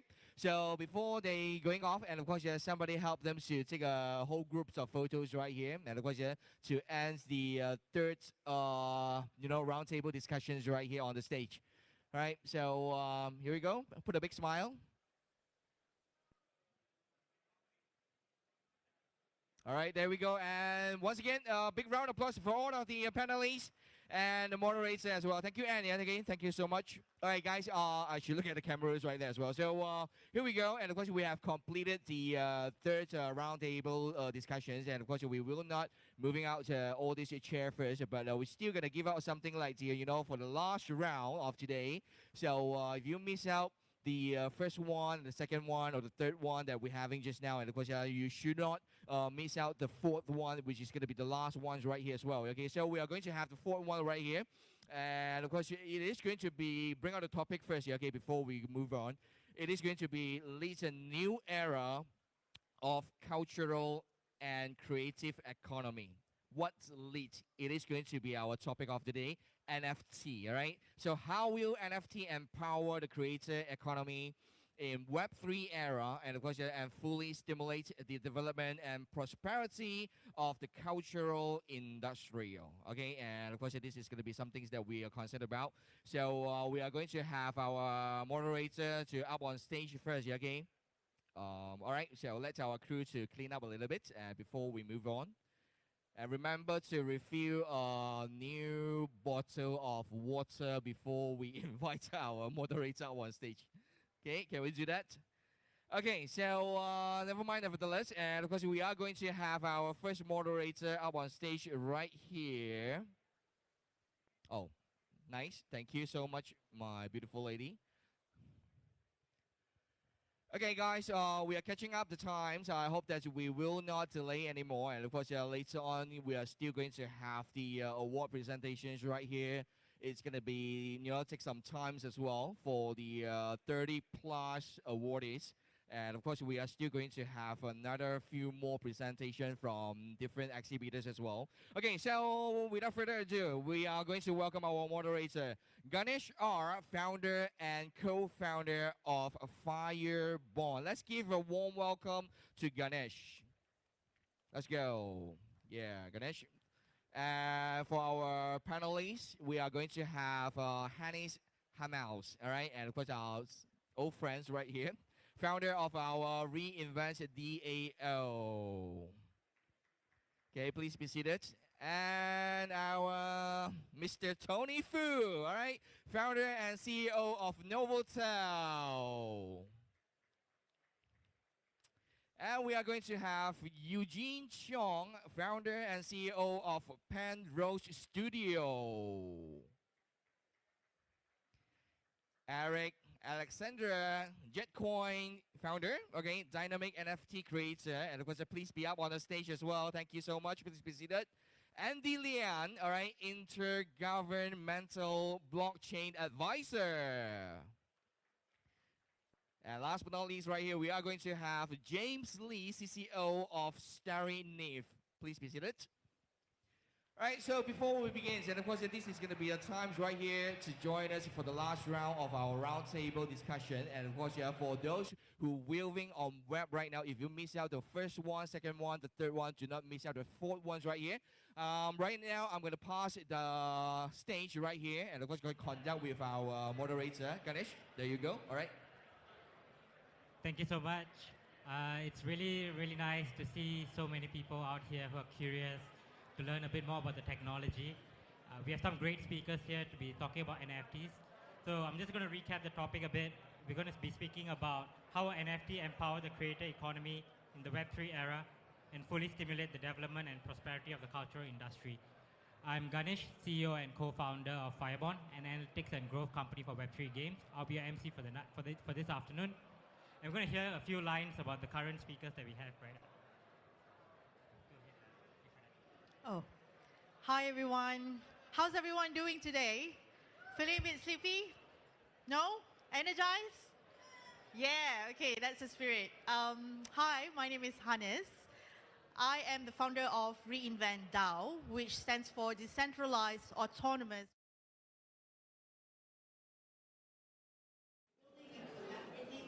All right, ladies and gentlemen, once again, welcome back to our live stream sessions right here. And we are at our WikiEXPO in Singapore in Marina Bay Sands.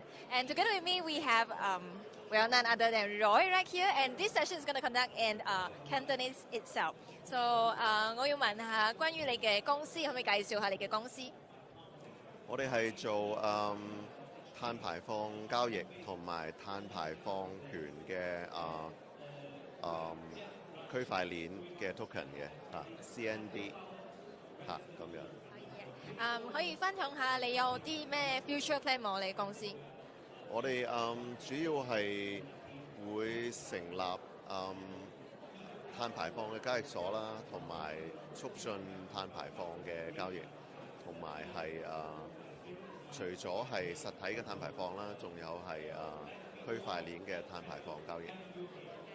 咁可以分享下你覺得我哋嘅WikiEXPO 啊點啊？你覺得？非常好啊！有一個場地同埋有一個活動可以喺區塊鏈嘅同行同埋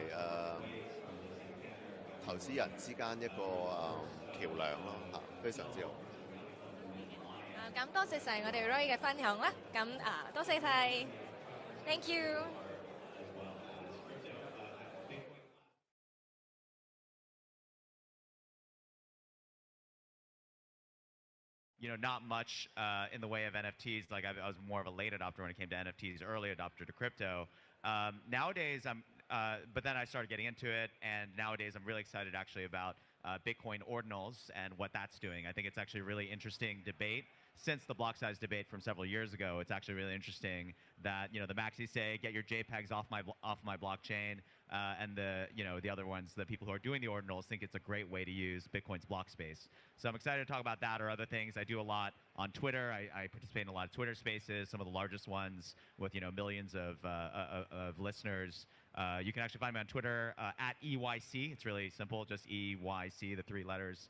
And by the way, I'm a last-minute addition, so you won't see me up here. But from the United States, and I just got to Singapore yesterday, so great to be here. Hello, everyone. My name is Eric Alexander. I'm the founder of Jetcoin. We've been looking since 2014 a solution to crowdfund emerging talent in the space of entertainment and sports. And we discovered NFT technology by early day. It was Counterparty and Colorcoin. They tried to be on Bitcoin, by the way, at that time, but it wasn't optimized as the orbital reduced mentioned. Today, we develop dynamic NFT, meaning if you look at NFT today, the IPFS image, we're fairly static with unlockable reward. We built a platform which is a mix of a CMS on AWS and IPFS, where actually an NFT have a storyline for different stream of images, video, and content, who can be updated in real time.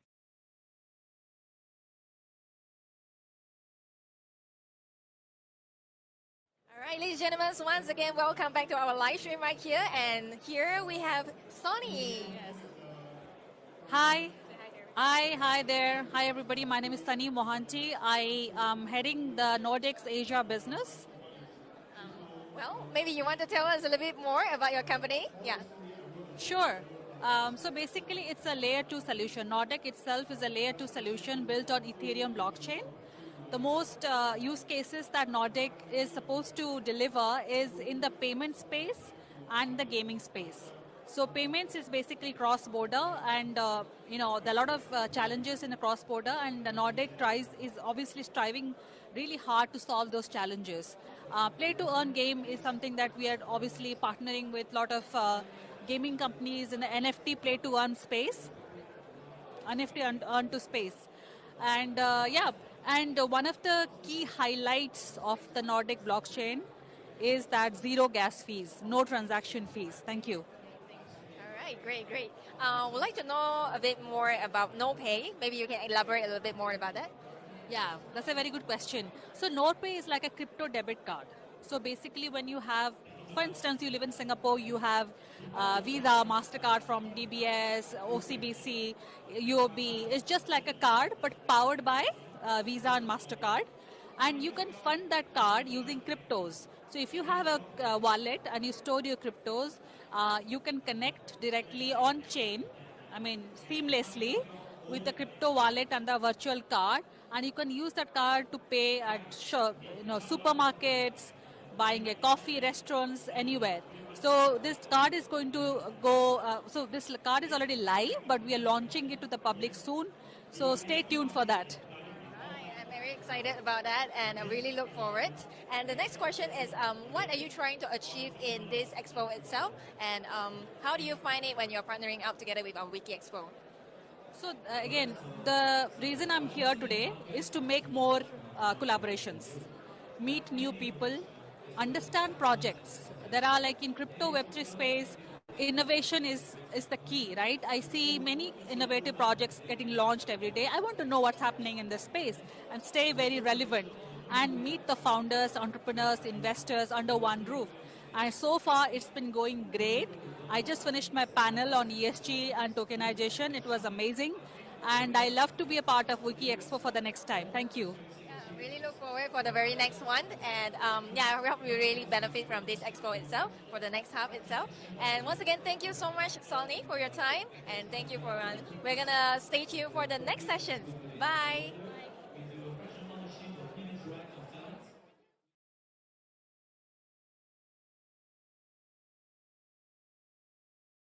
Social application, and people are applying that technology with true utilities. And I think NFT can unlock much more than that. But I'll let the other panelists to talk about it. I totally agree that the NFT industry is a very early stage. And if we take a look at it by value regression theory, I think 90% of the NFTs worth nothing. But the bubble is a good thing. We should take advantage of the bubbles. So it will make it spread very fast. Yeah. And also, we've seen interesting collection beyond like the Bored Ape, Azuki. Many celebrities have done NFT collection. We talk about superstar, Johnny Depp, Anthony Hopkins, Messi, Ronaldo, Beckham, Shaq O'Neal. And we see this collection have a bit of a hype at the beginning, but I think it's long-term hold. So I think really interesting, like you're a filmmaker. Personally, I used to be a filmmaker in advertising. To be able to have an NFT of a superstar that's something valuable, personally, that may have not value today in terms of speculation. Supplying to what Eric and Tony was actually saying, you asked a question to the audience, how many of you actually own an NFT? Can you put your hands up again? I just want to get into some numbers. How many of you own an NFT? And are they mostly from arts, property, or arts? Mostly digital arts, games, okay. So I want to take a step back a little bit and just explain what is NFT, yeah? Non-fungible token. So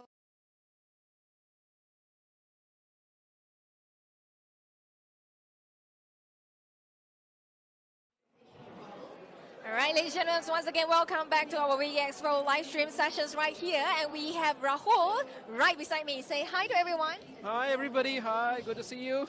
Okay, I love the energy itself. So we have a few questions for you. So I hope you don't mind to actually share with us a little bit more about yourself and what you are doing. Yeah, I like to summarize myself as ABC, an author, banker, and community builder.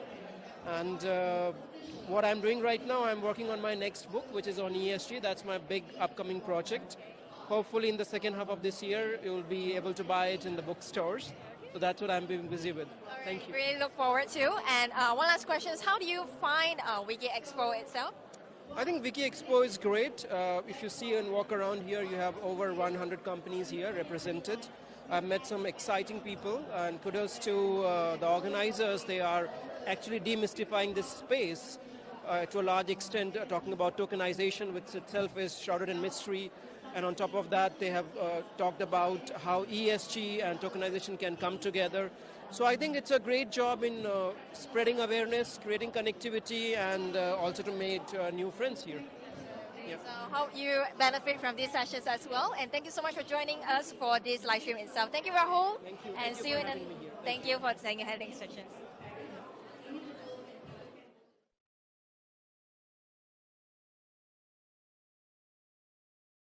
Understand what NFT is. Sure. Judging at the number of hands, if we talk about NFTs as a form of securities, for example, then I tell you there's no liquidity. The number of hands is just too weak. Nobody's going to buy your property and so forth. I want to take the stand of what Tony has mentioned about the bubble. To be very honest, whether NFT has a utility or not, it is really very subjective. Because if you are a crypto native, you love the project. One of my friends, is a WazaX co-founder. He mentioned what is an NFT. It's actually a symbol of love, from a Web3 native to tell you that, hey, I deserve to be recognized. It is a status, right? So if you look at it from that standpoint, there's actually a lot of different views. You can actually give it to different people. You can actually try to use it as a tool to draw people to Web3. Then with that kind of Web3 audience, a lot of other things can start to grow a lot better. Then taking my friend Eric's example, for all this superstar that is coming on board, we work directly with Red Bull, for example, or we work directly with some of the other.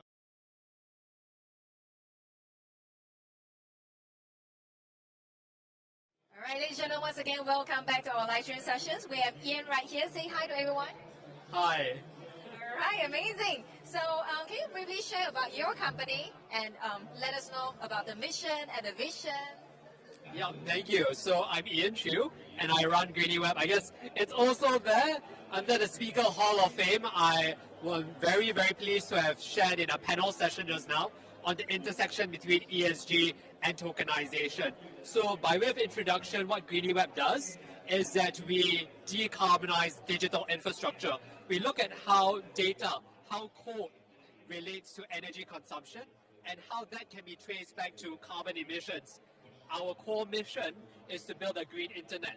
So we do that by reconfiguring code such that it makes energy sense and it produces, or it's rather related to, less carbon emission. Great. Thank you so much for sharing about that. In your perspectives, what would the future of sustainability be like? I think the future of sustainability lies in the intersection between the digital world, so it's digital transformation, and of course the green transition. Right now, most people think of them as two separate entities. We think of digitization as one thing, sustainability as another.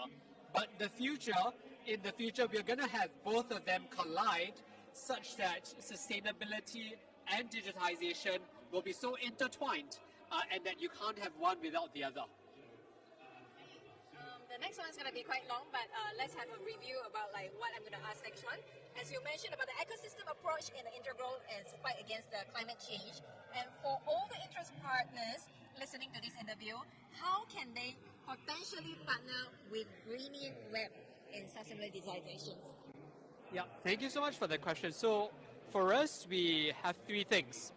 The first thing we have is a digital decarbonization software. And what that means is that we have a software that can decarbonize other software, decarbonize websites, decarbonize mobile applications even. So it's one way that we can potentially partner. The second thing that we do very much is a service, right? And when we talk about service, we're talking about capacity building. So we recently launched the 28 by 28 initiative. And what that means is that we are partnering with education institutions to groom the next generation in sustainable digitization. So that's the second thing. And the last thing is for policymakers and for companies, right? We also partner with them to create frameworks and actionable plans to achieve sustainability in the digital world. So those are three ways. Right, so I hope you guys find it interesting. If you're interested, you can always reach out to Ian or maybe the company itself from Greedy Web. And thank you so much, Ian, for your time. Thank you, and see you in the very next sessions. Bye.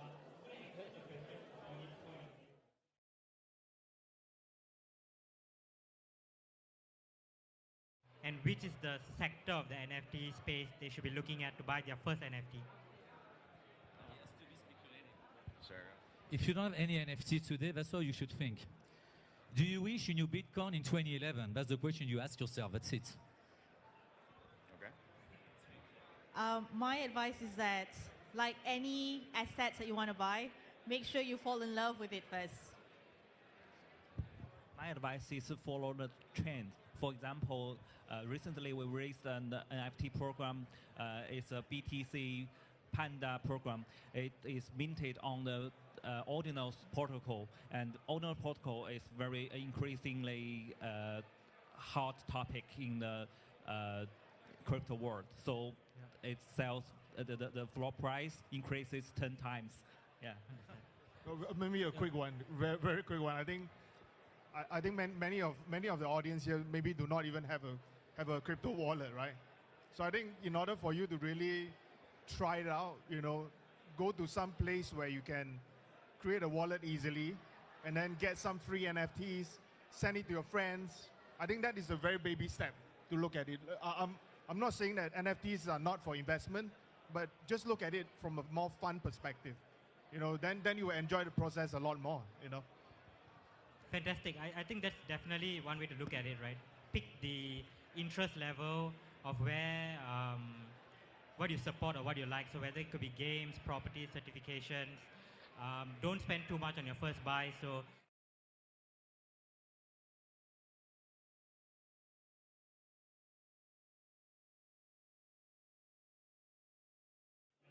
Once again, ladies and gentlemen, welcome back to our WikiEXPO right here. We have Myrtle together with me. Say hi to everybody. Hello, everyone. It's nice to be here, and it's really a privilege. Thank you so much to WikiEXPO and Justin for inviting me here. Thank you. We're a pleasure to have you as well. So there's a few questions that we'd like to know a little bit more from you. So do you mind actually share what is the inspirations behind your work or project, and how does it evolve over time? Okay, so basically I started out as an investor relations, and I saw the problem when it comes to marketing events, at the same time providing quality results for customers and clients. So that's the reason why I built Blocktides as a PR and marketing firm in Southeast Asia. Actually now we're global, and we do have different ecosystems. We're also investing in startups, and at the same time we're doing events. We do have a media, we do have everything. So basically that's the reason why I built Blocktides, and I do have now GameFi, a GameFi project, which is place war for us to solve when it comes to the different problems in the GameFi industry. All right, thank you so much for sharing about your company itself. So what's the challenge did you face while working on your project, and how do you actually overcome them? Discrimination. Now, there's a lot when it comes to being a founder as a woman. So I want to voice out that if ever that you're a woman, you have a dream, don't be afraid of criticism and judgment of other people. So all you have to do is really believe in what you're doing and creating, and at the same time, focus on the people who loves you. And I really love the woman power that we had right here, especially in this industry. And I'm really excited whenever I come across like any of the women doing this. Especially it's the tech world, right? So there's a lot of men in this field. So just be equal. So That's the reason why I also am into women empowerment. And all you have to do is believe in yourself and, of course, again, focus on the people who loves you. Thank you for sharing such a powerful words, and I hope you guys can actually learn a bit more. And the next one is, in what ways do you believe in your work or project will have a positive impact on the society itself and the contribution to this field? There's a lot because we have different ecosystems, right? So the first one is elevate when it comes to women empowerment, the power of inclusion when it comes to community. So there's a lot of people being discriminated when it comes to the blockchain space if you're just a bounty hunter, if you're just actually doing tasks. So me, you're a human being, you're included in this space. That's the reason why blockchain is built. So that's the reason why we need to include you. So that's the reason why we have a lot of community and, of course, a lot of contributions when it comes to the quality work. So we're actually making the bar higher when it comes to producing contents in the field of media. All right. Thank you so much, Myrtle. Thank you so much for sharing with us. And I hope you guys have enjoyed these sessions and see you in the very next one. Thank you. Bye.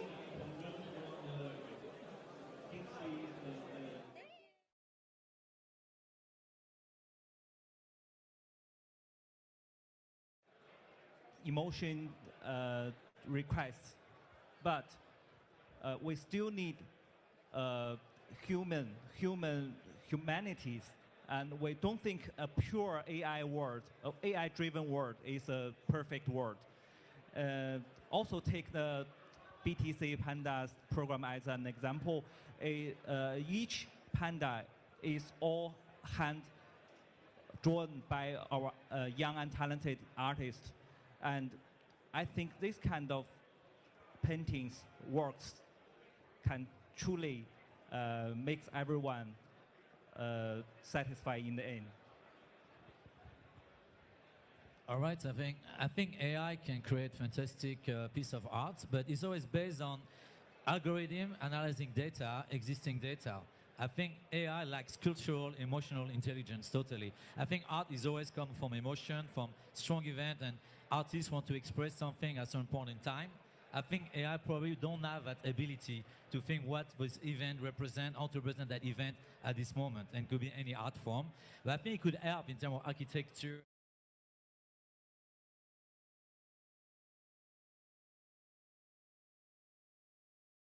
All right, ladies and gentlemen, once again, welcome back to our live stream sessions right here. And we have David. So say hi to everyone. Yeah, hi everyone. All right, amazing. So we have a few questions for you, David, and since you're here. And the first question is none other than what are the challenges that need to be addressed for Web3 ESG adoption?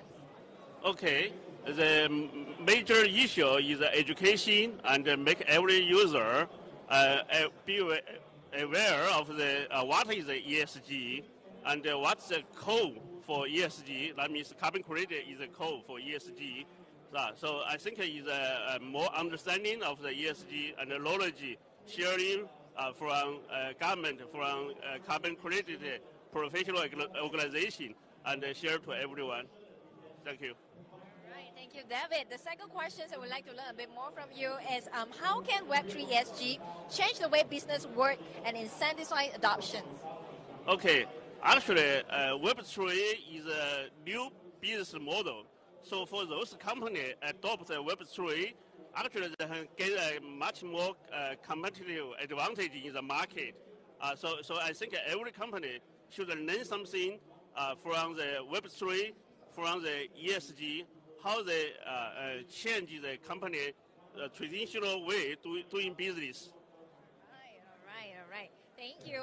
And how can ESG metrics help companies to improve their market incentive and develop in the context of Web3? Okay, related to my project is motor-end. So we encourage people using electronic motorcycle to combating the climate change. We give in token NFT to end user. So end user will buy more of our products, and we get the total mileage from the daily routine to work back home. So we can convert the total mileage to carbon credit, and we can list the carbon credit into the market like CAX, like the carbon credit trading platform. So we convert the carbon credit into cash, and then the cash we return back to our platform to give more incentive to our end user. So that means our market share will become bigger and bigger. Thank you. Thank you so much, David. That's awesome. All right, once again, thank you so much for your time, and hope you enjoy this expo itself. And see you in the very next sessions. Bye. Bye.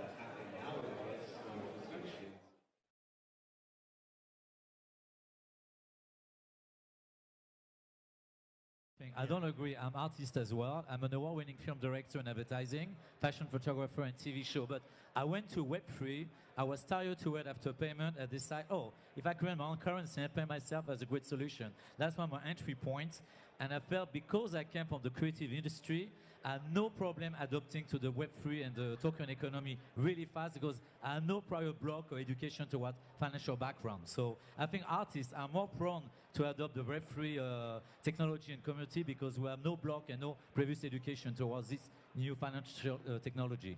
Well, I would disagree that I think you're one of the lucky ones. I think 90% of artists are going to be out of jobs. Like maybe you won't be. Maybe some people will be lucky and be people, and sell their NFT for $7 million. We only got like 10 more minutes. But I just want to add a quick one. Last one, right? Last one, definitely. But with AI, everyone is an artist. To be very honest, But then no one is. If everyone's an artist, then no one is, right? No, but if you have enough friends and if you have enough good friends with big wallets, you can be a people too. Okay, I'm going to quickly sum that up. So everyone in the panel are very bullish that the artists are going to keep their jobs. AI is just going to be enabling them. Right, I really appreciate it. The next question we have is, how can the NFT financial instrument, NFTFi, improve NFT liquidity and pricing efficiency and accelerate the development of NFT? Let me try to simplify the question a bit more, right? So NFT liquidity is basically when someone is trading NFTs, there needs to be money in the space so that people could buy and sell. There needs to be a market, buy and seller market for this. How can we improve the pricing efficiency here, like without having too much of volatility, and accelerate this development of the space?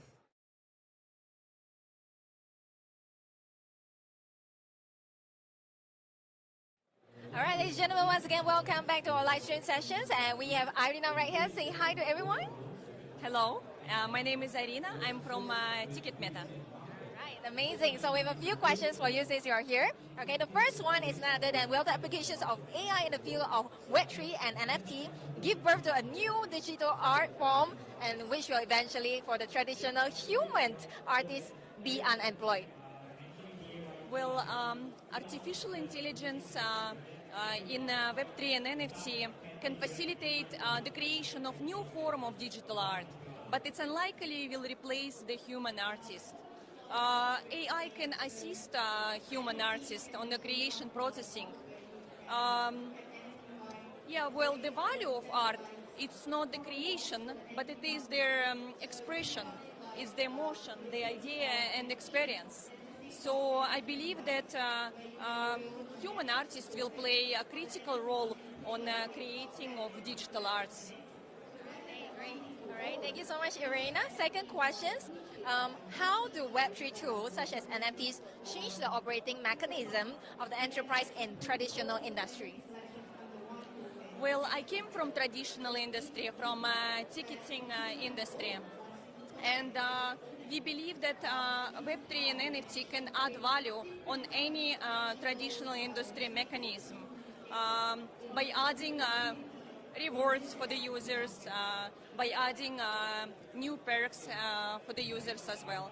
So we are, as an NFT-based ticketing solution platform, believe in the future of blockchain and Web3, and it's coming very soon. It's our future. Very exciting about that, and hope to see that very soon. And would like you to talk a little bit more about how you actually create an engaging virtual content experience with the NFT ticketing itself. Yes, so in February we created the first ever Venice Carnival in Metaverse, and we were quite excited, and our users were really enjoying the Metaverse event. But it's a whole process to create a virtual event, since you need to engage your users and customers. by providing NFTs, rewards, and by engaging them through gamifications as well. So we were quite excited to do first ever Venice Carnival in Metaverse and engage with our users and create a strong community organically. Right, thank you so much for sharing, and I really hope to be able to actually be part of this virtual concert itself, and especially in the metaverse. And thank you so much, Arina, for your time, and thank you so much, everyone. Thank you. Until the next sessions. Bye.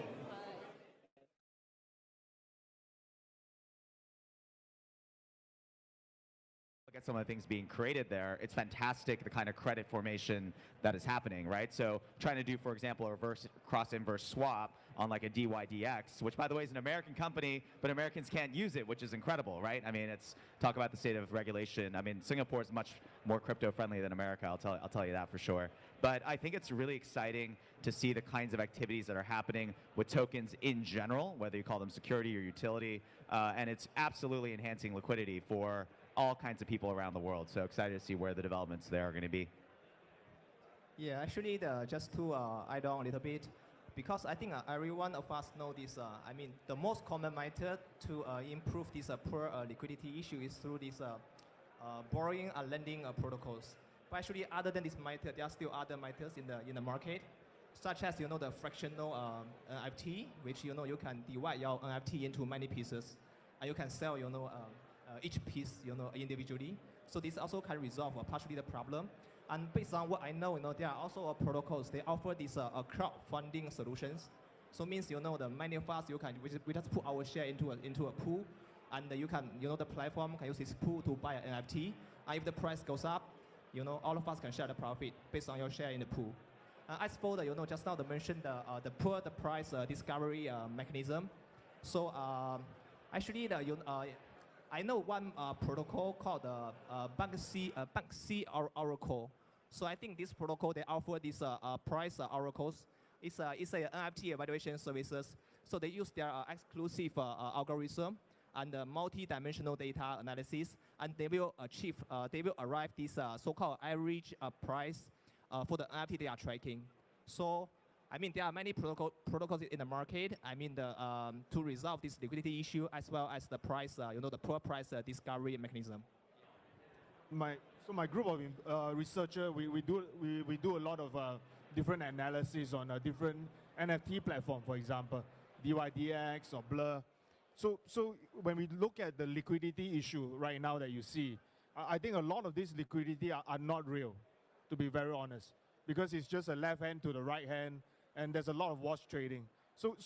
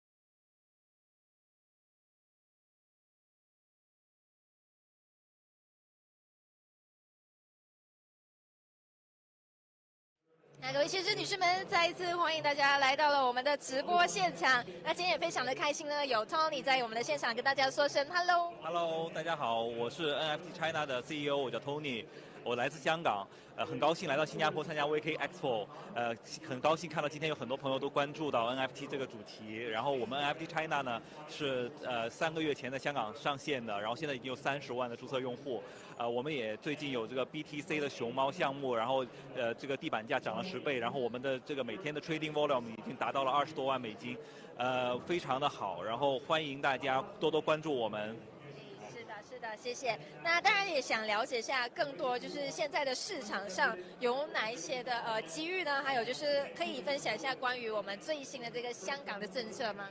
好啊，我们这个 NFT China 呢，最近也是赶上了一个非常好的一个风口，就是 Ordinals 协议。我们知道 BTC 上面的 NFT 呢，实际上它有几个功能，第一个它永远不会归零，第二个它是非常永久的保存的，第三个就是说它编码比较小的这些就是具有很强的收藏价值。然后所以呢，我们命在 Ordinals 上面的这个 BTC 熊猫项目呢，最近也是获得了很多朋友的关注，包括我们早上的那个于佳宁教授啊，他们都是我们的holders。然后我们也希望能够让这个项目更加扩圈，然后成为未来的 Bored Apes 这种潜在的项目。那除了这项目以外，我们其他的有很多的就是跟 CoinFlux 啊、跟数码港元啊，然后跟其他的这种技术上的对接，能够令到我们平台呢成为这个亚洲领先的，可能在全世界也都排到前10位的这样的 NFT 的marketplace。我们希望能够用这个平台来引领下一轮的牛市。是的，谢谢我们的 Tony 的分享。那接下来呢，我们当然想了解关于我们这个 financing plan 的，这就是可以分享一些更多关于这方面的资讯吗？好的，我们这个平台有非常专业的运营和技术的团队，我们希望能够现在融天使轮的融资，both 融股，我们也做了这个交易积分，积分马上也会上链，也有可能会去发币，而这个不管是比股还是币，其实现在都已经有一些技术的公链的公司，还有上市公司都对我们表达了强烈的兴趣，所以呢，其实我们也现在有一个很短时间的这个融资的这个时间窗，然后欢迎这个投资人关注我们，我们将把这个资金用于扩充我们原本已经非常专业、非常强大的技术团队和我们的运营团队，能够让我们刚才说的引领下一轮牛市和做下一个无聊猿的目标实现得更快。了解的。那 Tony 方便分享一下你遇到的最大的这个挑战有哪些呢？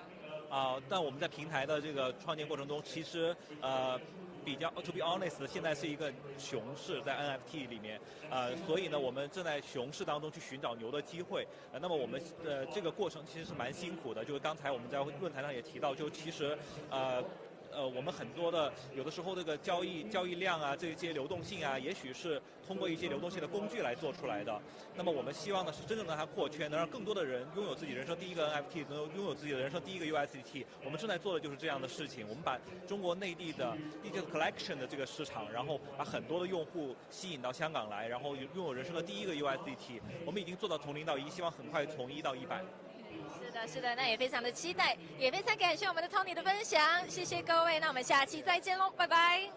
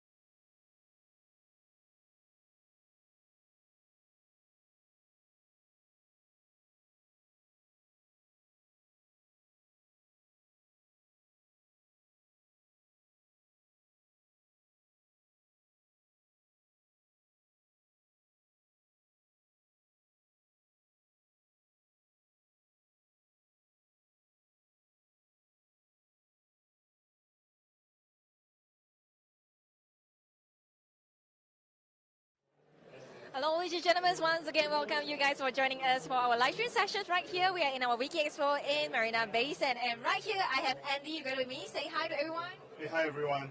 All right, amazing. So we have a few questions for you, Andy, since you're here, right? So what makes you write the book of NFT from zero to hero? Because there's a lot of different understanding about NFTs. So I wrote it because I realized that there are a lot of good friends who own big chain companies, listed companies. They kind of got scammed, you know. So I wrote the book having the mindset of telling them what exactly NFT is, what are some of the things that they can do without paying that much to a consultant, what are some of the tools available online, you know. So that is the very pure objective that I have, you know. And that's very kind of you, like in the point of like you want to help your friends, and also like it might definitely benefit like people around. And I believe that there's a lot of things that are available online, but which one is true, which is not true, it's still very like challenging to like differentiate. But the things that I wrote on the books are all things that I've tried, you know. So I think that kind of a first-hand experience and how I write it, it makes them more comfortable, you know. So I hope that's a lot better than what you find. Definitely, yes, because you tried it before. And another question for you is, will you be writing another book soon? I am actually writing another book about decentralization, talking about Web 4 technology, and then how decentralization is not what we think right now. You get rid of the banks, you get rid of the government.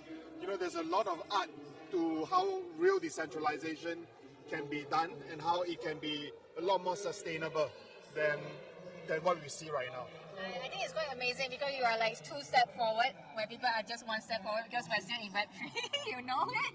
And I hope that Web3 is not just a trend; it's going to be our future, and it's just about the time. And what do you think about this? I think for Web3, it is here at the right time, right space.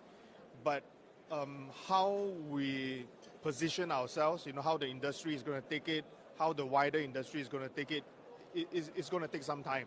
You know, so that's also the reason why I talk about Web 4, because Web 4 has a certain element of artificial intelligence, a certain level of automation that can help to make the whole decision process a lot more smoother than what we see right now in the Web3 space. Because Web3 are just predominantly being captured and being occupied by VCs. You know, like myself, you know, we know some of the projects and we have enough staking power or voting power to make a lot of changes, right? So I hope that AI element or the Web 4 element can make some big changes. I really look forward for that book to be released. And by the way, what do you like to continue to build in the crypto space itself? I love to see more communities, you know, better communities that can put up a better front, you know, guide everybody what is real and what is not real, what can be done and what cannot be done, you know. So I hope to continue to build that, and then I also hope at the same time continue my effort with the various government, because if you can convince the government, if you can convince some of the largest stakeholder that is maybe quasi-related to the government, a lot of these things can be pushed a lot faster. You know, so that's a very simple reply from me. Understood. Thank you so much. For those of you who just started off, definitely remember to catch up with Andy's book, okay? And really look forward for your second one. And do you mind to review when is it going to be? It will be soon. It will be soon. It's called soon. Yeah. Okay. Once again, thank you so much, Andy, for joining us for our live stream sessions. And till the next one, thank you. Bye.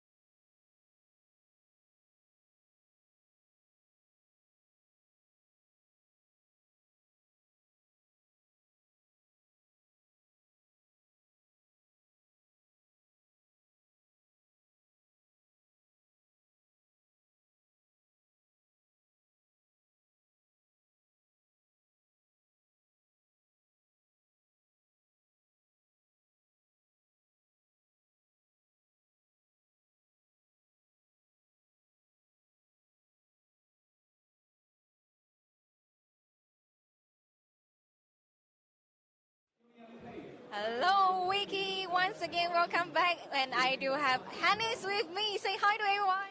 Hello, hi everyone. I'm Hannes. All right, amazing. I love the energy. So, absolutely. So, the first one, tell us more about you. What have you been working up lately in the company itself?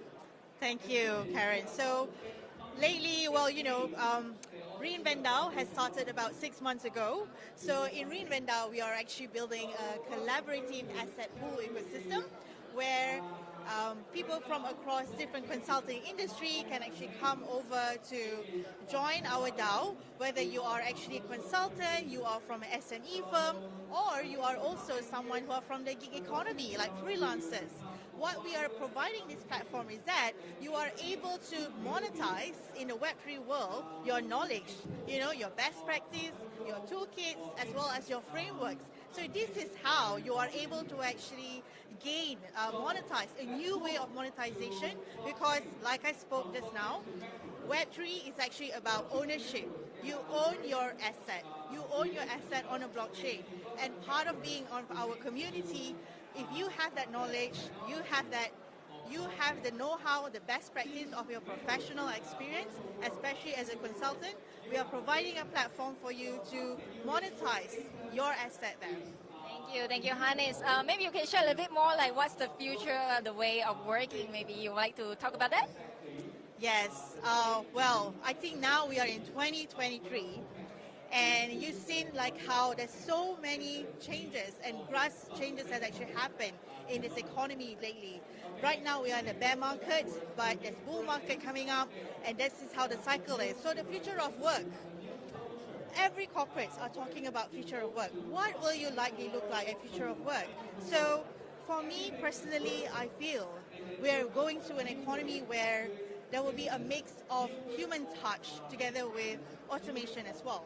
So if you think about from an AI perspective, right, artificial intelligence, so users actually come along where you are able to actually utilize robots, utilize like artificial intelligence to build a certain component. So with future of work, you are also the user, you are also the employee, and you are also the investor, because you own the token. So if you are part of this ecosystem, Gen Z, if you're a Gen Z or Gen Alpha, you will realize that the future of work is you are able to decide how you want to direct your career, own your career. That's what it is. Amazing. And the fire is burning, the passion is burning. Just want to know, like, for those of you who want to join Hannes, your company, so what kind of criteria that you're actually looking for? Well, first of all, you must be a self-starter. If you're a self-starter, then definitely we would welcome you to our community, to our Reinvent DAO. So we value self-starters, professionals with an experience who has worked in consulting. When I say consulting is you have worked on a project, like say as a design or researcher, or even like strategy, where you have built, transformed projects in corporates or even like in governments. So this is the kind of skill sets that we want, because the value that we're offering in Reinvent DAO is that we are providing a platform for you to tokenize your knowledge, and you can learn it to monetize based on that. So we're creating a knowledge center for everyone. Right, thank you, Hannes, so much for sharing all this amazing information with us. So once again, thank you. For those of you who want to join Hannes, all right, feel free to look out for her. And once again, until the next sessions, thank you. Bye.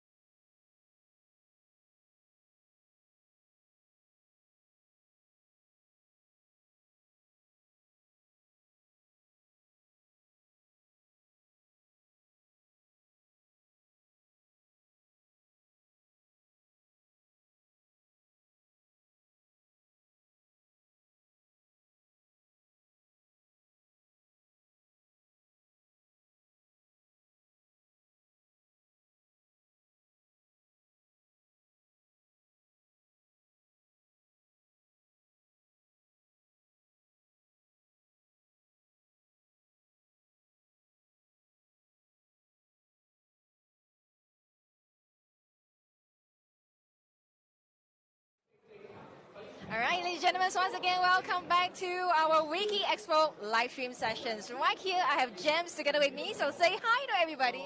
Hello. Hi everyone, I'm James from Starry which is a metaverse platform. All right, amazing. So we have a few questions for you, James. Okay, the first question is, AI is bringing a whole new world and efficiencies and new experience. So how do you think AI could empower the current Web3 experience? Okay, I can answer this question based on my own observation. Yeah. So for example, Starry is a metaverse platform. So we combine this 3D virtual space with decentralized identity and more advanced Web3 type incentive and rewarding system. So we already integrated this ChatGPT into our 3D virtual space. So everyone can come to our space. You can just talk to the ChatGPT for free. Yeah. So yeah, and because the AIGC is quite powerful, so it also help our team to improve the working efficiency. For example, our developing team, they use the ChatGPT as a co-pilot to help them to do the first layer of debugging and the checking the code before we engage an official checker to verify the code. Yeah, and our UI UX team and our artists also use the AIGC as a source of inspiration. So if they have something in mind, they can use the AIGC to generate something for reference, and they work on from there. Yeah. All right. Thank you so much for the sharing. And the second one, is there any specific innovations of your project that has, in terms of user experience, do you mind to share regarding that? Yeah. I think there are only a few platforms in the market, really offer these metaverse user experiences to mimic your real life. So actually, Starry we are trying to do so. As I mentioned just now, why we combine this 3D virtual space with a decentralized identity and Web3 type rewarding system. Because just imagine, if you really want to make your metaverse as a parallel universe as your real life, so number one, you must have a space to stay, and you must have a space to socialize with others, or you can attend a party or a music festival and all this kind of stuff. So our 3D virtual space actually offers such opportunities. So you can feel, just like you can do everything, in the real life, and you can also do this in our platform. And besides that, you need to have an identity. But this Web3 identity is not the same as Web2, It must be a decentralized identity. So we introduced this citizenship module, which can resolve this problem. So once you log into our platform, you connect your wallet, we can synchronize and fetch your on-chain and off-chain credentials. So based on your credentials, we will, assign a role and also achievement badges. So these achievement badges, you can use it to showcase to others, or we can use this one to generate a credibility system for you. Yeah. And lastly, we have this rewarding Web3 type rewarding system, because just like in real life, you need to have a channel to support your life. So yeah, that's why we provide a lot of tasks in our platform. You complete the task, and then we will give you incentive points. And you can use these incentive points come to our redemption center to redeem some gifts and rewards. Yeah. So we aim to provide this Web3 gateway, for everyone to come to metaverse, and where you can play, earn, create, and socialize. Yeah. I think that's very motivating. I mean, that's how people actually join in and something new, It's taking some time to take off, but definitely it's all about time to be nurtured in the society. I believe that, right? Definitely. One last question for you. Can you share some of the new move, or I probably would say, what's the future and what's the big things in 2023? Okay. Yeah, actually, by end of this month, only a few days left, right? We are going to launch our citizenship module version 1. So actually, everyone can come to our platform to framing this citizenship pass. So this pass is, I mentioned just now, it's a decentralized identity protocols. So if you have this pass, you log in with your wallet, and then we can verify all your on-chain credentials. Yeah.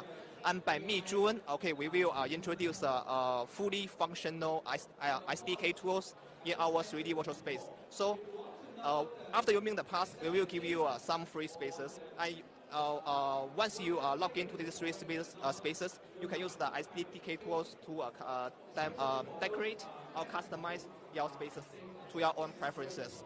Yeah, and by end of Q3, So we are currently exploring how to further utilize the VR and the AIGC into our platform. So we will launch some new features by end of Q3, and by end of Q4, I believe we will publish our token economy. So by that time, our platform will become a encompassing metaverse. All right. Thank you so much for sharing with us, and we're really excited about the launch itself and all the best. Okay, thank you so much, James, and thank you so much, you guys, for joining for this live stream itself. See you in the next sessions. Bye. Bye.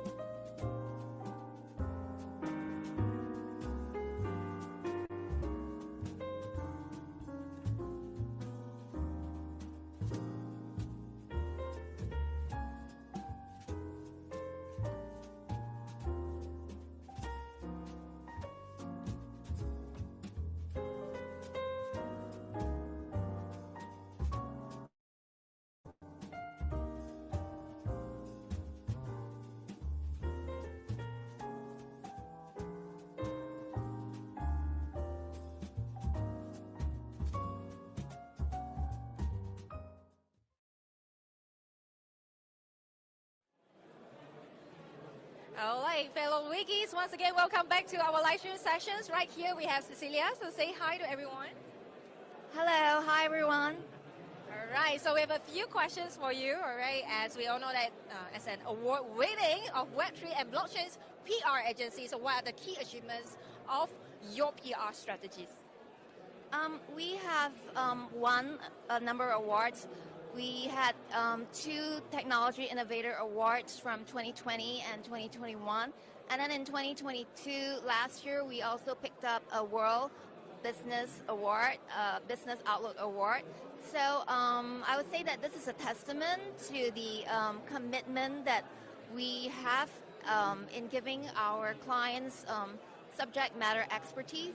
So I think that's probably, but what's more important actually is that we have been giving PR support to more than 25 projects and businesses in the Web3 space and help raise funds as well as sell solutions and products of over 50 million. So that is something that I think is an achievement. Yeah. So congratulations also for all your achievement itself. I think it's really, really great. The second question that I would like to come to you is what are some of the important features that set your agency apart from your competitor itself? One thing is that we focus a lot on quality. I would say that our motto in the agency is quality, quality, quality. So after quality, then comes other factors. But quality is always number one. We have very strict quality controls. Before anything goes out into the media, before anything goes to print, we want to make sure that everything is really tip-top in terms of quality. And the other thing would be, I guess, our vision, what sets us apart from other PR agencies, because I think that's actually one of the most important aspects of what keeps the dream alive. So that's actually very important, I feel. And to me personally, for myself, I think that eventually, it is about bettering the world at large and communities in particular. That is really important, and that's the reason why we're in this space, really, because we want to be able to ensure that, we have the ability and the resources to be able to basically, push out those solutions and help our the projects that we want to help be able to empower the communities, that they are helping. So this is one of the other features that set us apart. One more thing I think that sets us apart is our strategic and critical thinking. Yeah, we do that by positioning our clients, our brands and projects in a way that will, enable them to get optimal visibility, optimal reputations. So this is something that we do. Yeah, so that's one of the other things. And I would like to also stress that we have been able to get a lot of coverage for our projects. I think just thousands and thousands of publications. And this is important because I would say that a lot of these publications are gained organically. So we have managed to get them a lot of organic traction as opposed to just paid media and, which it's nice to have, but it doesn't give you the kind of credibility that you want in the space. That's true. All right. Yeah. I guess it's really amazing, and things that sets you apart is a really strong value proposition. Mhm, So mhm. one last question is, as a CEO of your agency, so what do you think is the important qualities that lead your agency to a success? I understand that just now you mentioned about qualities. So Quality, yeah. What are those? Yeah. Okay, that is really important. But the other thing that is really important, I think, is about team empowerment. Making sure that your team feels empowered. So this is a delicate balance. You always have to make sure you know when to hold a team member's hand and when to let go.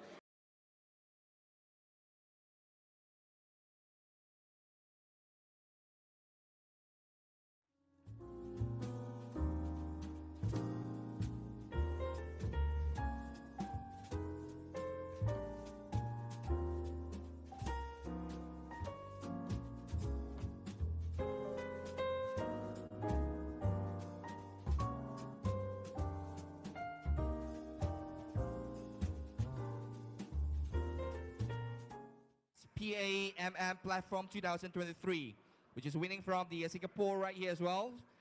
Let's get a round of applause. Oh, this is going to be, scrap out. Okay, I'm going to further more down to go. And the next one's right here. The most trusted Forex broker from Singapore as well. And of course, let's welcome AQ Index.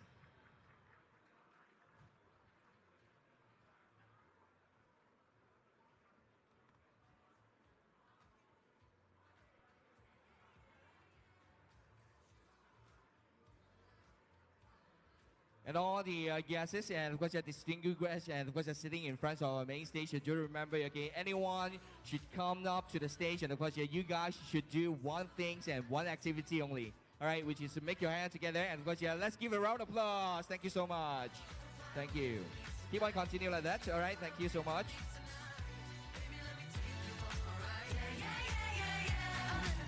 All right, then the next one, we are going to have the best Forex trading platform in Asia. Let's welcome UTIP.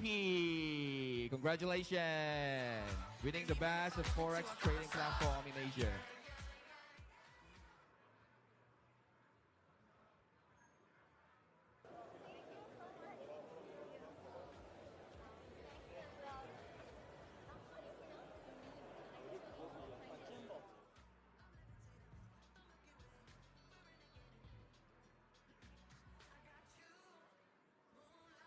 All right, coming up next right here, after UTIP winning the best Forex trading platform, that we are going to have the best managed enterprise here.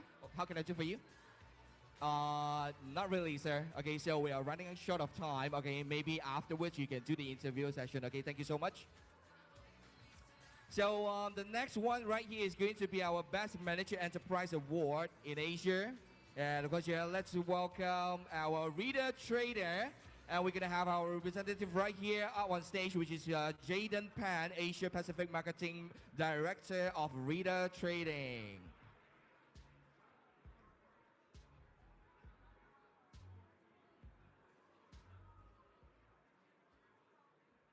Okay, once again, so sorry to all of the awardees, which is getting these awards right here. I believe you're going to have something to say out to all of the support fans right here as well. But we are running short of time because we have a 40-plus list to go. And of course, if you have anything to say now, and of course, we can do it in the interview sessions later on, okay? So once again, it is going to be the next one right here. Best DEFI, which is Best DeFi Application. And of course, congratulations to our NEB. Yes, that's right.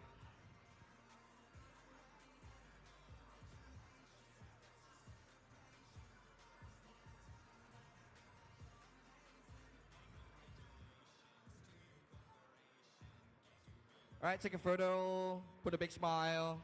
Congratulations, NEB. Thank you so much. All right, just come out from where, and of course you leave it as the same spot as well. And of course the next ones right here, we are going to have this, okay, the awards for our services and solution provider. And of course it is time for us to invite our best CRM provider. And of course, one of our representatives right here, TradeWise Software Pte. Limited. Congratulations, winning this, the best CRM provider. Thank you so much. Then the next one right here is winning this as well from our services and solution provider. All right, best fintech and solution. Congratulations to FX Speed. FX Speed.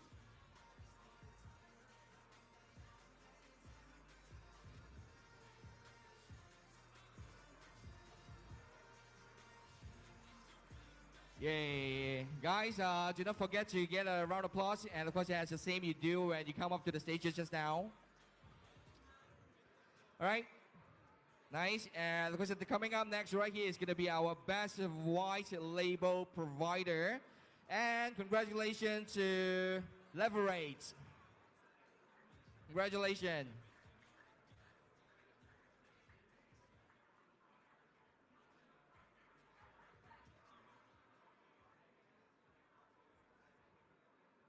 All right, coming up next right here is all for the prizes, okay, for our individuals. I hope you guys are ready. And of course, for now, we are going to give out the individuals awards right here from Amy's hand to you. All right, this is going to be the Rising Business Person of the Year Award. All right, the Rising Business Persons of the Year Award. Congratulations to Mithril Ain. All right, please come up to the stage. Thank you. Congratulations, the Rising Business Person.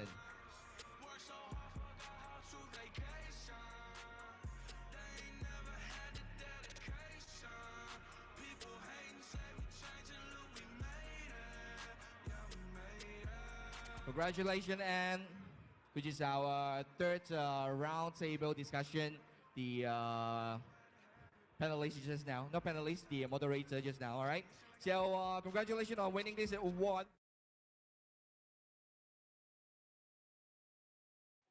All right, so the second question is going to sound like, what are some of the important features that set your agency apart from your competitors? Quality, quality, quality. I think that's actually our team motto in the agency. We are very, very sticky on quality, and everything has to pass through quality control before it gets out to the media. So we really make sure that all that is in place. And then another feature I would say is that we are, I think our vision, that is like the most important aspect of what keeps the dream alive. So we felt, for myself personally and by extension the agency, what's really important is that we are, at the end, we are working towards bettering the world at large, communities in particular. So that is a very important point for me. And how do we do that? Through the abilities available to us, the resources available to us. So yeah, the vision is something that is very important for myself and my agency. And I find that when I communicate that to the rest of my team, and get them involved, this is also something that will get them, when this vision is shared with them, this is something that also gets them very engaged, and then they are also part of this whole vision. And then I suppose, yeah, that's right. Yeah, okay, so another part that sets us apart from other agencies would be what we do in terms of strategic and critical thinking. This is something that I feel is really important because positioning really is everything, right? When you're able to position a brand, a project optimally, when you're able to identify and analyze strengths, weaknesses, challenges, opportunities, that is when you're able to develop and then strategize like the most optimal solution for a brand to have its maximum exposure and visibility. Okay, and I think that, but one important thing to point out is that we have been placing thousands of publications for our clients in many, many top media, all the top tier media like Yahoo, Benzinga, Investor Place, Crypto.com, Being Crypto, I mean, you name it. We've worked with like many, many different types of publications. And what is important about that is that a lot of these articles and publications are gained organically. So, we have been successfully positioning our brand, successfully pitching our story pitches to these, different media platforms. And this means that we are getting real engagement for our clients, real engagement and interest, which is so much, better than actually just getting like sponsored paid media. So that's something that I wanted to point out. Absolutely agree with that. Most of the time, the things that we see is like sponsored but I believe that that's not the only way. And the best thing, if you can get the organic, that's the best way, and it's most sustainable way to moving forward. That's how I think about it. And one last question, as a CEO of your agency, so what do you think that are important qualities that lead your agency to success? And do you mind to actually share us a few examples for that? Okay, I think a very important one is team empowerment. I feel that when you are leading a team, what's really important is that you're able to assess whether they need hand-holding and when to let go, and then just let them totally own the project. This is really important because when they actually are able to own the project, that is when you actually get the best results from your team, because they will want to do their best and be creative and just like achieve, the best possible results from any initiative. But of course, this is a very, very challenging balance, to get, because if they're not ready, then obviously, you have to make sure that you're still hand-holding them, because you do not want them at any point to affect, the client's expectations or results, their ROI, and all of that. So this is a very, very challenging tightrope that you have to walk. But if you get it right, you can, really, really fly with it. A lot more things to learn from you, Cecilia, to be honest. All right. So once again, thank you so much for your time, Cecilia. Thank you so much, Karen. Thank you so much. Thank you, everybody. So see you in the next sessions. Thank you. Bye-bye.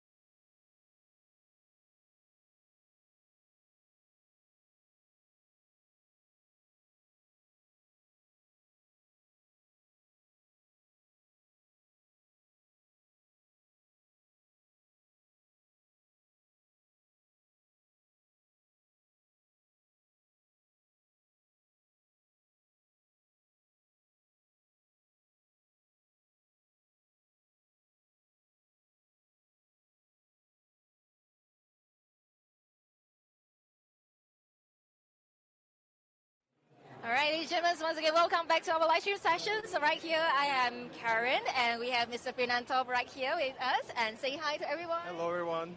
All right, amazing. So let's start off. We have a few questions for you. First one, do you mind to share us a little bit more about yourself and your company? Yeah, sure.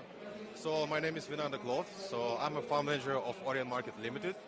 So a bit of the company. So we have started our company back in UK in 2018. So since then, we kind of created optimal environment for traders at any level. So, and currently we have 100,000 users with 1 million trades in one single month, yeah. Right, amazing. Can you share a little bit more about like what kind of service that you guys are having and what kind of advantage that set you apart from your competitors? Yeah. So first of all, I would say, as you can see, we have created something like called ATC. It's Advanced Trading Commission, and also the PAM model. So these two models, it's a precise type of method. So currently we are working on it, and then we're just new to the market. So, but I believe in the future, so we're aiming to have like win-win situation with the clients. It's going to be beneficial for our users, our company, and also our team, fund management team. Yes. All right, that's amazing. It's about like all-win kind of situation. That's amazing. Okay, so the one last question. Do you mind to actually share like one big thing that's going to happen in 2023, or what's your future developments for your company itself? All right. Since I would say, first of all, we're just new to the market. We've just been in the market for 8 months. We just entered the market last October. And I can say that Southeast Asia is a big market for any traders. So far, we're working on the Southeast Asia in general. So right now, I'd like to take this chance and thank my partners, the collaboration. So first of all, we have people in Sri Lanka. Their name is Mr. Max and Mr. Shalam. They are from our IB team. And also Kingsley community, Xing community, the club, and also like our aim, of course, like everyone else, just to achieve our goals. And then since we're here, we can see there's a lot of work to do, but at the same time, like I can see the potential in Southeast Asia market in general. So it's really amazing. I'm really excited. I think step by step we can achieve our goals. Great to have you, Mr. Venancio. Thank you so much for your time, and to the next sessions. Thank you. Bye.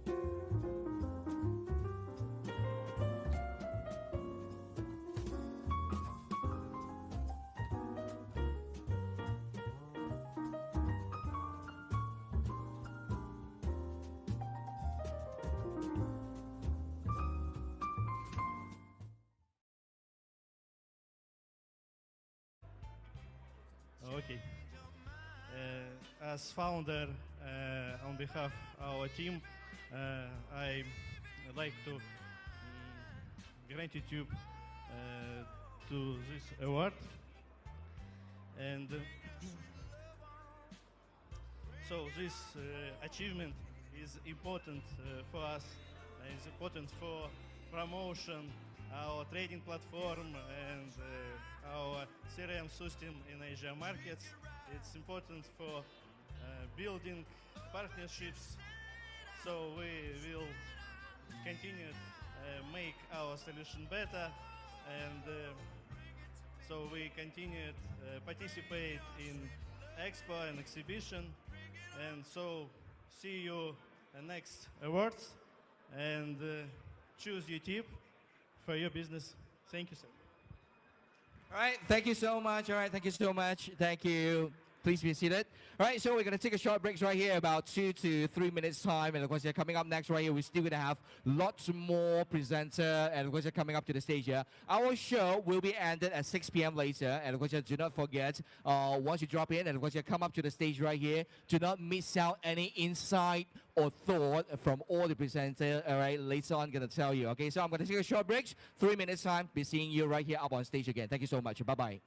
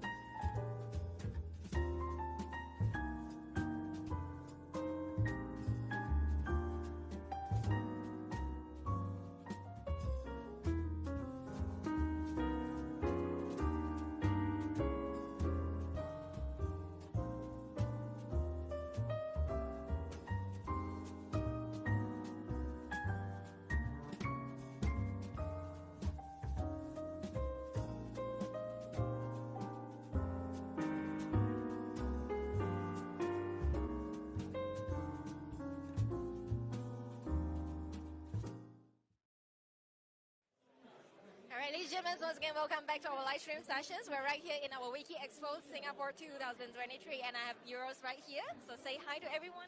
Hi, everyone. All right, amazing. So a few questions for you. First one, can you introduce a bit more about yourself and also your company? Yeah, my name is Uroš. I'm coming from Serbia. I'm a co-founder and CEO of War Rhythm. We are a blockchain-based game. We are developing some kind of MMORPG, and we are very happy to be here, actually. I really like the community. People are very open, and hopefully this will not be my last time in Singapore. Yeah. Absolutely, we would like to see you once again. All right. So the second question is going to be like, what's the next big thing for your company? So do you mind to actually share, like, what's your future plan for your company? Well, we would like to release our beta version of our game within 4 or 5 months. And after that, probably and hopefully we'll get some traction and go into some further venture capital raising. And we will see what's going to happen next. Yeah. Amazing. I really look forward for what's going to be up for you. And the last questions would be like, what do you think about WikiEXpo itself? Like, what does it bring you here? Honestly, I was a little bit skeptical about WikiEXpo because, like, I found it pretty accidentally, but I changed my mind. I'm very grateful that I'm here. And the whole staff that's been engaged in the whole event were very supportive. People are very good. We made very good connections here and big network. So I'm very grateful to be here, and hopefully I will come on the next WikiEXpo event. We're already looking forward to have you in the very next one. And once again, thank you so much, Euros, for sharing with us about your company and about your visions. And hope to see you in the next one. All right. Thank you, everybody. Bye. Thank you.